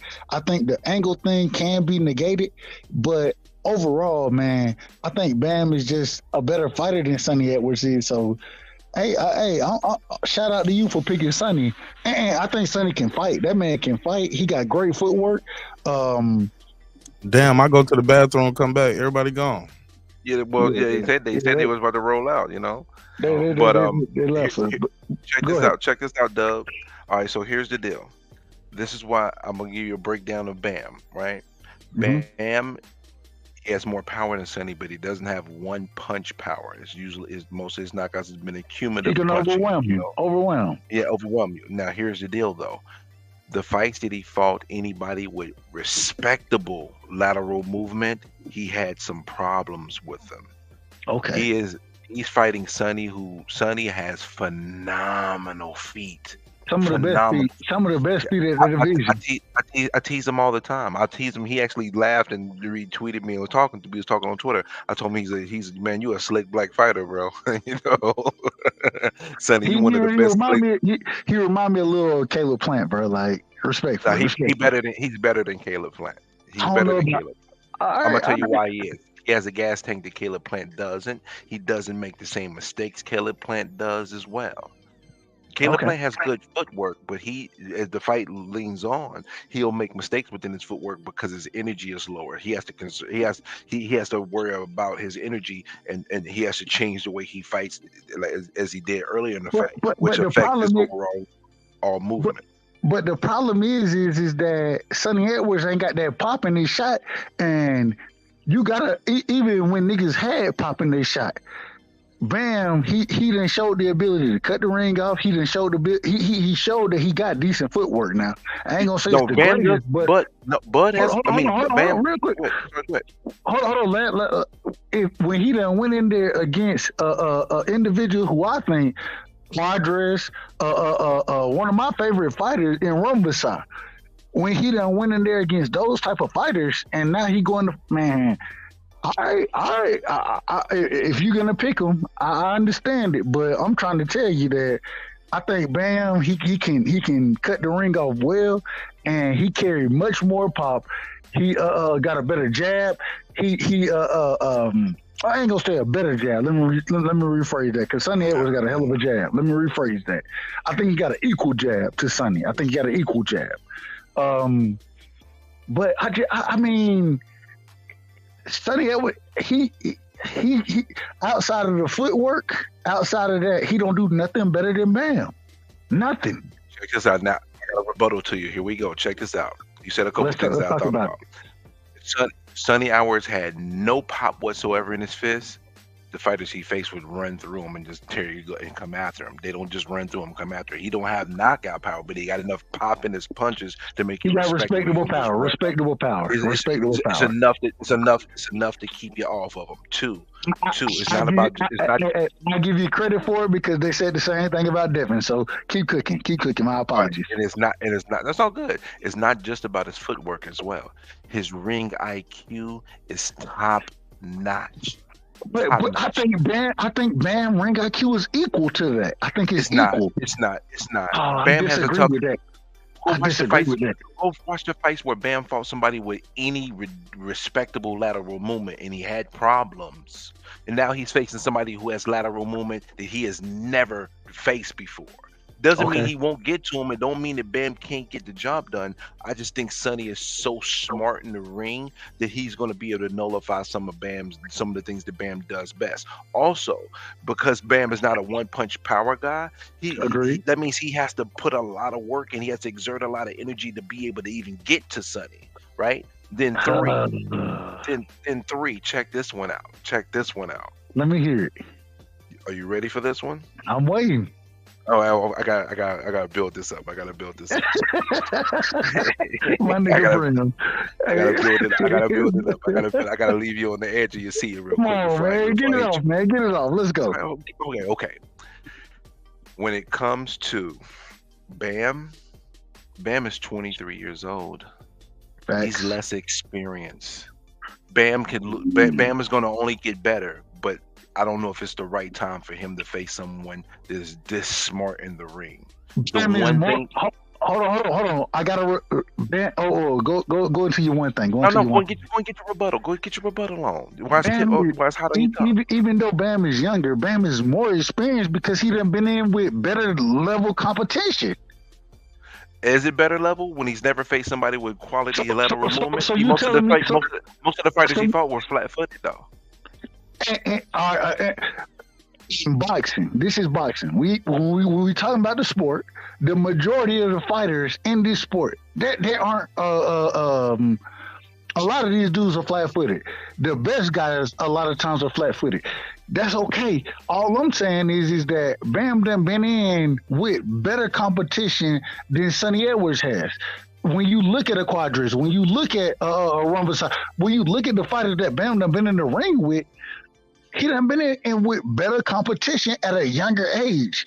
And I can't disagree with that. Last point. And even though they were flat-footed fighters, Bam is not a flat-footed fighter, and he fight with a great rhythm. I believe he can cut the ring off. Also, with Robert Garcia being his trainer, I think, man, I'm just trying to tell you, bro, like, Bam finna put hands on Sonny Edwards, bro. He finna put hands on that man. And what you're gonna see is Sonny Edwards pulling. I don't know if y'all ever remember this, but what's my brother? Rigo. Rigo did it one fight where he turned his whole back and kind of scooted out the way, trying to run away from punches. That's what you're gonna see from Sonny Edwards because Bam finna put the pressure on his ass, and he got man, Bam putting hands on Sonny, bro. Like I hear you. I wouldn't be surprised if he stopped him. I don't know if he gonna stop him because Sonny Edwards got away. He gonna be able to survive. He got great footwork. He gonna be able to move around the ring. But man, that man ain't got the skills that Bam Rodriguez got, in my opinion. That's my opinion. Go ahead. I apologize. Yo, you wilding to say he don't got the skills. The one thing that Bam has over Sonny is volume and punching power. Everything else is in Sonny's favor, from footwork to IQ. You said the one thing. Yeah. You said the one thing, and then name two. Okay. Go ahead. You got me. Hold on. I need a Band-Aid. Go ahead. You just cut me. You got me. It's all I'm saying is, it's fun. What I'm saying is, no doubt. But what I'm saying is, Bam has some advantages, but Sonny can nullify his advantages easier than Bam can nullify Sonny's advantages. The one big thing that's in Bam's favor, and this is what 3 different people told me. 3 different really solid guys. One was Gems, and a couple of people, I ain't gonna name everybody because we on Mark Nash's channel, but there was 3 respectable gentlemen that told me the reason why they got Bam is because the fight's in Arizona. The reason, and it's not about cheating or nothing like that. It's just that no. Let me finish. It's not about saying that Sonny would get cheated or anything. It's just that when you're in Arizona, it tends to go this way. The fighter that applies more pressure tends to get a little bit more of the swing rounds with the judges, which leads to them winning fights, even if you feel like the pure boxer did a better job and might have won the fight. That's why they say, I don't know. I don't think I can pick Sonny. He's going to have to win 8 rounds to clear this fight. Who got the better jab? Oh, it's close. It's really close. I might give it to Bam. I might give it to Bam, but it's really close. The most important punch in boxing. Just tell me who got the better jab. It's close. It's really close, bro. It's really close because they lose their jabs differently. It's 51-49 in Bam's favor, bro. Okay. Who the longer fighter? Is Bam the longer fighter? You tell me. I think Bam has the reach. I don't know. I don't know. Bam has the reach. Okay. But Bam the thing is Bam has the reach, but the way Bam fights, that reach is nullified. Because he's not an outside fighter. He's a mid to inside fighter. So as a mid to inside fighter, you're not utilizing reach. And the thing is, he don't want to fight on the outside against Sonny. So that the reach only it can help him, but it ain't gonna help him to the degree you think it would be because the type of fighter that he is. My point is what does Sonny do best? Stick and move. And what do you utilize the stick and move? Okay, now I'm before I even answer that, I'm gonna rebuttal it before I answer it. No, I'm gonna answer the question. You gotta let me do it. Answer the way I want to answer it, though. You can answer how I want to answer it. Go ahead. Sonny has fought plenty fighters that were longer than him. I ain't disagreeing with that. So I understand the point you're making, but it's partially. I ain't made a point. I just asked a question. I ain't made a point. Okay, you asked a question to make a point, though. No, you go ahead. Go ahead, Brian. I'm on that bullshit. I'm on that bullshit. No. You on your boxing talk, bro. Like I love this. I might be on my bicycle too with this question, but because I do know that Bam can win this fight. This is a true 50-50 fight. This is one of those real. I'm being honest. It's not Spencer Crawford 50-50. This is really 50-50. This is really 50-50 because it's about who can be able to impose their style on each other. And I think it's going to be harder for Bam to impose his style on Sonny because Sonny's a smarter fighter than Bam. Man, okay. If that's what, and I think Sonny, he got a great ring IQ. I think Bam does as well. I think their ring IQ. Bam's not stupid. I'm not saying he's stupid in the ring. He's not rolling in the ring. I ain't saying you're saying levels to that. But I think it balances out. I don't think that Sonny just got the greatest ring IQ. I think that he gonna fight his style of fight, and the reason he's gonna fight that style is because he ain't got no other. He ain't gonna be able to do too much else. The difference is that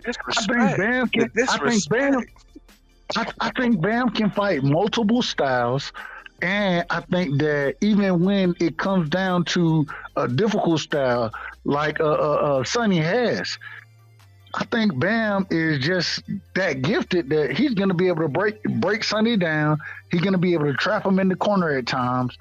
Yeah, no, I would give Sonny the advantage as far as footwork go, but I think Bam has very educated feet. I think his feet are very educated. coming from. But you're saying here China, they're very educated. But they're very educated against people that cannot nullify. That's not good enough to be able to nullify his educated feet. Now here's the thing. I told you this before. Hold on, you breaking up, brother. You breaking up. Watch some Bam fights Hold on, real quick, Bram, lateral foot movement, and he had problems. Hold on, Bram. I couldn't hear you. You was breaking up. So start over respectfully. Am I still breaking up? No, you good now. Okay, I said go back and watch the fights with Bam, right? And watch the fights that he had. There's 2 fights that he had versus competition that had respectable lateral movement. Okay. And those 2 fighters, he had some problems. Which fighters are he now? Which fighters are you talking about? I can't remember off the top. Plus, it's late. I'm sorry. I'm sorry. No. You good. No worries. So go watch the fights where he had problems with lateral movement, and those guys couldn't hold couldn't hold his hat. So when I noted that he has problems with lateral movement and he can't even hold the hat, those fighters couldn't hold the hat compared to Sonny, lets me know that if Sonny is able to apply that lateral movement well, that Bam will run into some problems and he may not be able to do the things that you're saying that he will be able to do. And I think it's going to be harder for Bam to be able to implement that and force Sonny to fight his fight than it is for Sonny to make Bam fight his fight. That's why I got Sonny. I hear you, and I'll be honest. The majority of the time, I think Sonny is the more pure boxer, right? And 9 times out of 10, I'm gonna pick the pure boxer over any other style, respectfully to any other style. But I love pure boxers. The thing is that in this fight, I just think that Bam has he's not as pure of a boxer as Sonny is, but the other things that he brings to the ring, he's a step below as far as pure boxing goes, but he brings so many other things to the ring that, man, I wouldn't be surprised if I ain't gonna say he stops him. Like I said, I don't know if he stops him, but man, Bam finna put hands on this man. He finna put hands on Sonny Edwards. And Dub, check this out. Let's make a little wager. No money. 50 push-ups. Hey. Well, hell, we'll do it. We can do 50 push-ups, but I would prefer $50. But we'll do 50 push-ups. I ain't putting no. I ain't got. Listen, I got this bills. Bills are coming, bro. I understand. We'll do 50. I was one of the 51,000 to pay for the Haiti fight. So hey, I paid for it twice. Because one of my partners said he wasn't paying for it. So I said, damn it, I'm gonna pay for it twice just to make sure your vote is counted. That's what I did. So I ain't mad at it. But 50 push-ups, let's do it. All right, solid, man. Listen, if Bam, only one thing I'm mad about is this fight should be for the Ring magazine, and it's not, and that's disappointing. Disappointing. You got to understand that division, you got so many. There's 2 other champions, and one has just been sitting on the belt. He got the belt under his booty. Sitting on it. He got the belt under his booty. But the thing is that at the same time, they still making the fights happen down there at these lower weight classes. So we got to give them credit. Yeah, I give them credit, but I'm talking about the fact that the Ring magazine is not on the line. I got you. That's my issue. I mean, well, you got to fight the man. So. Uh-oh.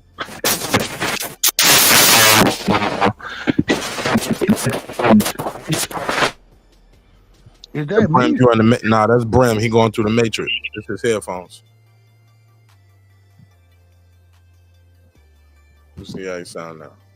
He usually have to. Sometimes you got to beam out and beam back in when that happens. That happened to me as well. Sometimes it get all type of staticky. There you go. It's my new norm. I have to do this like 2 or 3 times per show. Yeah, hey, I do too, Bram. I do too. Just let me know when it happens, and then I'll just hop out and beam back in, Scotty. What were you saying though? Dang, I just lost. What was the last thing you heard from me? Maybe you can get me back on speed. Last thing I heard was before that. Okay, I was like, hold on. What before was the that. last thing? Before that. You got to go back to Funny as what hell. Doug was saying. You was replying to what Doug was saying. We were talking about just the You fight heard it happening. when I stepped And out the last you were talking about the lineal champion. You were talking about the lineal champion. Okay. I remember. I remember. The person who has it, he just pulled out of another fight. They should have made this for the Ring magazine. What this fight happened at 115, right? Or 112? I think they're 112 because they both weighed in at 111. I think. What's his name? El Gallo. Is it El Gallo who the champion down there? It's four different champions. I know one just pulled out a fight. I think El Gallo's the other one. Okay. But in El Gallo, the person that ain't fighting nobody, he's sitting on it. Well, El Gallo, I know he I think he fighting for the WBC in his next fight, but shit, I ain't gonna hold you. Them smaller weight classes, sometimes that all that shit kind of passed me. I ain't gonna hold you, so I can't speak directly to it because I ain't always gonna be accurate. I ain't always gonna be accurate. So, and you listen to America, don't be giving a damn about anything below 126. America don't care like that. Well, shit, most of respectfully, most of them are Japanese fighters and niggas from Thailand and Mexico. Yeah, because America fat. How we gonna fight that?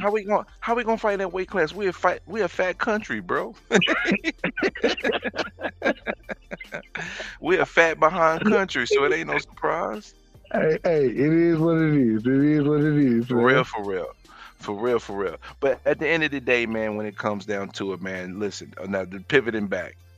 Tank and Haney, I want to see the fight. I just don't think it's going to happen. Both of those guys are very prideful, and it's going to take both of them to lean a little bit to make it happen. And I just don't think either one is going to budge. Well, my thing is this: if a $20 million offer done been sent, now we need to see a counter offer, and as long as it just seems like right now, and until we see a counter offer. We know that Devin, he trying to make the fight happen. 20 million plus the back end, that ain't insignificant in my opinion. For fighters. Oh, that ain't a game. And so if that's the original what's being put out there, then we need to see something on the other side. If you're not gonna take that, then what you gonna present? That's what we're looking for. I agree. It's just that I mean, I've been hard on Tank, and I like Tank more than Haney in the ring. I'm gonna be honest, but Haney moves more like someone that the way I would prefer Tank to move. But the fact of the matter is, I cannot necessarily knock Tank for not taking that deal if it's 100%. Oh damn, where he went? Dub bounced out. But if it's 100%, if it's 100% the zone fight, I can't knock them for that because that means the money at PBC ain't getting that cut. They're not getting that cut. Hey Mark, unmute yourself, brother. Yo. He dropped off. I don't know what happened. Yeah, he just dropped off. I didn't touch him. Yeah, I don't know. I think either his phone died or he like me. He went into the womp zone. I don't know. You said the womp zone. Yeah. If you want to shut it down, I guess you can, my brother. But again, I'm not going to be too hard on Tank about this. Like some people, he's ducking and all that because context matters. Context matters. But Haney. I mean. Tank's getting this heat because of his history on how he's been moving. So I can't necessarily fault anybody else for getting on him about it. But for me, it's a wait and see approach, It's wait and see. There you go. W-dub. My bad. Hey, listen, we gotta be critical of Tank. We need to be. We do. Hey, and as much as I love Tank as a fighter, I gotta be critical. And the reason being is because you tell me the best fight you done seen him in. You tell me. What fight is that? What's the best fight we done seen Tank in? Ryan Garcia.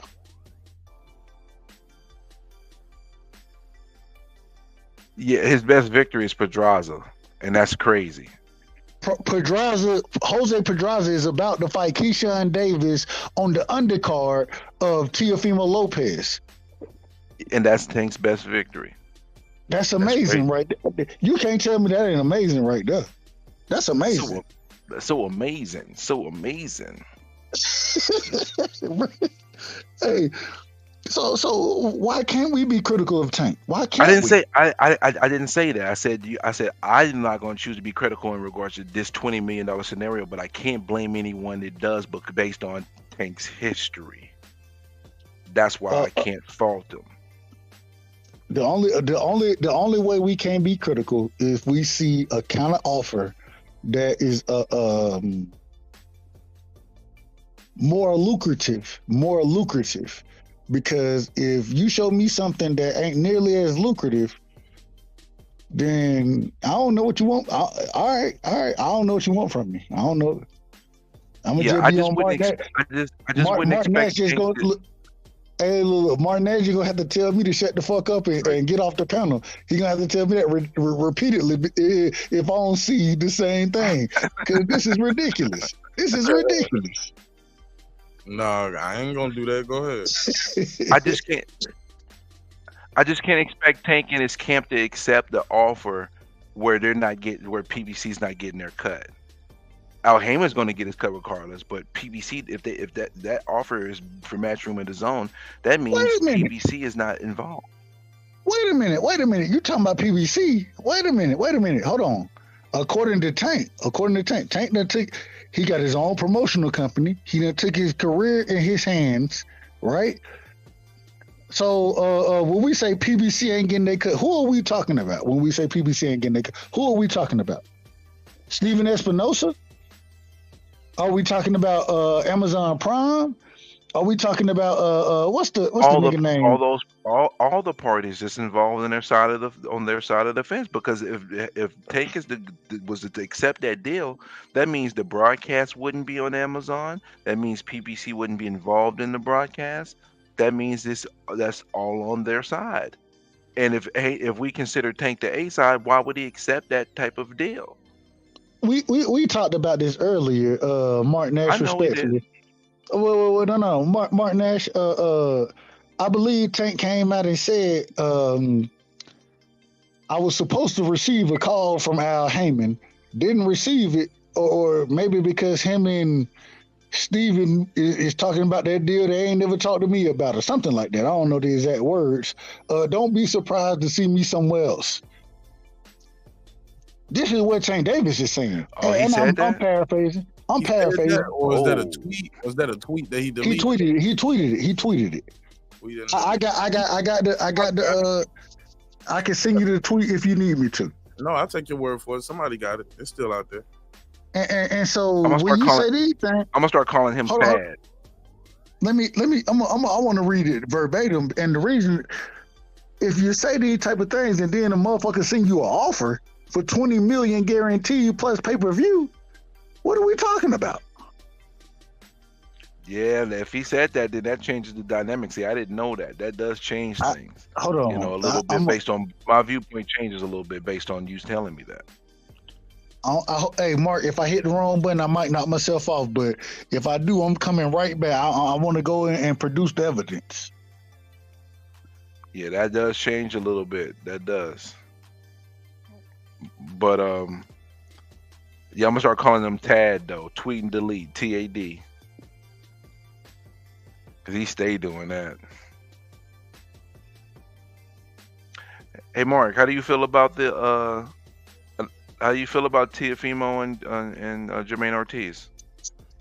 Not the fight I wanted to see for T.O., but I mean it is what it is. It's gonna be on free ESPN, right? Absolutely. I'm all for it. Fuck it. What fight did you want from T.O.? I don't know, somebody just to, I don't know. Would you have preferred Ramirez?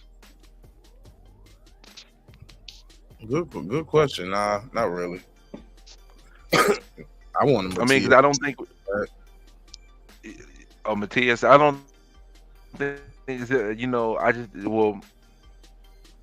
like because that's Matias said he had to recover. I mean, right? they already kind of said the plan was for T.O. to do this fight. Yeah, well, it's the week of the Super Bowl. Yeah, 3 days before the Super Bowl. Yeah, shit like that. I would. It's on a Thursday again. Another Thursday fight. Bigger name, you know what I'm saying, to code with him, but it is what it is. I'm accept it. Like it is what it is. And I'm excited about that fight when I think about it. I think because they are working with Team Haney. They have been working with Team Haney, so we might see a different Jermaine Ortiz than the one we saw last time out. And I want to say, Mark, I heard just he sent didn't you. do that well. I didn't even see that fight. Mark, I just go ahead. sent I'm you. sorry. Go ahead. I just sent Mark the comment Instagram wise from Tank, but that Jermaine Ortiz fight for T.O., I think T.O. took the right fight, because if he's gonna fight a Devin, he need to have that Jermaine Ortiz experience, a fighter who fights similar to that style. And we seen what happened with him and Sandor Martin, whatever you want to call that man name. He struggled where he got to be first, and Jermaine Ortiz is gonna make him be first. So I think that's a tough ass fight for him. I think that's a tough fight. I think it's a tougher fight than Ramirez, because Ramirez's style actually was kind of tailor made for him. So anybody who's gonna sit there in the pocket with him, who gonna come forward, it's tailor made for T.O. T.O. gonna be able to fight off the back foot, counter punch like he liked to, use his athleticism. Same thing he did with Josh Taylor. Josh Taylor was an easier fight than what Sandor Martin. It was a much easier fight than that fight. And the reason being is because Sandor Martin fights in a style that T.O. struggles with. With T.O., when he has to be first, he struggles with that. When he got hurt by Kambosos, he was trying to be first.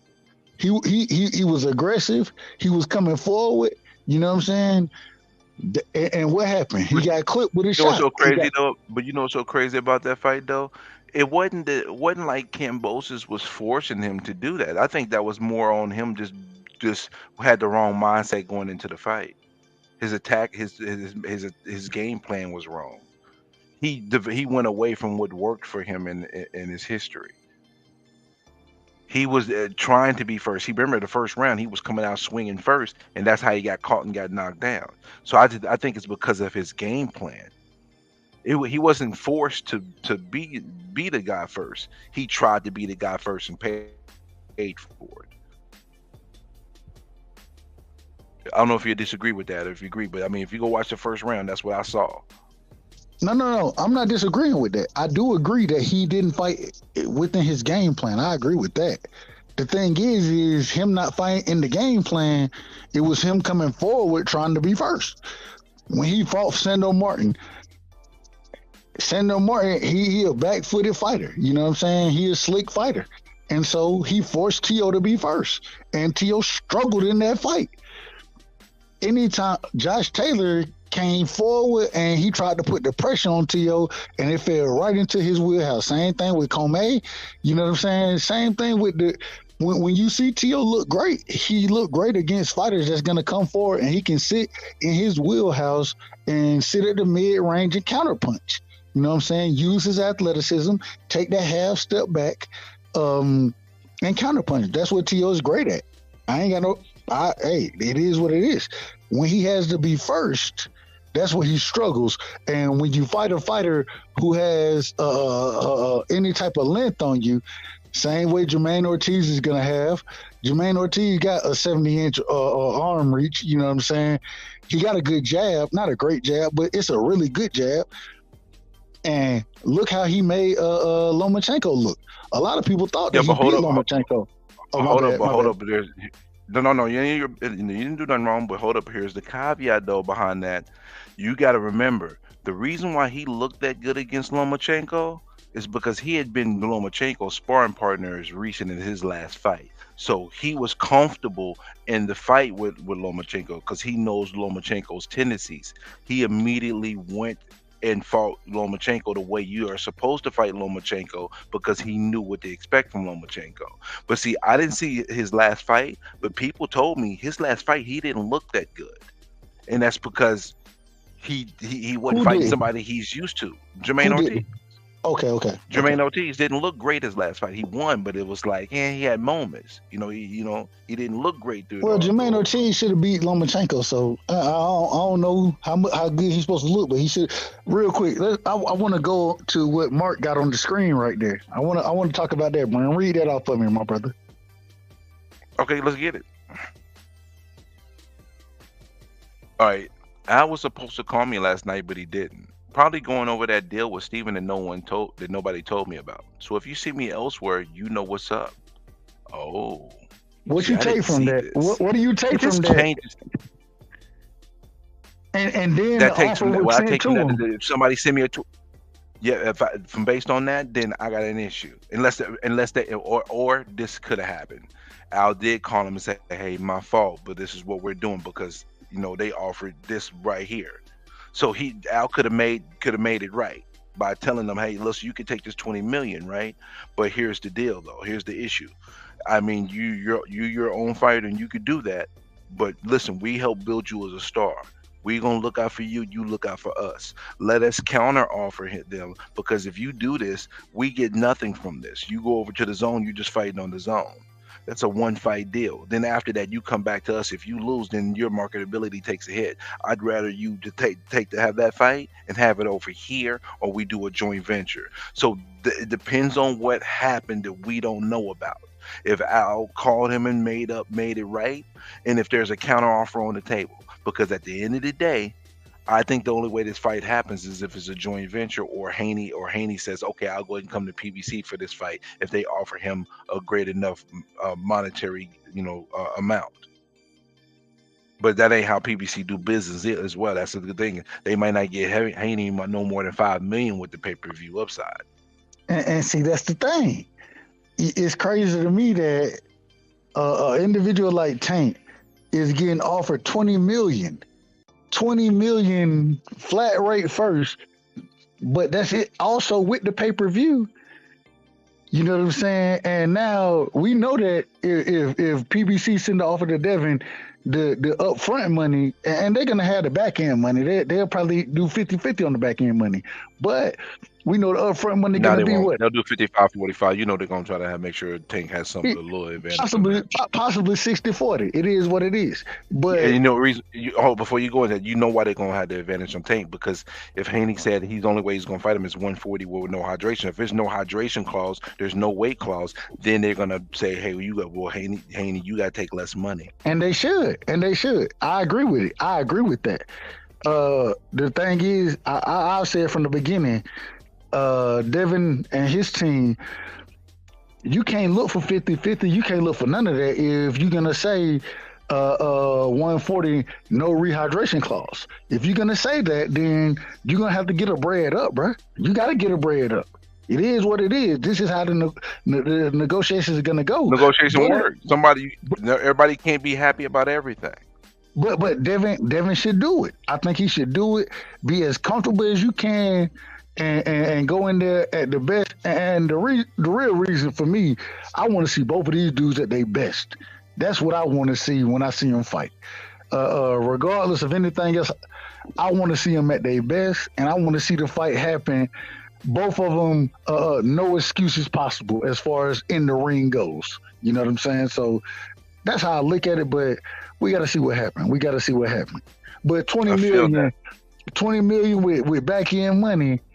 I mean, that's shit. Outside of Canelo, outside of Deontay Wilder, who else getting offered that type of money? I mean, Tyson Fury in Saudi Arabia.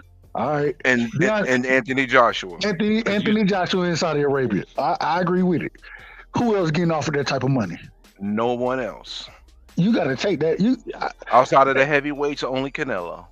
Hey. So I want to see what the offer gonna be on the other side, man. I want to see what it's gonna be because we gotta get one now. We gotta get one. For you to turn down 20 million. They have to counter offer. But the thing is, I just really think for this to work, it's gonna have to be a joint venture. I think that PBC Amazon does the American broadcast rights, and then DAZN gets the international broadcast rights.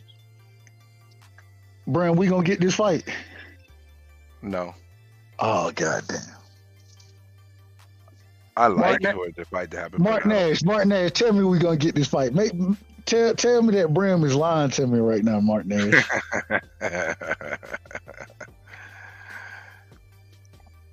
Pride is a mug, man. Pride is why this fight's not happening. I don't think. I mean, it is what it is. It is what it is. But I just hope we get it. Because listen, pride and ego is why part of the reason why why Tank wouldn't do this $20 million offer, even though I think it's more about what Amazon and PBC gets, and they don't get jack. Al gets his cut as the advisor. As the advisor, Al gonna get his 20%. He gonna get his 20%. Yeah, but that's just Al though. What about the rest of Amazon and PBC? And again, just like Mark said, this is Amazon's first, this is their first go round. And why in the hell would PBC send out their fighter to someone else on a fight? So hear me out on this, Brim. Let me ask this. Let's say that they don't send Tank out. They don't let Tank take that fight. But they don't send Devin an offer that Devin is willing to take, right? The same way Tank just turned down the offer, Devin turned down the offer, right? Who is Tank Davis going to fight that's going to bring any type of pay-per-view, especially with it being the big, the first, well, I ain't going to say the first. I think Bud and EJ will be the first big fight on Amazon. That's what I think, but I could be wrong about that as well. All I'm saying is what's a bigger fight for Tank than Devin right now? What's a bigger fight? I don't know if it's bigger, but it'll at least be close enough to it. Alfred Shakur of the fight. Bob ain't taking that. Bob gonna want 50-50 too. I think Bob will take a 60-40, and then he pays his guy, and they pay Tank. I think he would take it. All right.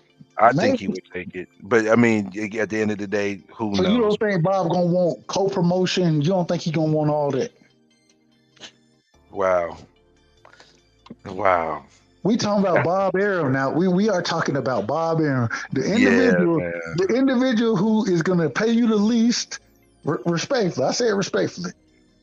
Out of Matchroom and the PBC, we know Bob Arum. Teofimo Lopez still complaining about what he getting paid over there. That's a fact.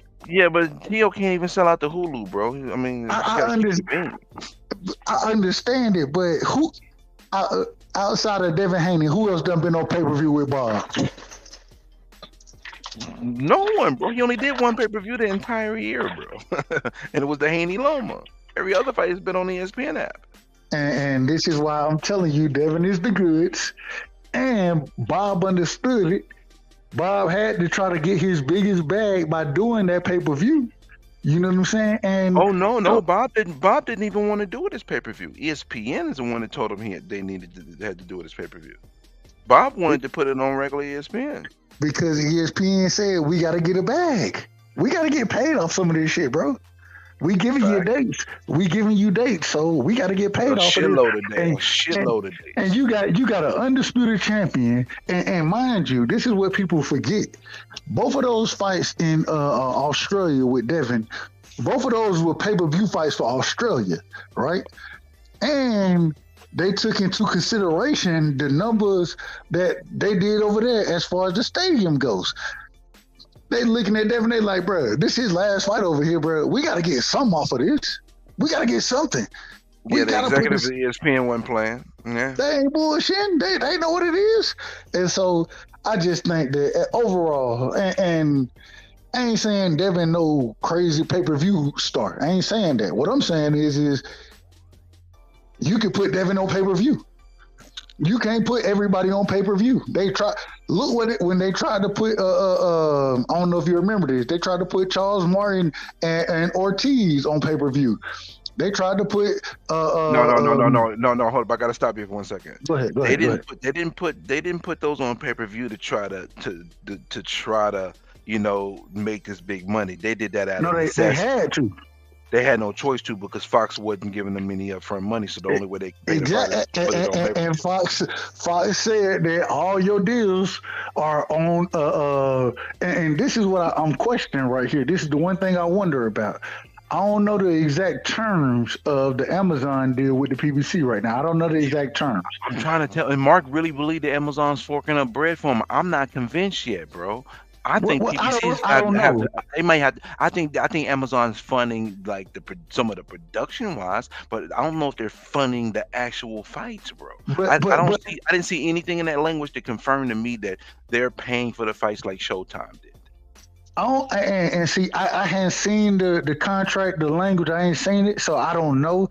What I worry about though is if they doing anything like Fox was doing. I heard Sean Porter talking about the Fox deal, and he was like, "Bruh, man, Nick, you ain't getting if you not producing over there and making the revenue, then you not getting big bags over there." You know what I'm saying? You getting 100 racks at best, baby, because that's it. Because they had to come out their own pocket.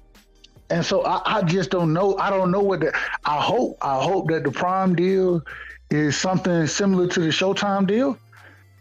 That's what I don't think it is. I really don't think it is, though. I don't know. I don't know. I'm wrong, but I don't. But you know what's so crazy? That this is the weird caveat I have. I feel like to some degree it could be beneficial if Amazon's not paying any bread for the fights, because then that forces PBC to make the best fights. But at the same token, but then the backside of that is they were in that position before, and look what they did. They put Charles Martin. They didn't look. They put the worst. They put the worst series of fights on pay-per-view almost in boxing history. They put Martin.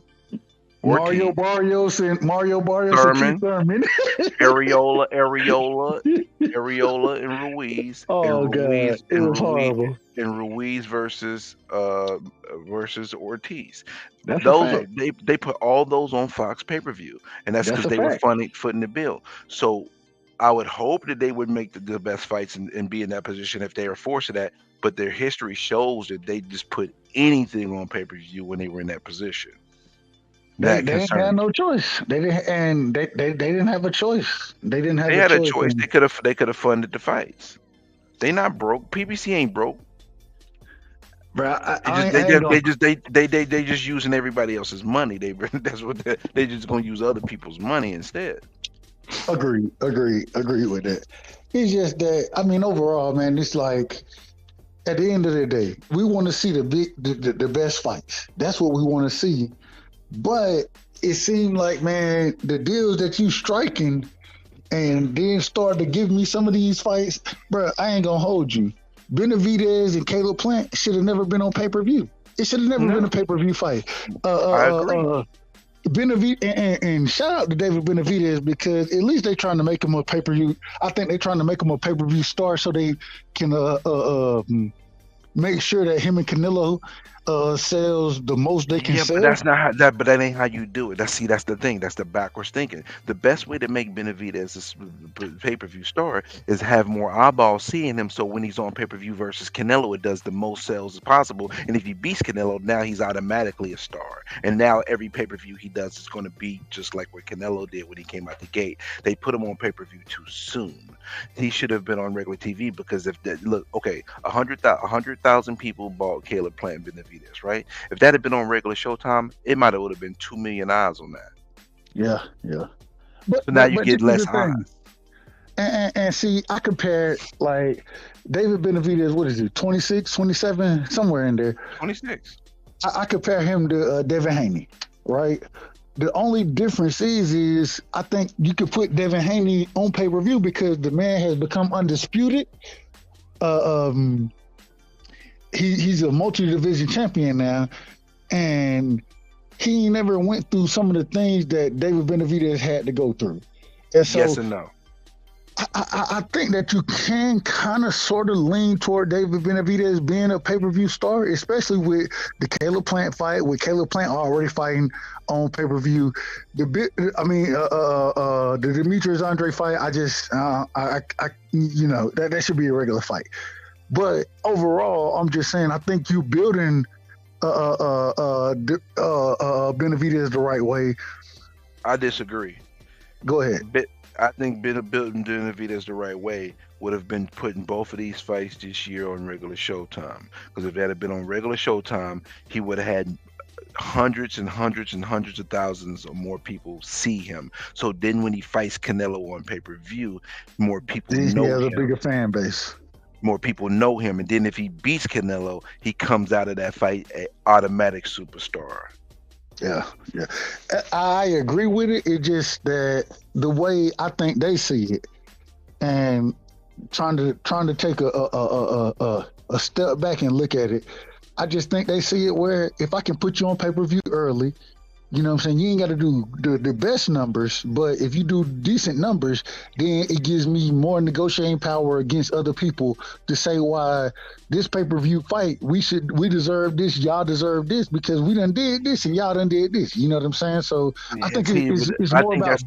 I think that is bad because it's in some ways it's false leveraging. It's not the way you're supposed to leverage your fighters. That's the problem to me. They're leveraging it all wrong.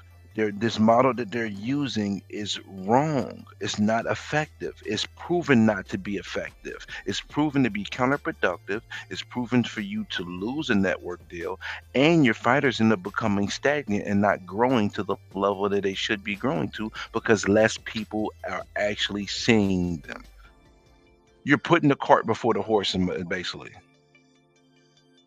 You're forcing them to be a pay-per-view star before you can put them in position to actually be a pay-per-view star, because the best way for them to become a pay-per-view star is for everybody to see them and enjoy them and like them, and then they get to a certain level where they fight their first pay-per-view fight in a undeniable must-see pay TV fight. It would have been so much better for Benavidez for his first pay-per-view to be Canelo. No, that's what it used to be about, and that's why boxing was more successful than it is now. Well, you can't deny that fact. That's Brim fact. Brim fact. Hear me out. I think that I agree. That's how it used to be, but I think today where they're at, networks are look, because although you got like the Matchroom, the Zone. Matchroom got the Zone. You know what I'm saying? How they have their little shit going on. How ESPN and Top Rank got what they got going on. The difference is that when you had, first off, it used to be HBO, then it moved to Showtime, right? This is what the PBC. I'm sorry, hold up. I'm sorry, give me 1 second. Yo, Cam. Yo, Cam is dumb. Yo, Cam is so funny, man. I'm sorry. This dude in the chat said you're quack the Davis. Oh man, it's cold out here in these streets. He called him Jaquack the Davis. I'm done. I'm sorry. Continue. I apologize, Doug. All I said is when you had back in the day when you had HBO, then it went to Showtime. Now it looked like it's moving again.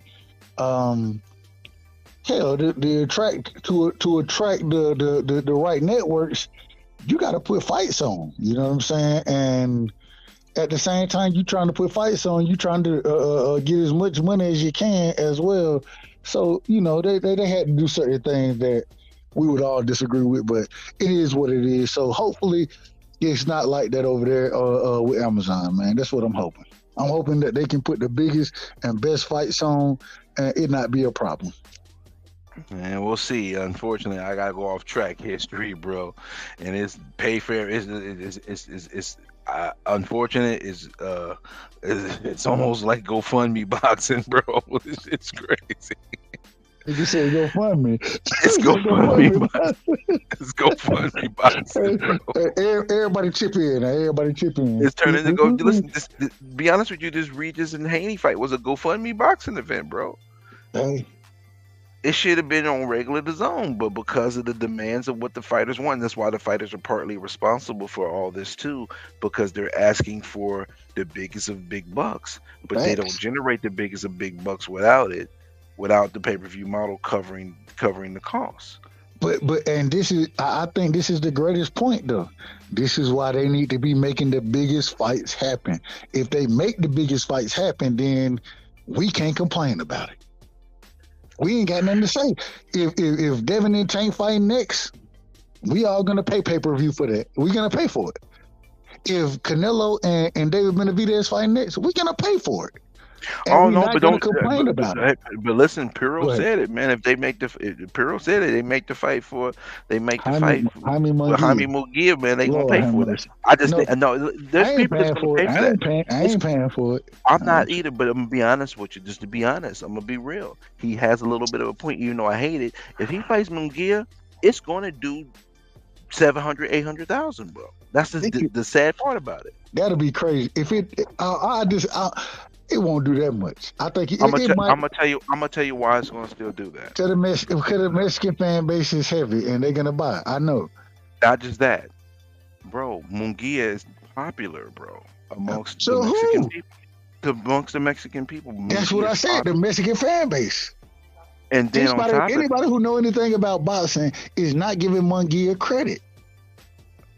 Yeah, because I mean, think about it. Canelo and Charlo did almost 700K. And I'm telling you, 606. If it did 700K, 689.999 thousand came from Canelo. The other 11,000 came from Charlo, bro. I ain't disagreeing. I'm just saying. Now, I will disagree a little bit because we done seen Canelo do 300,000. So. When he do 300,000? Because listen, you know how much he did with Ryder? He did 450, bro. With a fight that nobody asked for. With what's my boy name? Hold on. With Lara, how many he did with Lara? Yeah, but bro, that was the beginning of him getting to the mountaintop, bro. That was before everybody. Fights, I'm just saying. Everybody. When Tank first started, until Ryan Garcia, Tank ain't never did nothing over 500,000. As far as Tank did nothing over 250. Let's keep it a bit. Okay, over 250. Agree. It's just bigger numbers. All I'm saying is everybody have, that everybody got their fight that get them to that starter for Canelo. Shout out to Canelo because he had the Floyd fight. The Floyd fight is what really propelled him, and even that fight right there, I believe I did somewhere around 750. So I think it did a mil, bro. No, I don't know if that did the Floyd and Canelo fight do a mil? I think it did a mil. I don't think it did a mil, bro. I'm pretty sure it didn't do a mil. I might be wrong. I might be wrong.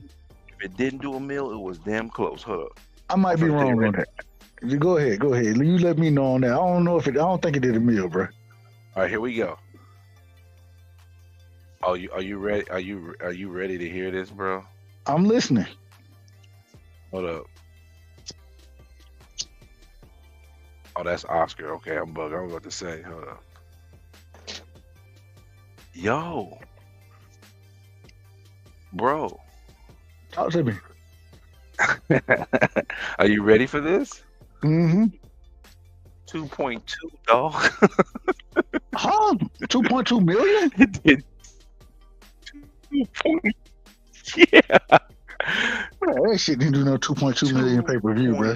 2, dog. All right. Well, I'm wrong. Hey. I heard it here first, bro. All right. 2.2 million? This proves my. Heard it, bro. 2.2, bro. Hold on. What I can believe it because they. What did Flores and Pacquiao do? What did Flores and Pacquiao do? Let me pull up these pay-per-view numbers, man. You 2.2 million? Flores and Canelo?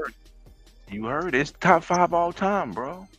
All right, I could be wrong. I ain't mad at being wrong. I ain't mad. Yeah, Floyd Manning says 4.6 million pay-per-view buys. Him and Conor McGregor did 4.3. Floyd Oscar did 2.4, and Floyd and Canelo did 2.2, bro. And Yeah, see, you're and right. this You're proves my right. point. You're right. You're right. You're right. You're right. You're right. You're right. You're right. And you know what Damn. this proves? You know what this proves to me What's about that? what I said earlier? They moving Benavidez wrong. They should have had him on regular Showtime, because if they had him on regular Showtime and more eyeballs seen him, just like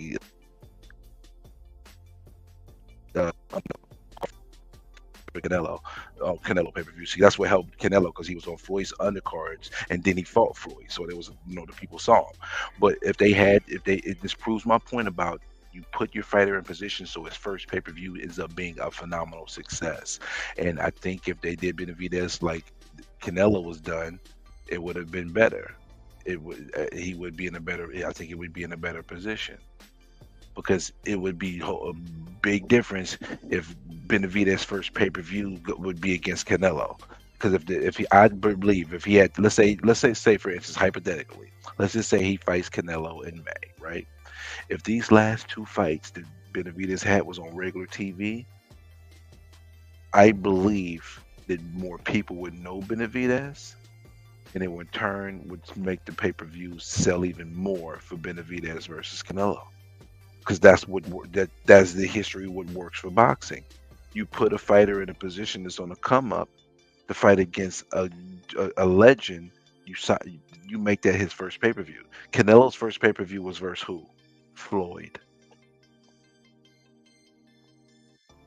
Benavidez' first pay-per-view should have been against Canelo. I understand it. I ain't disagreeing with it. I ain't disagreeing at all. I think that you do have to build a fighter the correct way. I just think that in the era that we in, especially how we're in this era because how they have operated. But they got to operate this way because They created it. They created this. What you they mean? Don't have to. You saying they have to operate this way? No. The reason why it's this. Go ahead. The reason why it's like this is because they started operating this way before, and it turned into a snowball effect. No, they got to do it. They got to do it, and this is the reason they got to do it. If they don't do it, then what ends up happening is that they're no longer able to sustain as far as the relationships they have with these networks. And so That's the complete opposite, bro. That's the complete opposite, because you would sustain your relationship with the networks, because what you would be doing is you would be having maximum viewership on your regular programming, which in turn, those great numbers, that means they stay around and they don't leave. The problem, even if that's the case, then if that happens, then you got the fighters are going to be the ones who take the hit. Hold on, hear me out. Hold on. Just hear me out. Okay, go ahead. Either way it goes, either the fighters are gonna take the hit. So with Top Rank, it's a little different. Top Rank, they not giving no major money out. We know that. Hey, if you fight for Top Rank, if you a level fighter over there, your guarantee is going to be somewhere between 1 to 3 million. That's what your guarantee is going to be. If you become a Terrence Crawford, then you'll get a 6 million guarantee. You know what I'm saying? But outside of that, you ain't getting no big money guarantees. And if you do pay-per-view, we're going to take the majority of the pay-per-view, respectfully. That's what Top Rank does. Matchroom, because Eddie Hearn and them, they pockets deep over there. They pockets deep because they look who they was paying. They paid Demetrius Andrade. They paid Devin Haney when Devin was fighting nobody. I ain't gonna say nobody's, but when Devin was fighting Jojo Diaz, Linares, when he was fighting these dudes, all these dudes were getting paid well to fight Devin. Devin was getting paid well.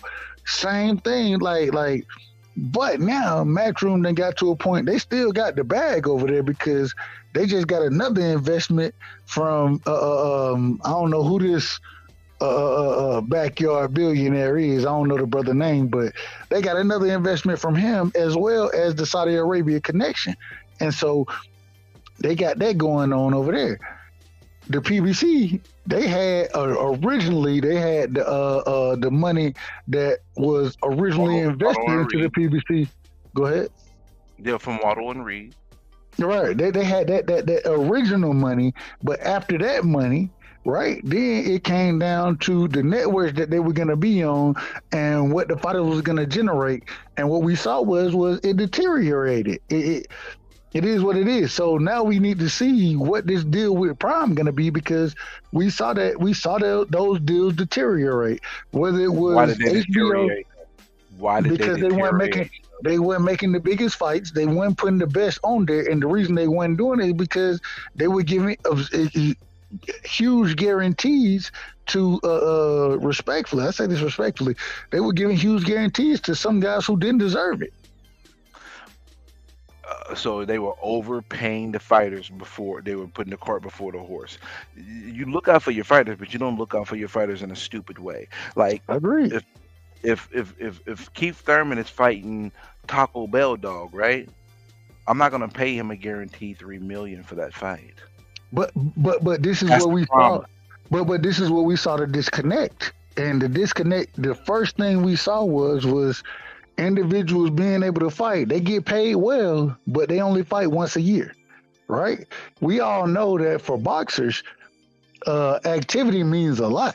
That means a lot in the sport of boxing. You got to stay active to continue to grow and to be the best you're going to be. And so the first thing we saw was the lack of activity. Then after we saw the lack of activity, we seen niggas getting matched in fights, getting paid decently, but at the same time not being in what we would consider great fights. And so when you add up lack of activity and individuals not fighting the best, then unfortunately it hurts the fighter. It hurts the fighter. The best fighters, what do we see? They stay active and they continuously fight better and better and better and better in competition. That's why I give Matchroom the credit I give. So Dub, oh, you're breaking up a little, Dub. I can't hear you. See, everything you just said, Dub, though, I hope you can hear me. I don't know, I can't hear if you're talking, but everything you just said, Dub, is the reason why the game is the way the game is now.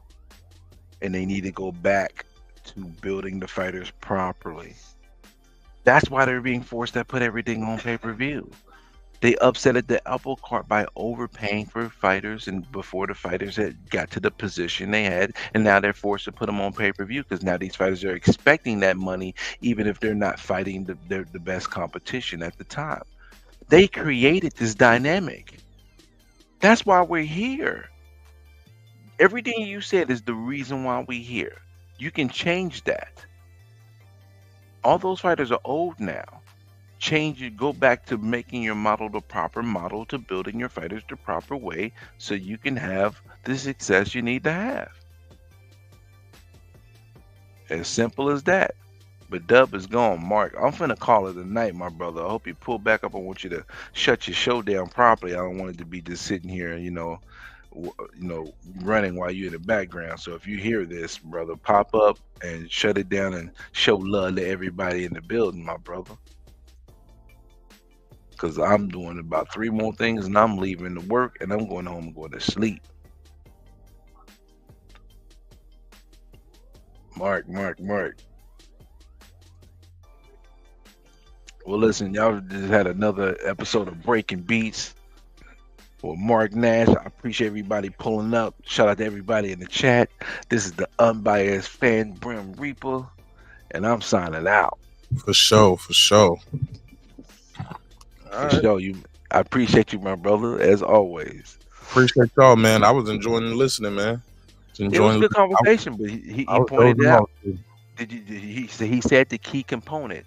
The reason why the boxing game is messed up is because they overpaid the fighters and they upset the apple cart, and then they got put in a position where they were forced to do things that they shouldn't have done, and now you're not building fighters properly, and now you're doing pay-per-views that you shouldn't be doing pay-per-views for, because now they're expecting a certain amount of money, and for you to meet that, you have to make it a pay-per-view.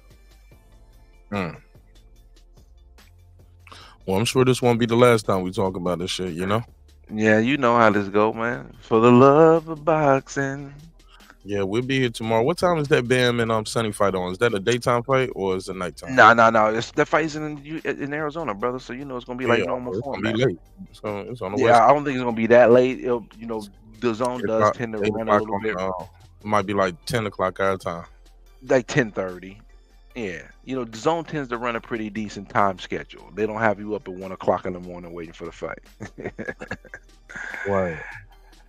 Oh man, I'm gonna be grinding tomorrow. I'm gonna go to work tomorrow, man. Get some more of this paper, man. I need all this paper I can get, man. It's Christmas time. Word.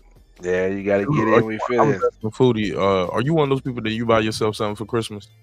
No, I don't. I'm not even a necessarily buy it and wrap it up and put it on a tree, but while you out shopping or getting stuff, you like, fuck that. I'm getting me a shirt right here too. These shit's on sale. No, I just get myself that if I want it. I ain't got nothing to do with Christmas, but nah. I'm not a big Saint Nick guy. They might tell me I'm by humbug. I don't really do pagan stuff too much. Jesus was born in the fall, man. That's all I gotta say about that. All right, we'll talk about it in the next one, man. Appreciate you, bro. I appreciate you too, man. God bless, man. Till next time. All right, peace. One. All right, shout out to everybody who was here. Shout out to Jaden Bernie, VVS Boxing, Lisa Bells, my brother Matt Wade, Foodie with the Beauty.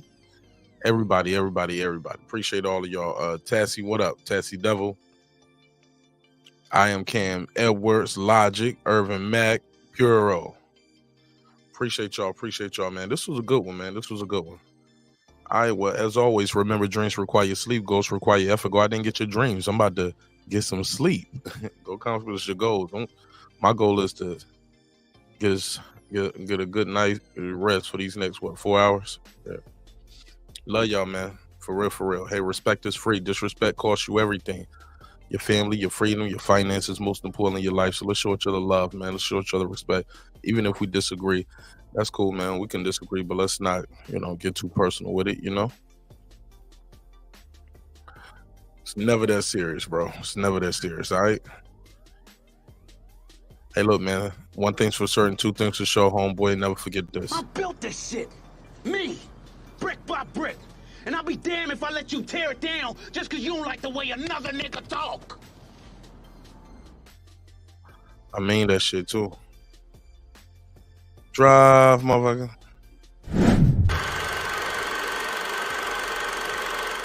This that squad sound. This is me, man.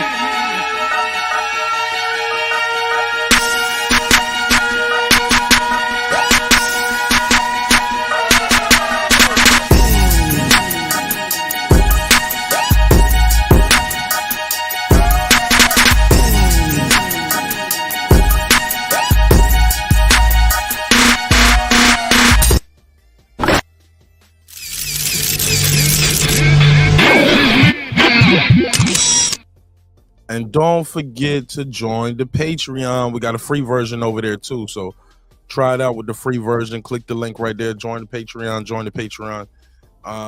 So as low as $5, or you can join the free version. I'll be uploading some content on the free version too. All right.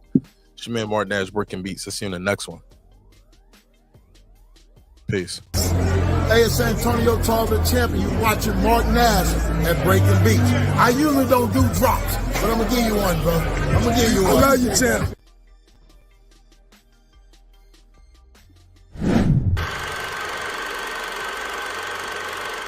This that squad sound. This is me, man. Subscribe.